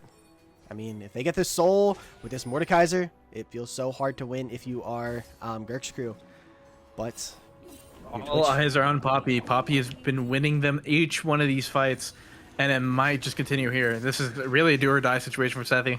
yeah, they are here first. Tristana trying to catch the mid wave. Mel trying to respond. Teleport comes in from Mushroom United. They are walking. They are getting the mid push. Tristana going to be the last one here, but they have the prio for TRK. Sejuani ult not quite up. Maiden not quite up. This would be the time to fight for the Rat Kingdom. And Incarcerated looking to clear out the vision, and I assume starting up the objective after that. But maybe not. They're slow. Both teams are so tense here. They don't want to be the first one to make a mistake. Who pulls the trigger first? Tempered Fate onto D Ryan, and that is the push there from Bard. Mordekaiser gets ulted out there again by the Poppy, but Aldrich, Lethal Intent is low. Incarcerated has to dash out over the top. Zodiac flashed away. Golden Eclipse connects there on to the Maokai, but Mordekaiser is back. 4 on 5, flashing there from Griffin RS, gets the pullback. He's on D Ryan, but look at the rest of the team fight. Zodiac is going to go down. D Ryan goes down, but there's nobody onto Griffin RS. And look at this, so much damage coming through. Ratlantis is going to fall there, has a flash, and will die to the ghouls. And again, Mordekaiser gets ulted out, kills D Ryan, but the play goes in favor of the Gurxed crew. It really just feels like they don't know what to do when their game plan doesn't go exactly to plan. They ult the Twitch, Twitch goes stealth, Poppy stops it, Poppy stops the Mordekaiser approach, and I feel like the backline just doesn't really know what to do. Audric kind of gets caught out here, and they don't have any more CC without Bard. It's really, really hard to do these plays. And they're running right to the Baron. Do they look to start this up straight away? 7 seconds on Orianna, has teleport coming through. Health is there for Tristana, and they are on this Baron. Risky. This is super risky. Resets haven't come through. This Mel is sitting on 2,000. This is a very risky proposition here. Mordekaiser trapped in the cage, and they're starting to pull off this objective now. 9,000. I mean, it's half. They could try to finish. They could try and finish. They've gotten the resets off. Mel has not. Mel is Yeah, resetting they're now. gonna try to Does have finish. teleport. And they are on it. This objective, they have to come and answer straight away. Direct to Cam not doing us any favors here. 6,000 on this objective. Mordekaiser can look to just pull out the Sejuani at any point. Sedge not going to get here in time. Temper Fate connects just onto the York. Sejuani is walking up. Sejuani can do nothing. Double stun there connects. And now the twisted advance on the 2 members. 2 people in the cage. Shockwave on the D Ryan on a mushroom. That is a double kill for Zodiac. And now it is 5 on 3. Mel trying to push the wave to deny any type of Baron push. But that was so greedy from Gurxed crew, and they may pay for it this game.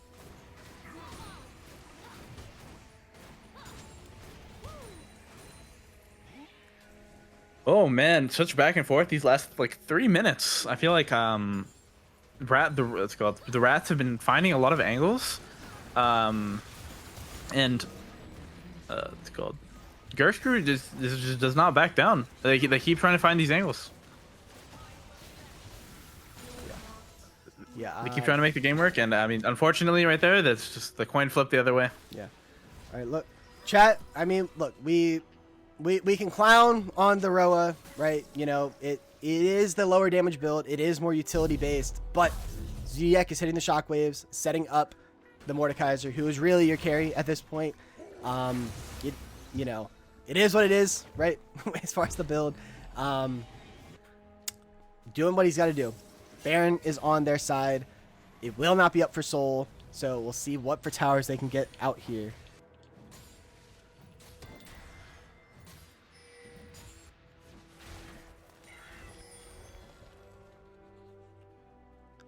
Yeah, I kind of don't like sitting mid here with the Baron, but okay, they're moving top. I like that.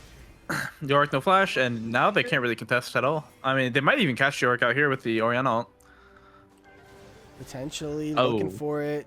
Orianna is here, not going to force it. Tristana is going to nuke that wave. Sethi is here. Sethi's by themselves. Maybe getting caught out there a little bit. A lot of damage coming through. Does have the flash. Do they look to save it? Q there, interrupted. Maokai, though, is away from the rest of the team. Lethal Intent on the other side as well. Wave, I guess. Playing safe. Nice. D Ryan is trying to kill this wave. Maiden is about to fall. Maokai goes in onto Sejuani. Not nearly as tanky. Aftershock versus Phase Rush. Griffin RS down to about 2/3 HP. Tower's going to fall here. Gold lead up to 4,000 here. And Tristana dashes in, feeling themselves. Two crazy flash barrier used. Glacial Prison is there. The Golden Eclipse. I don't think Mel saw that. Mel could have popped. Trish dude, with Mel. that. Oh my god, everyone's hearts. Incarcerated, playing with all of us. That's classic incarcerated and almost getting got out and dying. Yeah, that's Summoners down for this soul fight in a minute 20. They do find themselves up 4,000. If they get this soul, it will be very hard to come back from on this Gurxed side. I mean, again, this Poppy, Sethi has been in my... If they win this series, if they win this game, I think Sethi's the MVP for Gurxed crew. Just so damn impactful in the support role, whether it was the Blitzcrank, whether it was the Amumu, or now on this Poppy. And the Poppy just denying Mordekaiser the ability to be impactful. I mean, how do you even counterplay it if you're Mordekaiser, right? You know, you're slow as molasses. Game fivers are cheering for red side, Lunar. No, feats. Well, no, feats. Well, yeah, feats are on red side, but they're asking about game 5. Oh, I thought you meant like Tempered Fate forcing out the flash of Twitch here. That's gonna be make it a little tough. I mean, if you're Mordekaiser here, are you ulting Twitch? You ulting Mel? Like, how are you looking to play this one? Yeah, I think you just keep taking Twitch. The guy can't ever beat you. Hold on to Sejuani, taking so much damage there from the Tristana. The Twisted Advance is there, and that is the Mordekaiser ult, or the Mordekaiser ulted out by the Poppy. Shockwave gonna force Sejuani back to base, but Dragon's up in 10 seconds here. Might not have the opportunity to reset, and if they do, I mean, Tristana just shreds this objective. Flashes. Yeah, it is. Sedge is coming back. They're starting this objective up, and I mean, just look how quickly Tristana's gonna shred this. 8,000, 7,000. Zoning off is the Bard, is the Mordekaiser. Sejuani's trying to get back here, but they're not going to get back here in time. Flash in there for the Mordekaiser. Gets in onto the Yorick. Ults the Yorick. Is not going to get out. Glacial Prison does not connect there. Maokai does not quite have the ultimate. Shockwave is not there available. Golden Eclipse does a lot of damage. Rylance is going to be the first here to fall. Aldrich goes in. Aldrich is low. Has to flash out, but the E pass still connects there. Everybody having to head for the hills. Only ends up being 1 kill here. But that was not the look that the Rats were looking for. Only pay for it with their support, and they do get the soul. I feel like the Rats, even with their gold lead, just the damage that comes out from the Gurx carries is so oppressive. Yeah, I feel like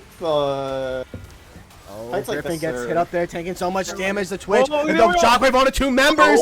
Tristana kills the Sedge. Poppy is down. Yorick teleports back in. And Bard is up in 10 seconds. Has the Tempered Fate. Poppy or Yorick gets stunned up there. Is going to fall here. Twisted Advance is able to connect there. Maokai chasing down Tiger Boards on. Flash comes through here, but he will be able to get caught there with the W into the Q, into the follow up from Incarcerated, who could look to rocket jump over the top. Doesn't need to. Griffin is there. E not going to connect there. Mel Reflect is there. Dashes in. Incarcerated on a rampage. And they could look to just go end this game mid. Silver Scrapes. Hello? Teleport. More kind of teleport.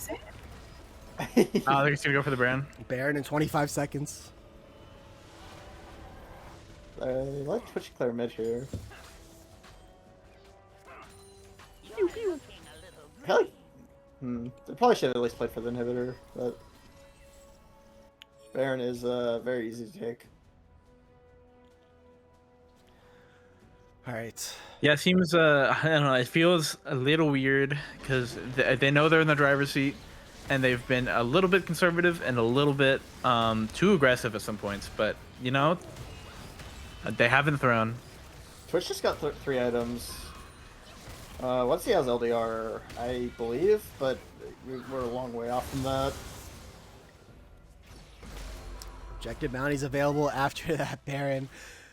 Red side looking to push on this top wave, this mid wave, get resets off, spend your gold, and end this game. Send yourselves to Silver Scrapes. And Gurxed have to find a way to hold the line. Twitch on 3 items. Mel working towards their 4th item. Have that rod in tow, but they're a long way away from whatever they're building next. Only at 500 gold. Your Yorick hasn't had the impact you were hoping for. This Poppy has been big. This Sejuani has hit big ults, but this Tristana has now reached the point of reckoning. 4 items. All right, the real question is, does Yugi win out in the end? If you guys have seen the teaser trailer that Zodiac's made. Are we getting some spoilers from JJK? They're pushing on this bot wave. Mordekaiser up on the top side has the teleport, can answer at any point. Tristana will just nuke this tower. Does not have a front line here though. Cannot get hit by a Glacial Prison here. That tower gets deleted by Trist. This next wave, it will go down. Sneaky Mordekaiser in bush. This Tristana is so strong at this point. Tristana takes that. Like, at this and- point, Mordekaiser's not the main threat anymore, and that's like actually such a big problem. Yeah, 4 items on the board. Bot tier 3 going to be the next to fall here. You would have to imagine Mordekaiser trapped in the cage. Directicam wants us to watch the fight with the Maiden while they push on the bot side. Midwave not getting touched here by anybody. Yorick goes in, gets pulled back, takes a decent bit of damage, and actually is kind of winning out on that trade. This bot tier 3 is getting low. Mordekaiser pulls him into the Death Realm. Maybe this is your signal on Gurxed. It's now or never. No Mordekaiser potential. Flash out there No of the flash. pit. Glacial Oh! Prison connects there only onto Atlantis, though. Temper Fate onto multiple members. Maokai is in. They are getting under the tower. Aldrich is taking a ton of damage here. Dash in there from Tristana onto D. Ryan. Is feeling himself. Goes in with the rocket shell. Able to get 2 kills there. Has the reset on the rocket. You'd have to think, but has to save it because of the Poppy. W does not matter. D. Ryan. Everyone's fallen except for Mushroom United. Does not have a flash. Has a low health Maiden. Everybody is here. A tiny wave Get ready exists, to but think there is about nothing Going to game that 5. Yorick can do, but watch the base fall. He's going to try to base defend the best he can. Tristana is pumping, picks up that kill, an ace for the Rat Kingdom, and we're going to 5. Woo woo woo. Holy moly! Holy moly's! It's Silver Scrapes singing time. And the game didn't freeze. Thanks, Larry. Yeah, I do want to say that both Cuddle and I predicted it would be a 3-2. So, true. I'm just gonna say I think one team is gonna get 3 wins, and my prediction was sort of close. You're actually not even there yet. I'm gonna be honest with you. All right. This is the singed angle. Yeah. the Sins I don't think that's what Dream was talking about, but I don't think so either. Where do we think Rats. We Gurxed are will the go? rats. I mean, The birthday bash. oh, look at that Mel damage. Every time I was looking, I was like, this Mel champion is so busted. Needs to be nerfed. And this was actually after her adjustment as well.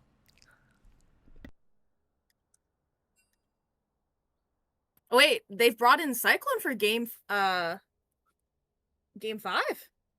I will say that I think this technique is because a lot of D. Ryan's champions are not very blindable anymore. And Cyclone plays the Caitlyn, he plays the MF, he has a lot of champions left in the pool for the AD pool. Forget, is Ash out? Ash is out. Remember what's That was left. out Okay. game 1, I believe. Yeah, so many that's But right, teams so at this point. Cyclone has MF and Caitlyn Oh, right it's there. game 1. We are at 2-2. Let me jump actually down here to see what sides people. It looks like they're staying on blue, which I appreciate. Rat Rock Bottom are on red. It is game 5, executive finals. The people are asking for it. Well, I'm not saying. I don't. You can already tell I don't have a voice to sing Silver Scrapes, but we find ourselves at the end of executive. Why is this not? Oh, this is not good. 1 second, chat. It has fallen apart. Everything is going wrong. Give me 1 second here. Tear this up. Game number 5, Rat Kingdom Rock Bottom versus Hyler Gurxed Crew Executive Finals. Here we go. What do you guys think about the setup for Cyclone? I will say he doesn't have the matching synergy with the icon. Wait, hold on. You gotta let him feel the silver scrapes. Give him 2 minutes. Give me 2 minutes. A little bit of a buzz kill. My bad. Hold on. All right, we're gonna let silver scrapes play, and then we will analyze. All right, 3, 2, 1.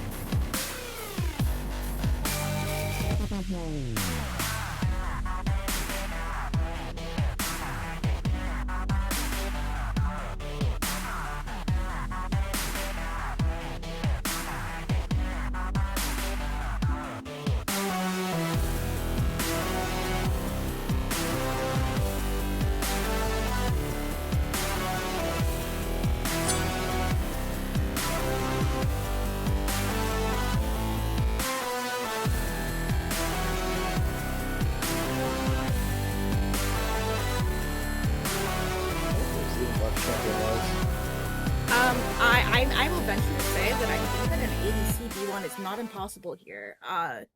Cyclone is known for his Caitlyn, and Misfortune, is a really strong Game 5 pick after all these other ADs are gone. Yeah, what do you think Dan's looking at? Because I've been banning Smolder Jinx. Like, Kai'Sa's up, Lucian's up. I mean, as the AD main, Ziggs if we banned. beat 180 on blue side here as Cater, MF, what do you think you would pick of what's left? I mean, into Caitlyn, the stuff that's okay is like Ezreal, Lucian, Callista's okay. Yep, I know these are not champions that Incarcerated is confident on. You can go Corki. Yep, and I do know Cyclone has, I venture to say, at least 500, 600,000 mastery on Caitlyn. I'd have to check. I know that's his And bread and butter. then into MF, I wonder what you would play. Probably Corki or Cyclone Lucian. also plays Jinx as well, so a lot of options left for him. Jhin? I mean, Jin's up. Jin's Jhin gonna is up. indicate too. Yeah. Yep. I think Probably that's looking at Jhin.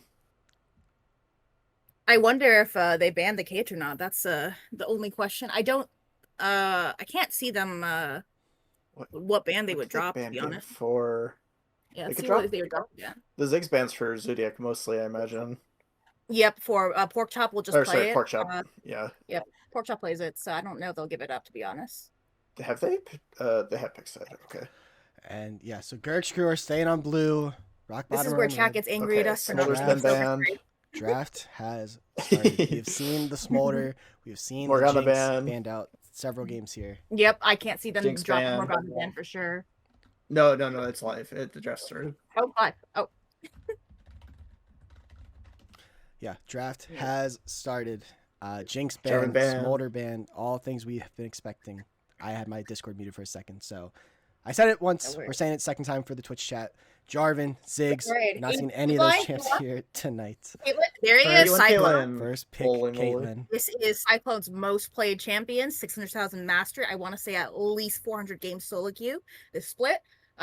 This is a really crazy game, to be honest. Cyclone and Incarcerated on a team together where Incarcerated is support. So, So, what does TRK's jungler play still? Well, like Because this, you could go there's, Jhin, There's the which they're Jhin. doing. The Jhin pickup for Incarcerated.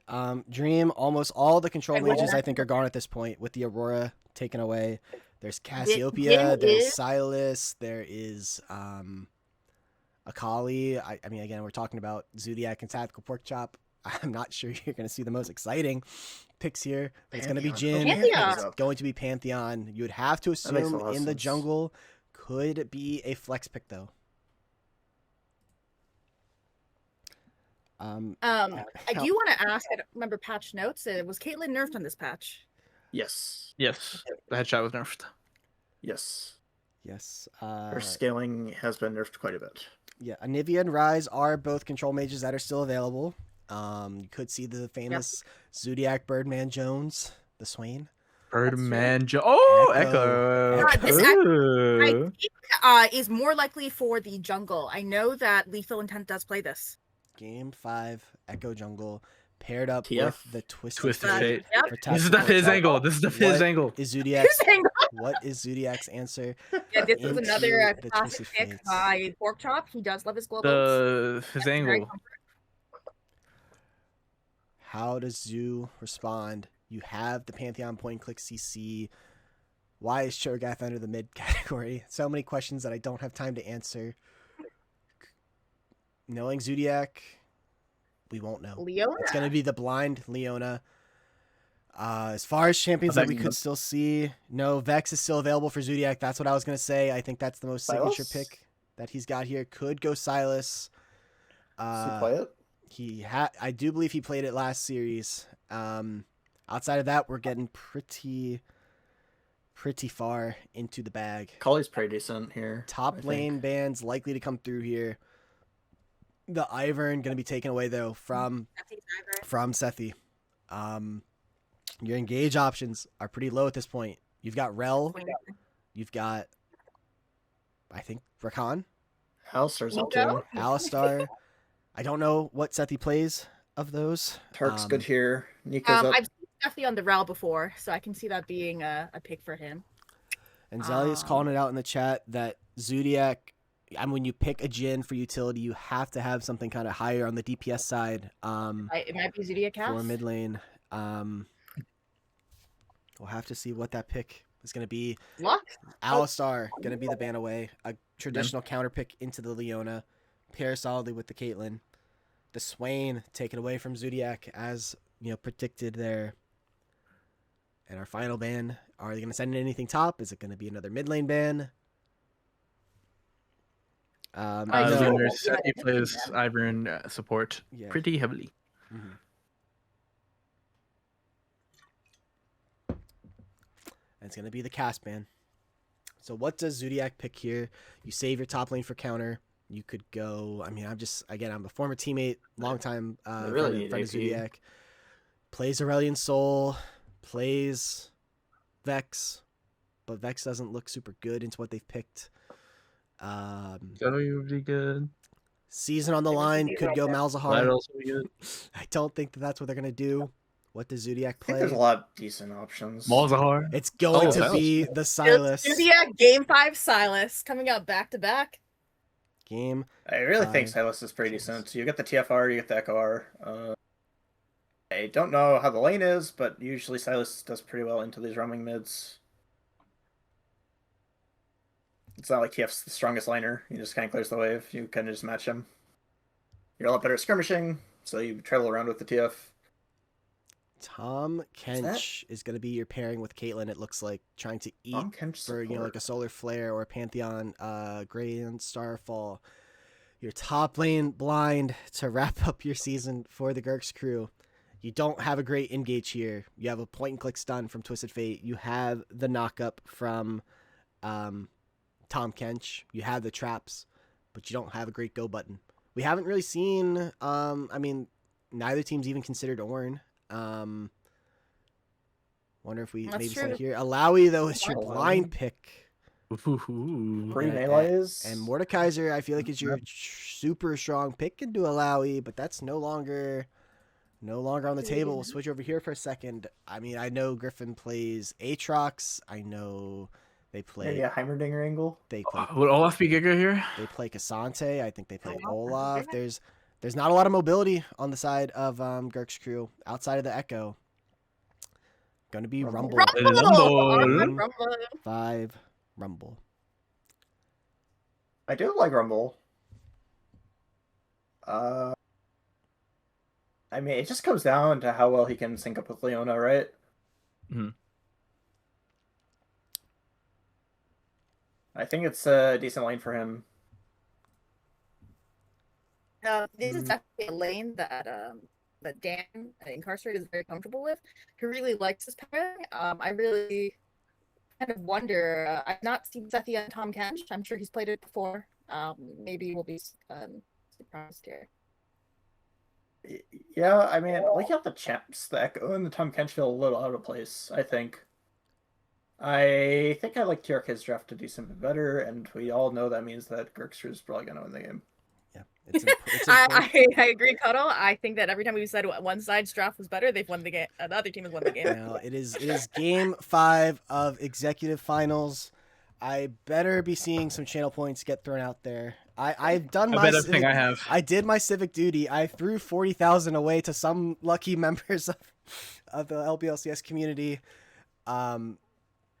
This is, again, the final game of Executive, which was such a fun season, as we talked about. So many fun teams, so many fun storylines to track. And it all comes down to two orgs, two very friendly orgs with one another of the new LBLCS era, High Alert and the Rat Kingdom. They're coming down to... you want me to throw another 40? Well, I could be convinced. It comes down to this. Bear is likely having heart palpitations wherever they are residing. Memer 6 likely having heart palpitations from wherever they are at. It is so high stakes, and it all comes down to one game. All right, this game determines if I end the night with 0 channel points or not. All right, and just for... Oh, wait, it actually doesn't let me... Let me go. I'll throw some points out.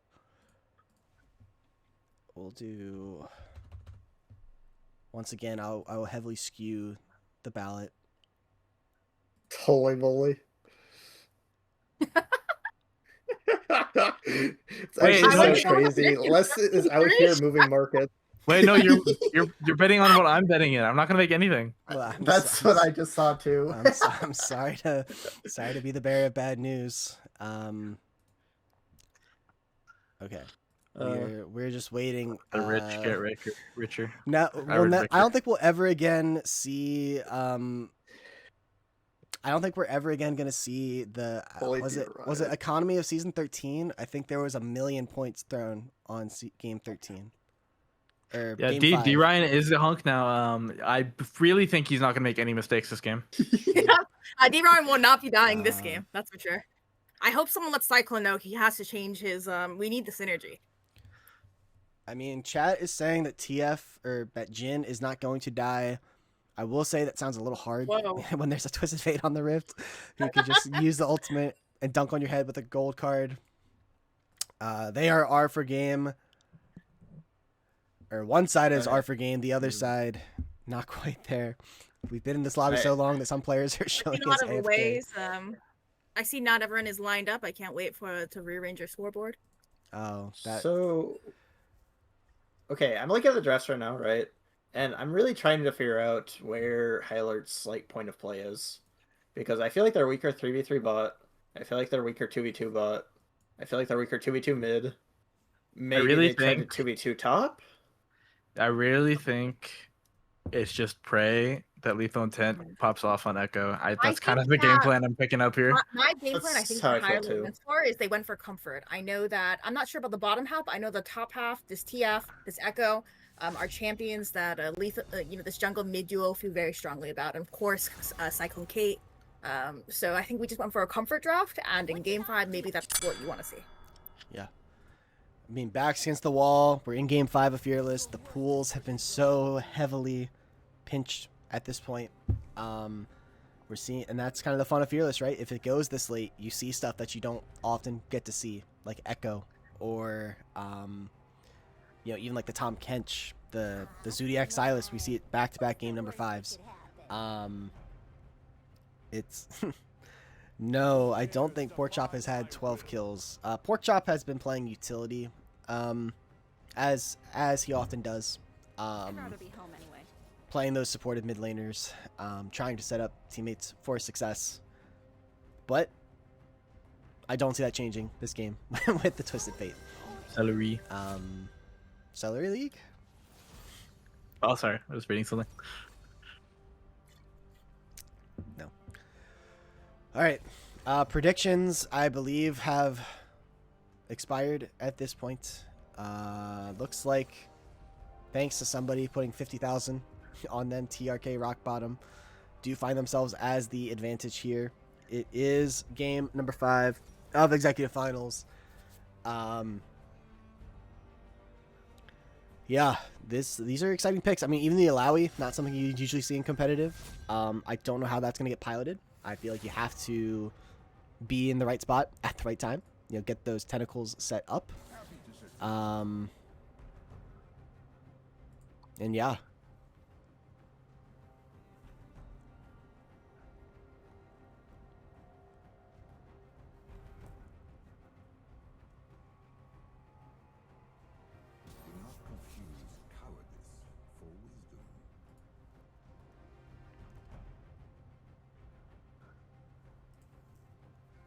And they are taking their time.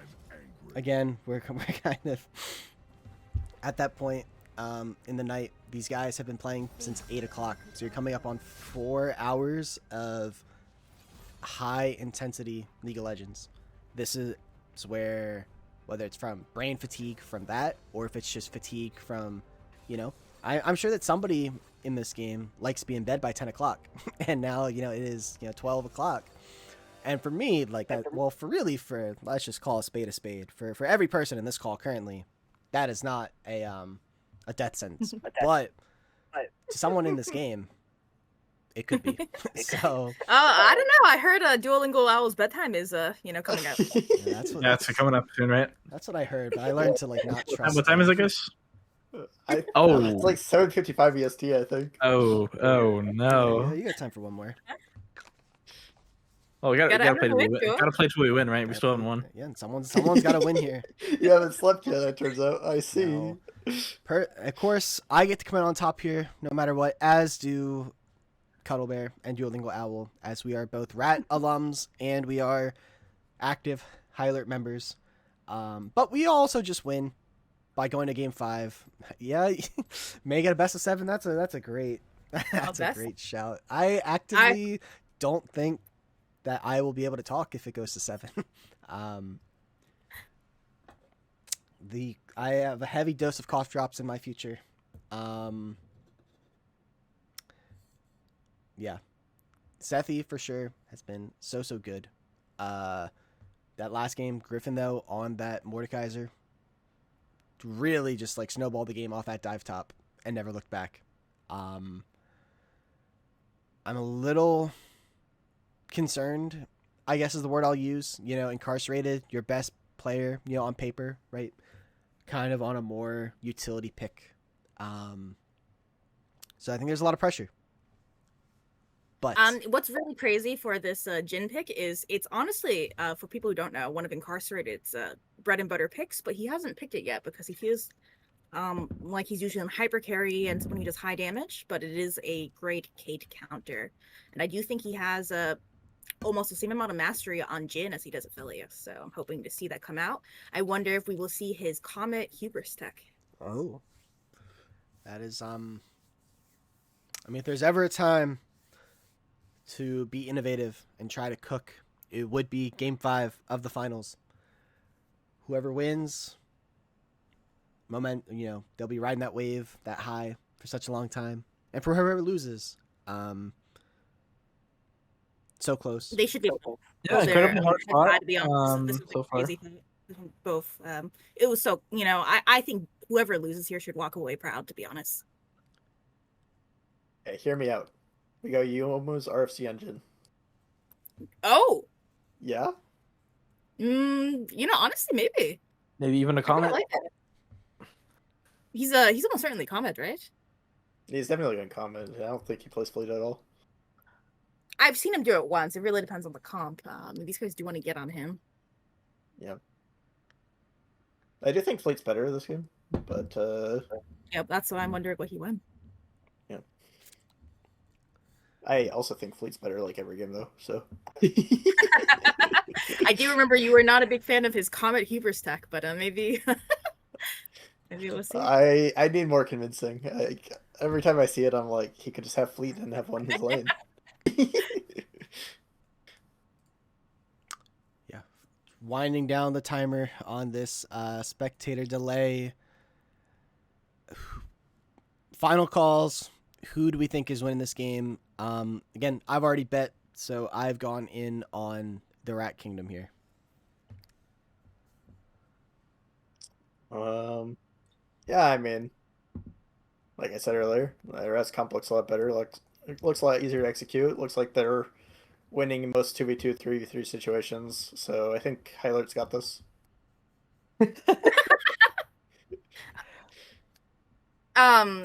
Honestly, it's hard for me because I didn't want to commit at the start of the series, but I did end up voting for the Rats with my very small amount of schmeckles. My prediction can still come through. 3-0 for the Rats. Just ignore the losses. 3-0 in games that they wanted to win. Let's see it. 3-0 in games where they were having fun. And now it is poetic. The scoreboard, in a way, it's not even wrong. Because really, if you think about it, a best of 5 becomes a best of 3. The first games cancel each other out. So it is 1-1 at this point. We are on series point, season point, everything on the line. Maria's the comment is Part here. of the cards, even. Heart of the cards. As Holy Azelius shit. have mentioned. You are so right. All right. Game number 5, TRK versus High Alert. We've got a 5-man push coming out. Top side for TRK. We've been seeing this bot side for High Alert, but with Alawi trying to set up those tentacles, they are trying to sniff it out potentially, and Alawi's going to be walking right into them. Gets the flash in, forcing out the flash. Good play there from Ratlantis.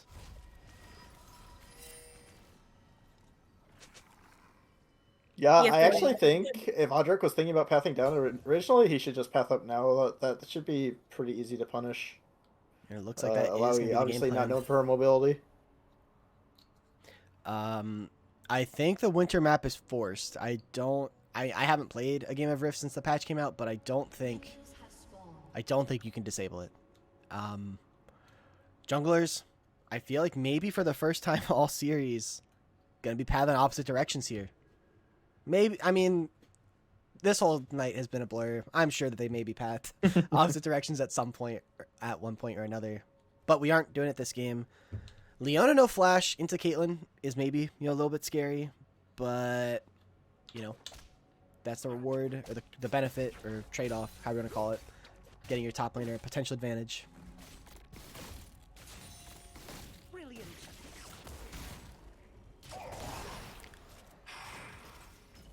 Jhin Leona, I feel like a classic competitive bot lane. Just synergizes pretty well with each other. Good sidestep there on the tongue. Taking a little bit of damage back from the Caitlyn. Zodiac gets the chains to connect there, but TF melee into range. Of course, you're trading your HP for CS in that early game. We'll have to see what Zodiac looks to build this time. I know there was a lot of chatter last time about the Roa.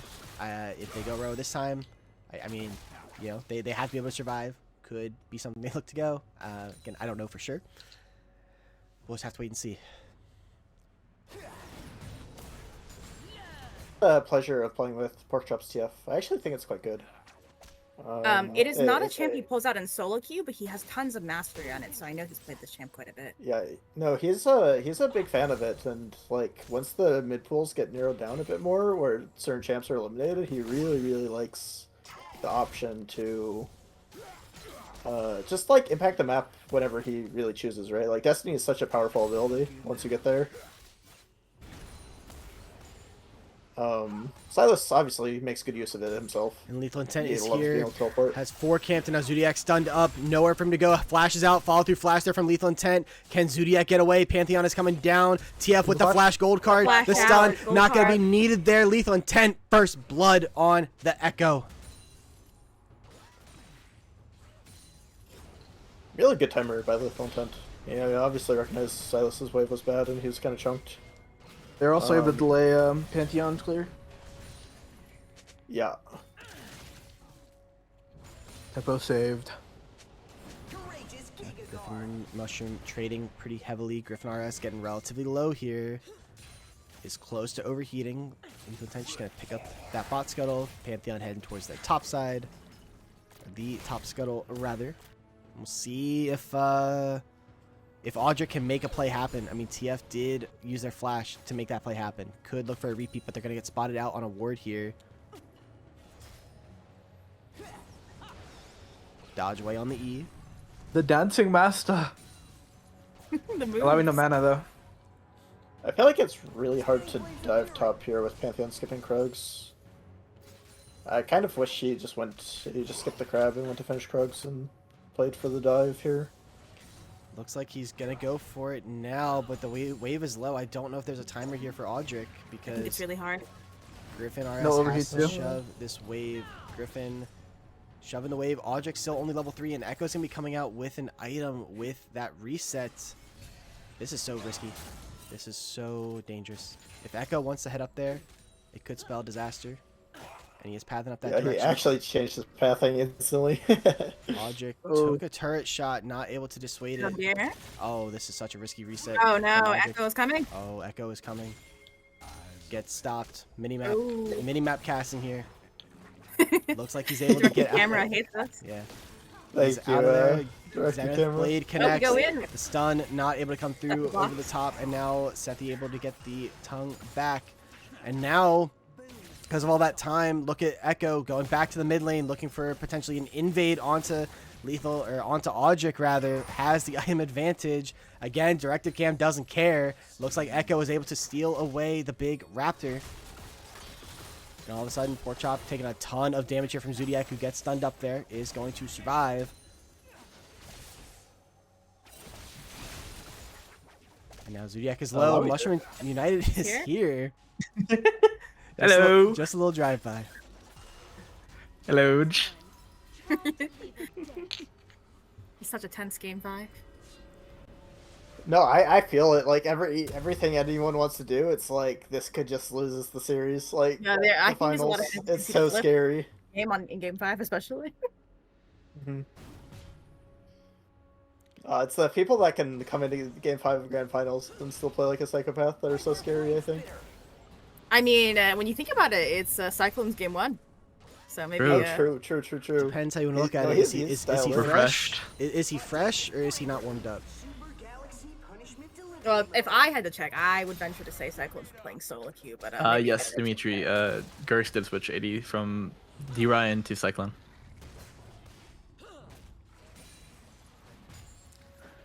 Dragon is spawned. Echo on this top side could maybe look to try and make a play. Alawi was able to survive having that flash burned early. Not able to get a whole lot out of it. We'll see what Lethal looks to do here.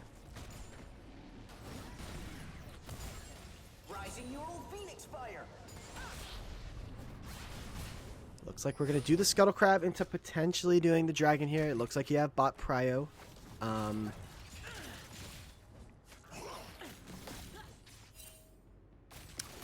Certainly don't think you want to give over grubs to the TF Alawi comp. Echo could be Here's making a the- play here's here in the Echo. mid lane. There's going to be the gold card. It's going to connect. The Very Echo good. stun is there. Zodiac is running.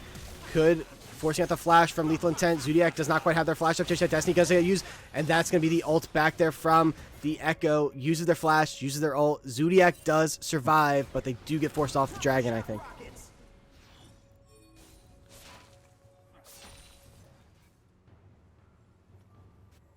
Yeah, pretty net negative there, and then having to stop the recall, stuck in the lane now. And now Echo looking to potentially invade onto Audric.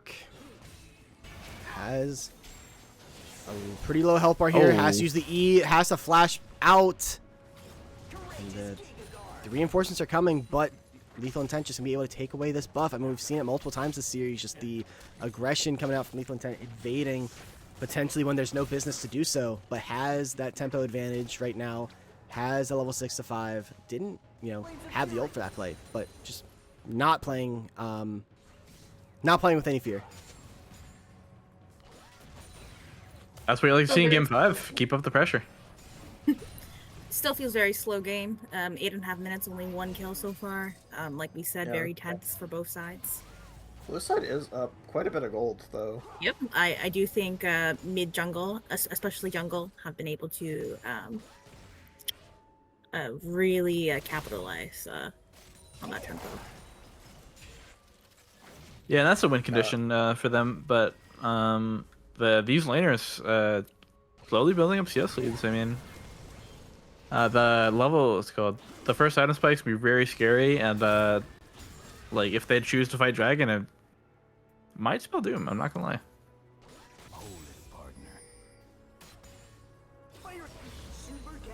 Looking like supports making their way towards the mid lane in case there's going to be a scrap with these grubs. Echo on that 9-minute rocket belt. Such a cheap item, such an insane early game power spike. And I think if you're the rats here, you once you see the Echo, you can't contest this. They're already on the grubs. Obviously, you don't know it just yet. Zodiac trying to get in that mid wave, but I just don't think there's a play to make here. And grubs. It's gonna be spotted out. Oh, Goes for a steal, not able to steal it away. Ratlantis Ratlantis is here. is They're just looking to gonna say hi. contest it. Tongue not gonna. All the grubs are already gone, and now they got to try and run away. Destiny getting called there by TF, has the gold card. Not gonna commit. Flash in there. Xenoblade connects on a pork chop who immediately gets eaten there. Good play from Sethi. The Grand Starfall is able to come through there. Stun connects there onto the Twisted of Fate who now has a flash. Echo is in with that item advantage. The 3-man stun. Alawi is here. Rumble is not. Rumble has teleport, is coming back in, but now it's teleport into the middle of them. Alawi is here, has to use their flash. And now Incarcerate is here, trying to do damage. Caitlyn is on the bot lane turret. All in all, nobody falls. Flash for TF. Flash for Alawi. Flash for Leona. It's good they were able to get a dragon from that, but I mean, I feel like they're just wasting a lot of time and dropping a lot of waves. 1.5 gold lead building up for Gurxed here. Yeah, Griffin really needs to get back top. Isn't his wave pushing away this whole time? Yeah, he's losing Lethal out. Intent looking to go Maybe in. not. Lethal going for a steal here potentially, and he's able to my God, steal went it. to 48. Does die for That it. is so big for Wow. her. That's just, I mean, smite diff with Very nice. Yeah. Aldrich still on the 600. Lethal Intent on that 900. Just able to pick it up. Is it worth giving over a kill to the Jhin? That is up for the peanut gallery to decide. Might have been unforced error. I feel like they didn't drag it out that far. They still had the blue ward vision of the dragon, and that ultimately caused them to lose the dragon. I think so, and they lost a lot for that. Oh, no hubris today. It's Yomu's, like Cuddlebear was saying. Yeah, moves RFC. Now is Incarcerate the type of person to go RC second? He is an RFC hater. So I doubt it, Okay. but I figured he'll go collector, but he is an RFC hater. So I'm. collector or LDR or something. LDR is not bad. I would venture to say LDR is probably what he goes. Find ourselves a bit of a lull until the next play. We'll see if Lethal Intent able to make this play in the mid lane, but it is spotted out on a ward. Aldrich does not have the Grand Starfall to answer. It is being pinged out. Haven't seen a whole lot of action up here on the top side. Griffin has built a little bit of a CS lead for himself, and now we're going to be seeing a little bit of an engage overheated there. Ratlantis getting awfully chunked out here. It's been quite nice for Griffin this game because it's been permanently playing against Alawi with no flash. Next time.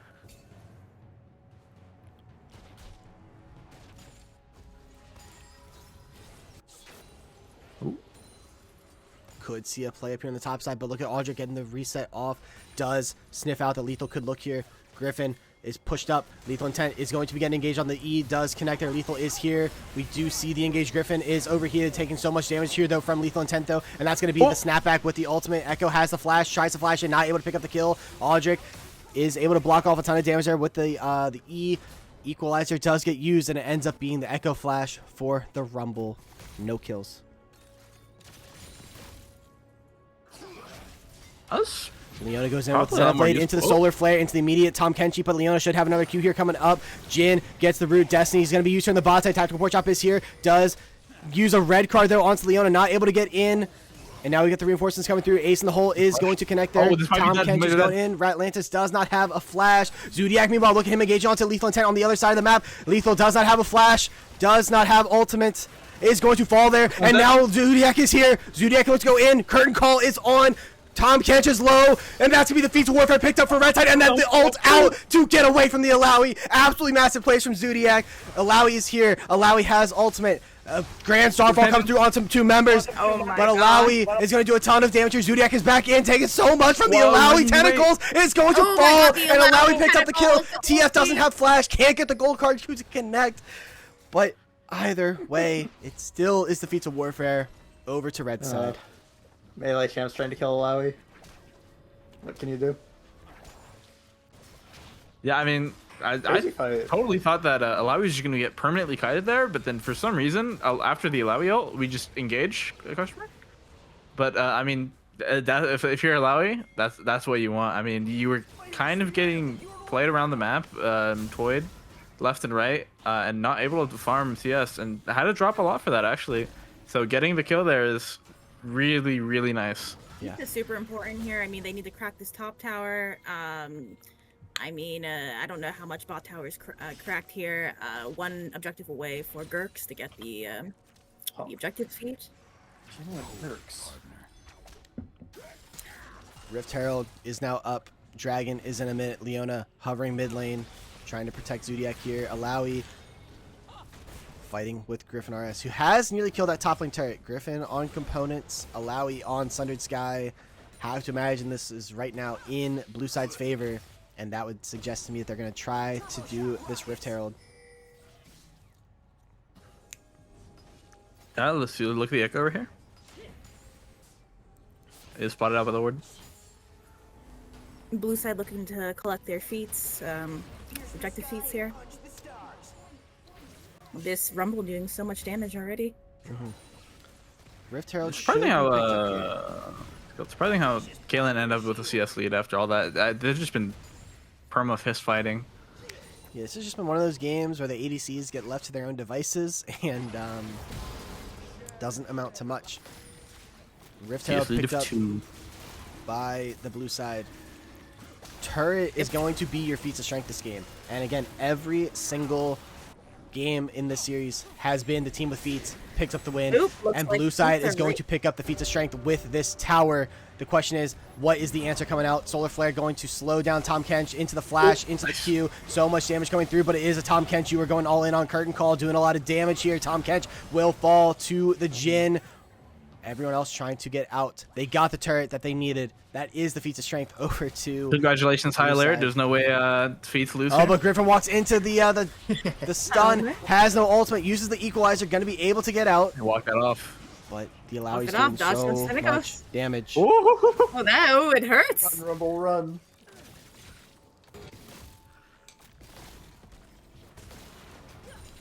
Kaylin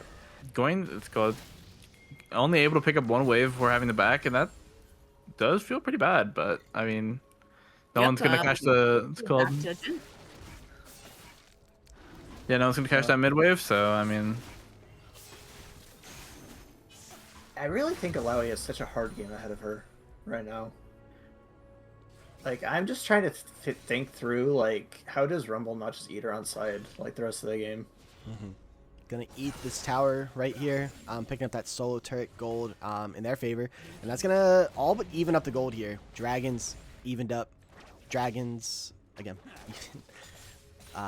Gold, even. Kills. 1 advantage to the rats. This is anyone's game.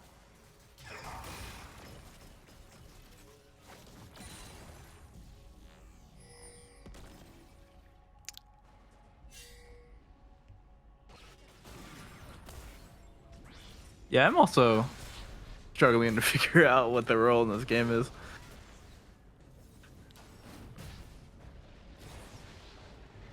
I mean, Rumble matchup looks like a lot of fun, right? Yeah, not a whole lot they can do. Atacon is spawned in a minute and a half. Oh my God. I mean, Griffin RS just This level wailing on the damage allow is so here. disgusting. There's just no way to play. You have the mercs, and it just does not matter.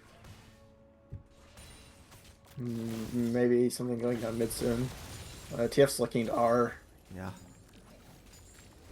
He keeps fogging. He clears the wave and then instantly fogs over and over. I really think now that Echo has no camps and like probably not a Looking at bad spot look. side. Maybe they're looking to make a yeah. play onto the Twisted Fate here. Oh, Could look to go in. Teleport instantly coming through. The stun does connect there. Do they have the chains come through? No, they're taking their victory. Just gonna teleport. Allow insta teleport. Yeah, and this is just more like question marks for the Alawi, right? I mean, this has been happening the entire game. They really have no I say place on the rift, and it's super scary. So much coming through there. Nope. Caitlyn cleanse coming after used. this. Curtain call used. Tom Kench eat used. And now lethal intent gets dashed in on there by the Pantheon. Does a lot of damage. Gonna snap back with the E. Jin is relatively low. Has to be a little careful. But they're gonna be able to walk this out.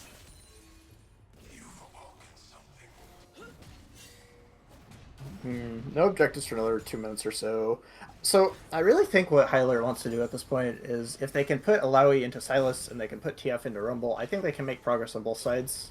But I think any time that we end up in this situation where Alawi's matching Rumble and TF's matching Silas, the game's just going to be really hard because TF won't really get as many opportunities to like roam mid or like ult away as he normally would.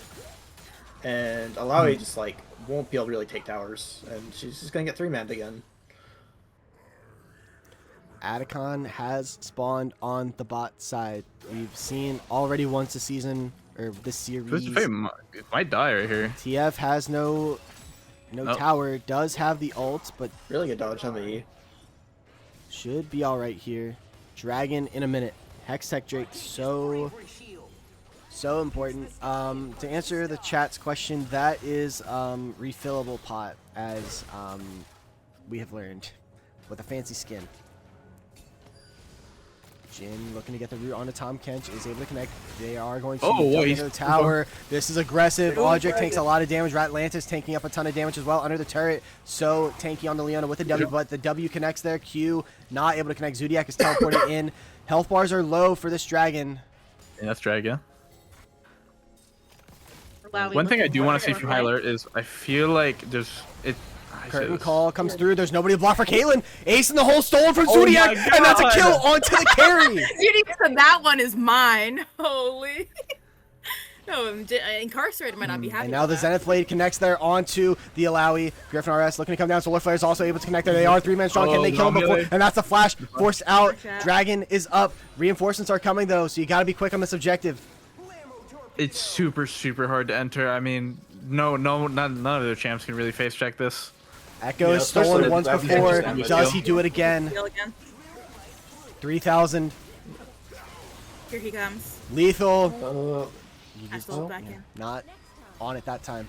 TF though. I mean, able now to we don't push have this Ekar for Otacon either. Yeah. I was just saying It's just earlier, I feel like one thing that I really want Hyler to kind of focus up on is I feel like a lot of the time they're trying to play this Caitlyn Tom Kench, but the problem is they throughout this game have just been using stuff egregiously. So Caitlyn gets rooted or something, and then they'll use both cleanse and Tom Kench, and so they're out of both of the tools. And there's just I feel like the communication isn't there for game 5. And this might just be the bad part about subbing out your AD carry. You're just not you guys don't have that synergy that you've been building up for the past 4 games. Yeah, you do kind of fall into a rhythm, right? And like taking yourself out of it makes it. It's always going to be a little bit difficult.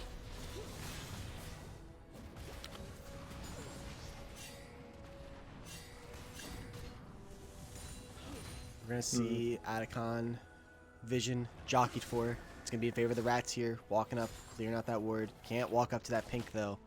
Tyler is able to get mid prio here, but I mean, look at this pinch. I mean, the pincer maneuver, it has Oh, never the failed. Templar. Zodiac is here, Grand Starfall. The flash is already out there from Caitlyn. The trap was there. The chains connect there from Zodiac. Caitlyn is low. Caitlyn has not died, but they died to the fourth shot from And they get Jin. goal. Lethal intent is low. Lethal has to ult out. Has the flash, has to try and get out. Ratlantis taking so much HP. Look at the teleport coming back in though from Mushroom United, but the follow through teleport from Griffin RS. Mushroom United is here. Ratlantis should fall in their dying breath. Gets a stun off onto Lethal Intent. Tom Catchar comes through and Alawi is pummeling. Tries to get the damage off onto Audrey who has to run out. Griffin RS doing so much damage. Card drain on a rampage. Mushroom United is on top of the Jin though. Has the barrier. Does not have a flash. Is down. Griffin picks up the kill. Lethal is one shot. They go 3 for 1 in all of that. They keep noticing that Caitlyn is just being ignored by her team. She has to get mid prio, but there's no one around to help her get mid prio. And then she gets Pantheon ulted, she gets Jin ulted, and Silas is just like there. I mean, this is kind of just dropping the ball. I mean, you're gonna sub out D Ryan, and then get Caitlyn one trick on their main, but you're not gonna give her any resources. You're not gonna give her any pressure. This is a little disappointing. But I mean, I feel like they're just playing for the fights. I think this is just more of a like not really sure of the game plan, however you want to word that.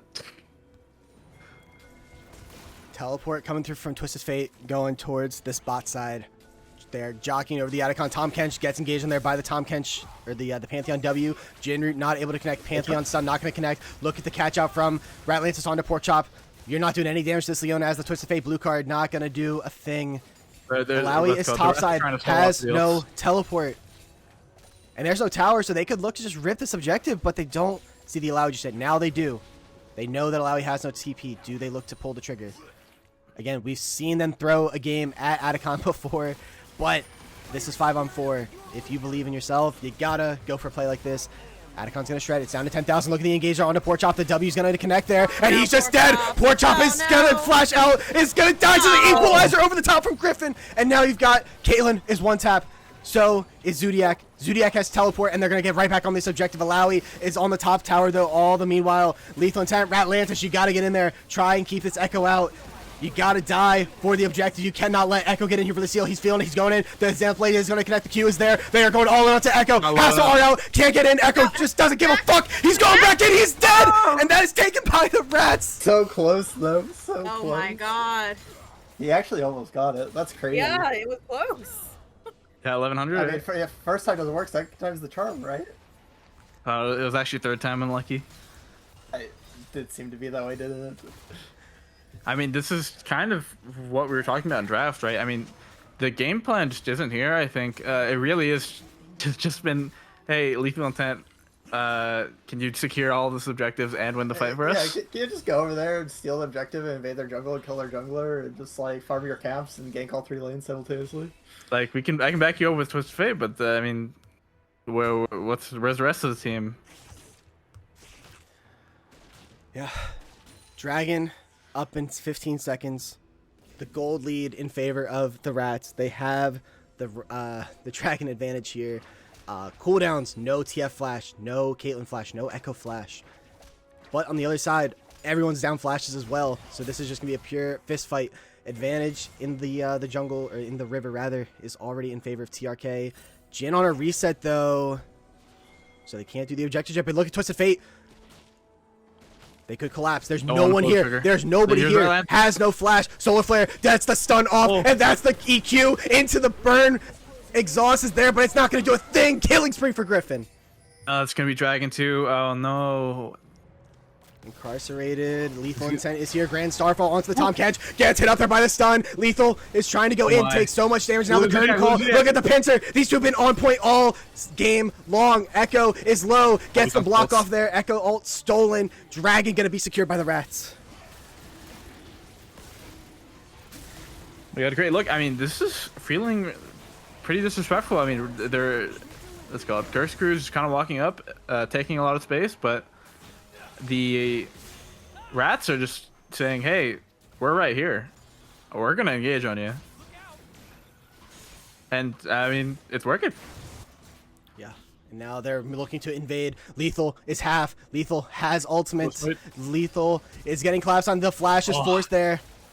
That's a big cooldown for this objective. Ratlantis trying to set. I can turn on Sethi here. Some vision. Hextech coming through Just for rumble. Griffin RS. Lethal has to go on a reset. You have to imagine it's half HP. I don't know if they're looking to do this Baron, but they're looking to force around it. Incarcerated taking a lot of damage off onto Sethi. Can't tell this is a Tom Kench. This is so intense. I really think TRK has the ability to just, like, if they ever see them even just, like, one man slightly isolated, that they could just really start the fight and get after it. The game is really just following their tempo, and I mean, it's called, if you look at the gold, it feels really close, but all these fights have not been close. And look at the objective count. This is really just high alert bleeding out at this point. Yeah. Yeah, I just think it's really hard if, like, Alawi doesn't get 3 or 4 man ulti. I just don't see how they have the damage to, like, compare. Griffin. I mean, we're waiting for Kaylin to be 3-4 items, but it's gonna be a while. Griffin now on that Oh my 2 God, item. Aldrich 007. And, yeah, and the Seeker's arm guard. So hard to kill this Rumble. This Jin on 3 items and is shooting from absolute Narnia. So hard to kill. Has that massive shutdown. Zodiac. We can flame the Roas all we want, but he is impactful in this game on this Silas. Making the right plays. Gets hit up there by the Alawi E. I kind of would like them to see them give something up somewhere to really try to get after this Jin shutdown. And, like, maybe that's just you drop one wave bot and you just Destiny mid and you really just try to kill Jin. I mean, not having cleanse it makes it easier for sure. Yeah, especially with the Roa. I mean, But I feel like you kind of have a lot of opportunities. like Duo Or was not Roa. saying, you know, I feel like the Rats have always been surrounding their AD carry. They are protecting with the Leona, protecting with the Pantheon, whereas Cyclone has just been left on an island, in a sense, on this Caitlyn, getting collapsed on by the the Silas flanking, by the curtain call. Nobody there to block. Soul is in 2 minutes. Baron is on the table. Looks like the Rats, they feel like they're in the driver's seat, but they don't want to throw their game away at a Baron, and I can respect that.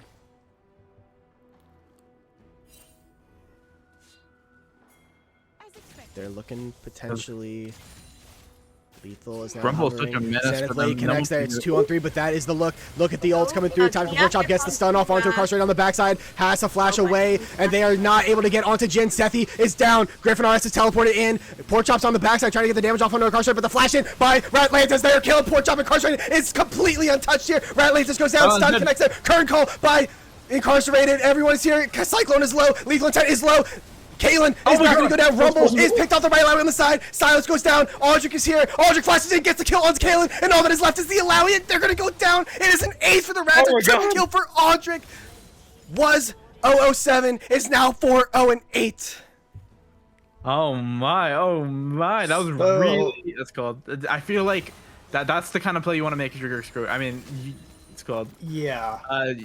you make, it's called Jin have to use so much to escape, and then you get a bunch of return kills for that, but it feels a little bit too little too late. I mean, they could have done that earlier, but now they had to waste so much to do that, and it's, I mean, they might have their chance for this upcoming fight because Jin has no sums, but There's your RFC cuddle.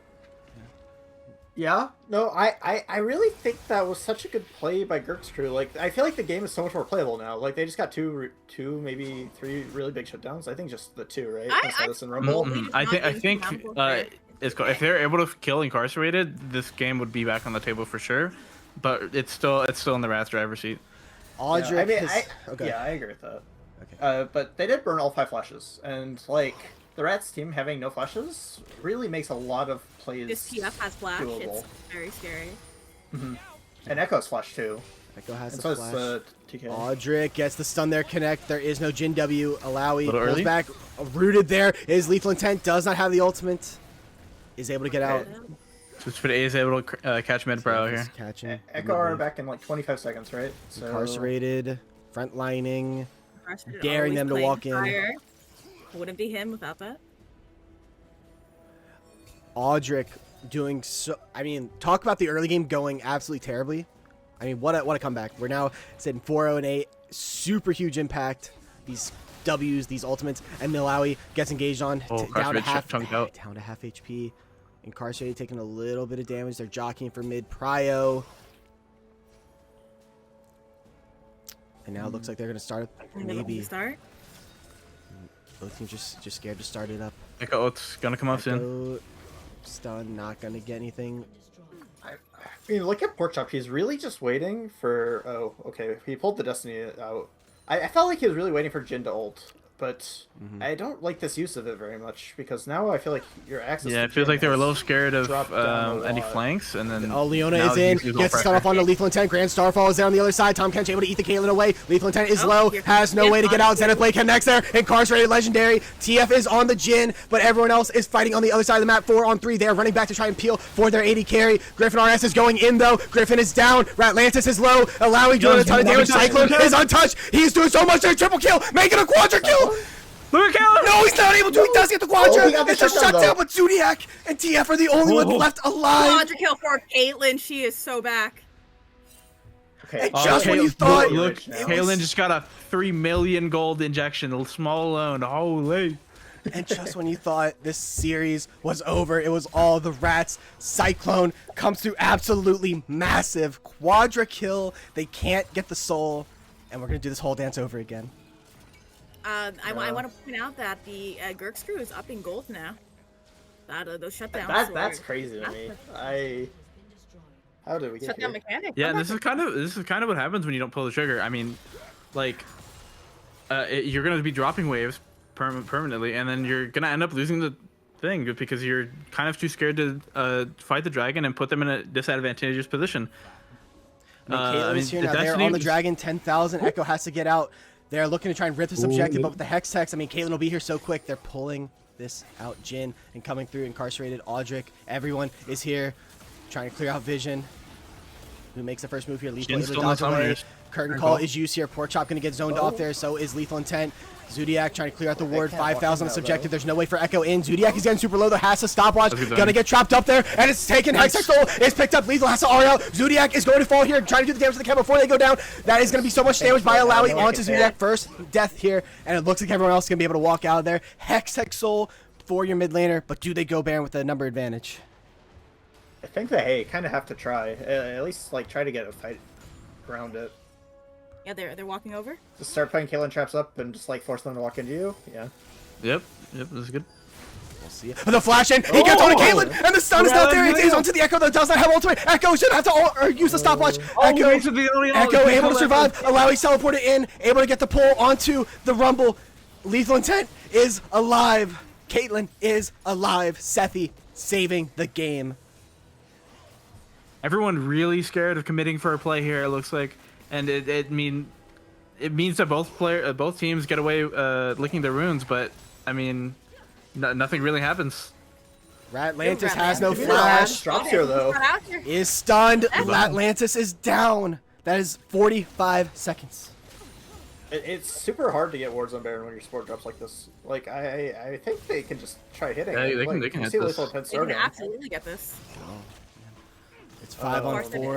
No force heads up. Zodiac I mean, is up. Everyone is up. So- But someone needs to Atlantis, zone it is a camp down. 13,000. Alawi's just going to try and zone off Audric. Audric going to have to look for some kind of seal, but he can't even look to get in.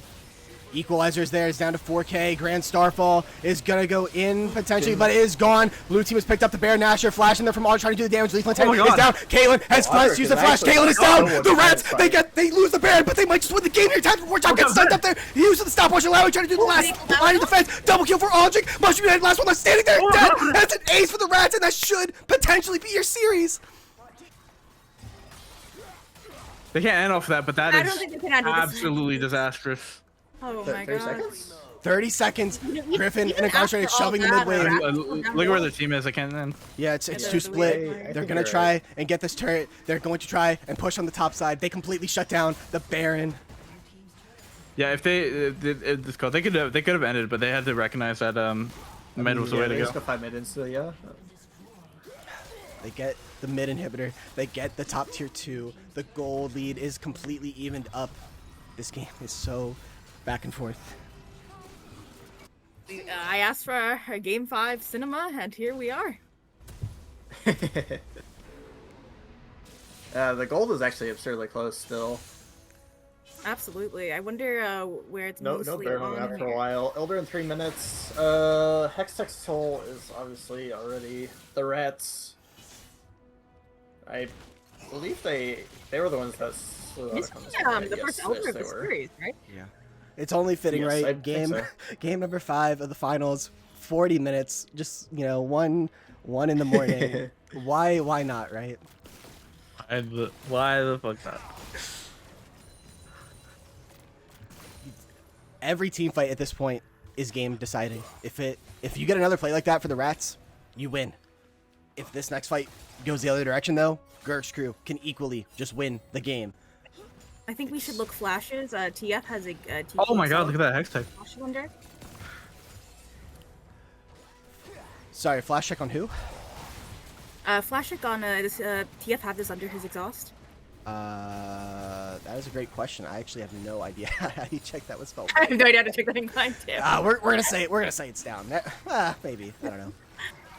Good dodge there from United. Lethal Intent has to flash back up. And no Alawi flash gonna wonder. take so much damage here. Curtain call is used. Tom Kench has to body block. We'll walk it. Will And be his able tower's to just gone. survive, but the tower likely going to fall. Poor Chop taking a ton of damage. I mean, this Hextech gonna do so much work with the Jin able to free fire. The bot tier 2 is likely to fall. Do they look to engage? The answer is no. Elder's in a minute 40. Pinged out.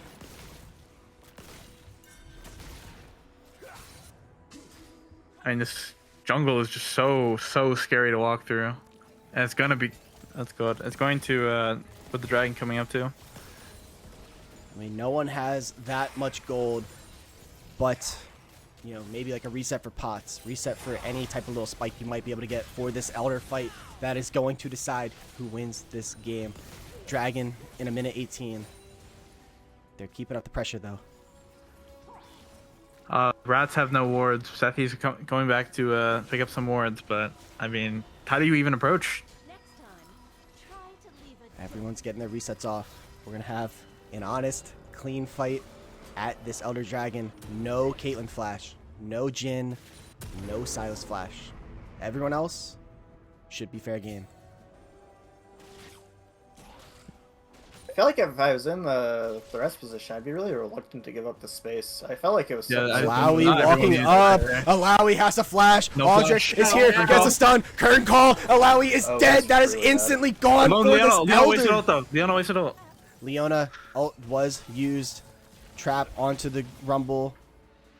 Is chunked out a little bit, but they could look just fight. That is a flash in, not Okay, able to connect well. there. Poor Chops over the side. Grand Starfall in onto everybody. Lethal Intent is engaged on Sethi. Is deleted. Oh my God. Cyclone or Caitlyn able to get out, and Oh we've my seen this God. game before.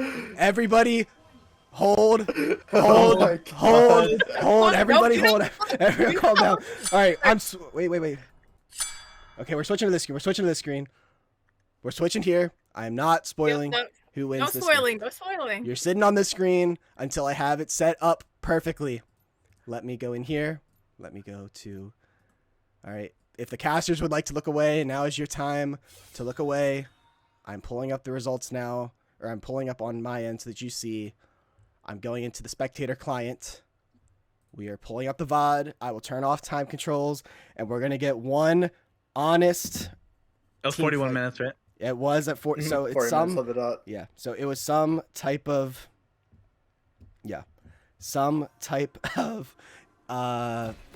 team fight here. So we were at 41 minutes on the dot. I'll fast forward us here. Yeah. All right, we'll go from right here. So let me zoom out. Let me get it all set up for you guys. Again, I want to turn off time control. Want to make sure everything is perfect. Switch over in game. And we should wait. One sec. We'll switch back. I need to remember what the time control button is. Okay, it's P. Okay. I just didn't want to because I was gonna have to pull back up time controls to okay, so now we switch back over. Again, a little bit scuffed here towards the end, but we're adapting with the meta that is the shitty spectator client. And now there we go. Nope, wait. Once can you again. press minus? Yeah, it's a little fast. It's a little fast. Give me last time, I promise. No more fucking around. I've completely lost at this point. I might be delirious. I might be go over here. Okay, everything the scene should be set. The scene is set. We're pretty much right back to where we were. And now we fight. Lethal Intent engaged on Sethi is deleted. Griffin RS doing surviving through the Zionist does go down. Ultimately in the end, Caitlyn is not killed, does get forced out the cleanse. Audric chasing down the Caitlyn. Destiny's being used by Twisted Fate. Audric is low. Audric with the flash, fade away Q, and they don't care about the Elder. They are going down mid lane. Poor Chop gets the stun off onto Atlantis. All that is left is your Twisted Fate 4-on-1.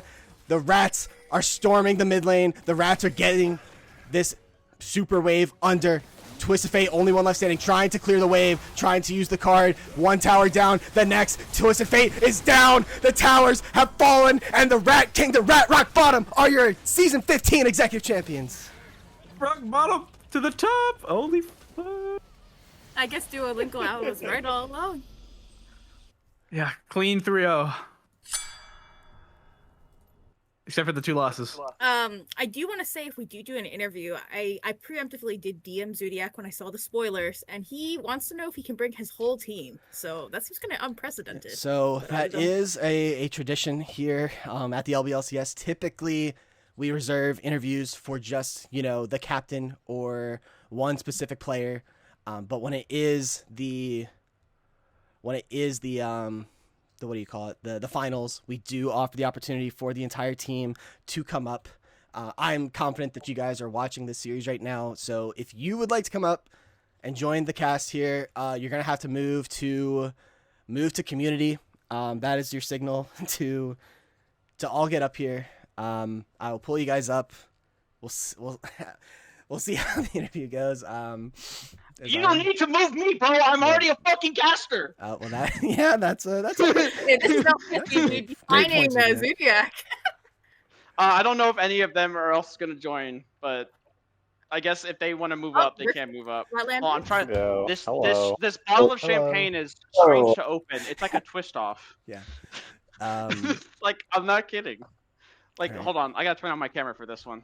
I gotta try to change my background because it's fucking tung sahur right now. Shit. Yeah. Gurxed. Everyone but incarcerated joining us for the interview. Everyone but incarcerated. I will say, Yeah. incarcerated does not do interviews. This is a known fact about him. Yeah. Oh, So my camera. Rat Kingdom, Like- Rat Rock Bottom, Where's my camera? 5-game slugfest, 5-game banger.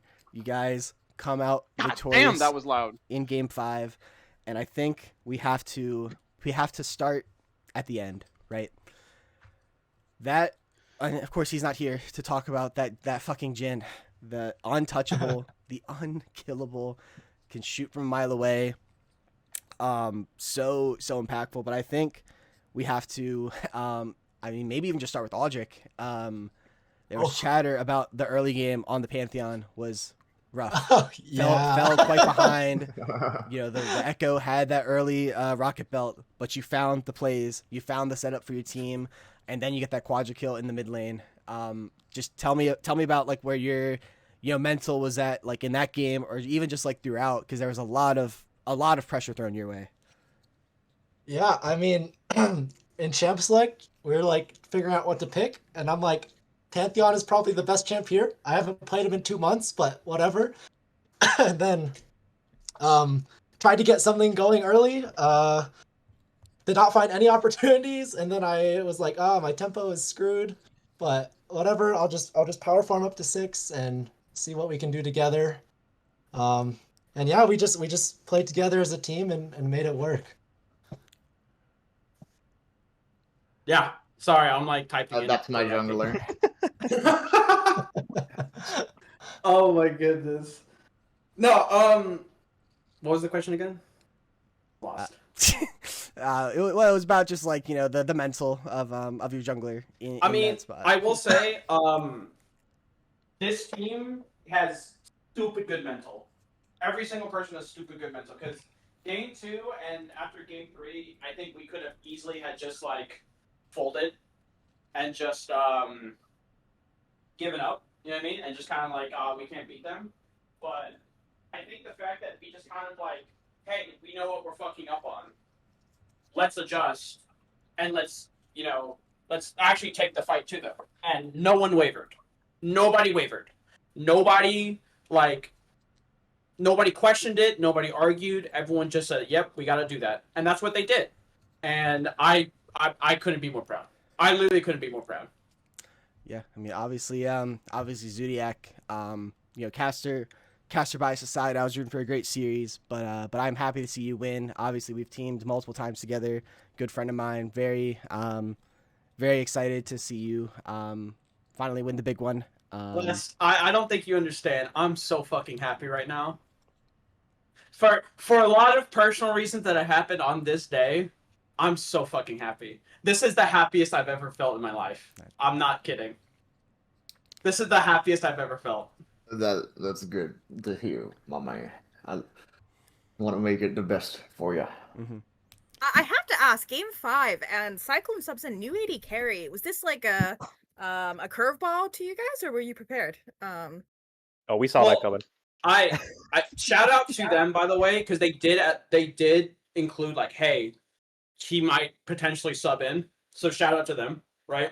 They don't have to do that, but they did. So shout out to them, which is a big testament to Pork Chop. And before we continue with this interview, I do really need to give them a shout out because they were incredible all year, right? And they probably gave this league one of the best of 5 finals of all time. And it takes 2 to dance, and they were incredible. Shout out to all of them. Yeah, for real. Fantastic game, and they made us work for it really hard. Yeah. I mean, I guess after this, I'll hand it off to any of my my co-casters here. But I guess Griffin, tell me about that game 4. You so the game before, right? It was kind of like a reversal of fortune. You take that hippity hop on the Gnar, maybe go a little farther than you were anticipating, and give over the first blood to the Karma, and then that game 4, it's looking hard. They have the big wave, Sejuani full HP. They're looking to dive you, but not only do you survive it, but you come away with a double kill and then get another kill very quickly after. Just how'd that feel? Yeah, I mean, that's just the classic top lane experience right there. Honestly, I don't know how the dive got so messed up and how I killed both of them, but yeah, that kill afterwards may have been a little bit of not the best TP back in. So definitely felt good to get ahead in one of the games for sure. Yeah. Yeah, I just want to say, oh, wait, go ahead if you want. No, you first out. Okay. Me and Griffin were teammates on the Rat Emperors last season for CEO. True. I just want to say, I'm claiming this is my win. It's in the trophy cabinet for you too, duo. It's a win for all of Ratkind. It's a win for all of Ratkind.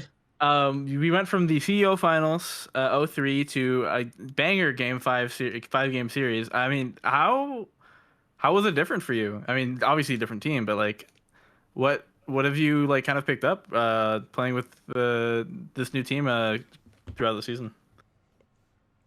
I think the main thing that I kind of got from playing with this team is that we studied a lot more on specific picks and draft in particular, and it made it a lot easier to fulfill our roles in the actual game. And then I just got more comfortable playing in the long series, kind of like how this one went to game 5.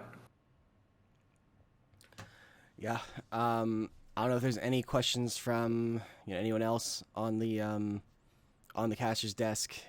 If not, as you can clearly tell, I don't have much. I can sign out. Much of a voice. Well, before that, I want to give each of you guys get the opportunity to shout out whoever you'd like. Any final parting words. This is your floor to do so. Again, just caveat, do it with respect towards your opponents. But the floor is to each of you. If any of you have any shout outs or anything you want to say. Who wants to go first? Because I kind of want to go last. I'll go first. Yeah. Audric. Yeah. I just want to shout out, my teammates for all really pulling together and getting this win here. It wasn't always the easiest. Like at the start of the season, we were really trying to figure things out. And it took a few weeks of pain to really get to a good point. So I'm just really proud of all my teammates here today. And also I just want to shout out, my family, my friends, even my coworkers tuning in to watch the stream. Oh, yeah. My girlfriend. Thank you guys so much for the support. You got the fucking The girlfriend vote. And yeah, just thank you everyone for supporting. Who wants to go next? Oh, I can go. Again, just shout out all the people that are watching, all the rats in the rat Discord supporting. Shout out to the friends that are watching out there. And of course, shout out to my team. I know that scheduling early on in the season was a little cringe. Didn't get to play all of the games. Shout out Court for subbing in for me whenever I wasn't there. Shout out to Court JJ. Literally wouldn't be here without him. And yeah, just thanks for all the support. Josh, you have anyone? I wasn't thinking. Who you shouting out, Josh? Come on, bro. PR answer. Well, shouting out the rats, especially Alice and Cade, two homies. They've always been rooting me on, no matter what team I've been on, even when I'm not playing on their teams before. But yeah, in general, all my friends that showed up to watch a stream, even the ones that aren't necessarily playing League that much, definitely appreciate it. All right, and I think with that leaves us with Captain Zodiac with the final word. It is my turn. I'm gonna try and keep this brief, but I might ramble, so please feel free to cut me off. First off, I want to shout out the entire Rat Kingdom. Memer Sticks owner, Windmills, co-admin, everyone in that server, they have been incredibly supportive. They have tuned into every single one of my streams. They obviously came out in droves for this stream. So shout out to all of them. Shout out to all the subs, Slippy, Rescued, and Court for stepping in when we needed you guys. Again, we literally wouldn't be here without you guys. Especially Court. Court sacrificed a work day because he went to bed at like 3 a.m. and to be up at 5. So he sacrificed a ton, and we wouldn't have been here without him.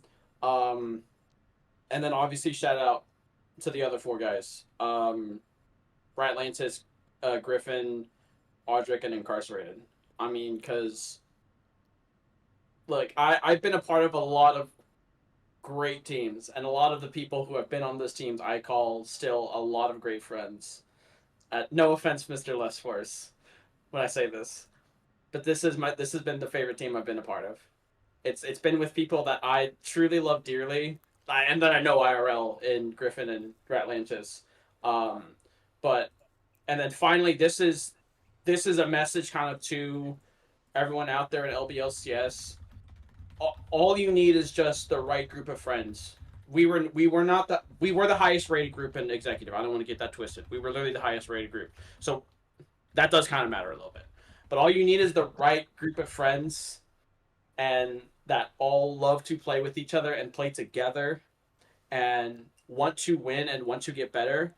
And you can do great things in this league, right? Because that's all we were. We were just a group of guys who I just kind of threw this team together. At one point, we didn't know who was our AD carry going to be. We didn't know what league we were going to be in. And then we started 0-2 and then rattled off 6 of the last 7 to get here. And Gurxed the same way. I mean, they're just a group of friends who just play in a bunch of leagues together, and they did fantastic. So the last shout out goes to all of LBLCS, because we wouldn't be able to do this without you guys. I'm done. I'm actually done now. Yeah, I'm done. Well said, brother. Thank you. Yeah. I mean, again, like I said, very, very, very happy for you, Zodiac. It's been a long time coming. So I'm glad to see you coming out on top here. I think with that is pretty much going to wrap us up here on the stream for tonight. Again, it was an absolute pleasure getting to come on and cast you guys. I am confident that you'll go back and watch and hopefully enjoy throughout. Really was a banger series to watch the entire way through.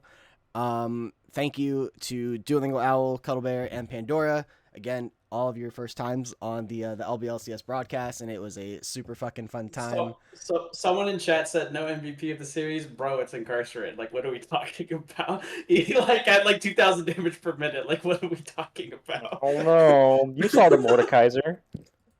No, Bro kind of solo carried the entire game. Don't look at the other games though. Yeah. Incarcerated absolutely killed it. Someone who did not make a prediction will have to pay out, as I did in fact bet. There's somebody who did it. Shout out to whoever you are out there. I'm assuming Pikachu, goated staff member. But on behalf of the rest of the casting team, thank you everyone. Thank you everyone for tuning in tonight. It was a super fun time. We still got a couple more finals this season. We'll see when those are getting streamed. I think one is on Friday potentially. But on behalf of everyone else, my name is Les Force, and we will catch you guys next time.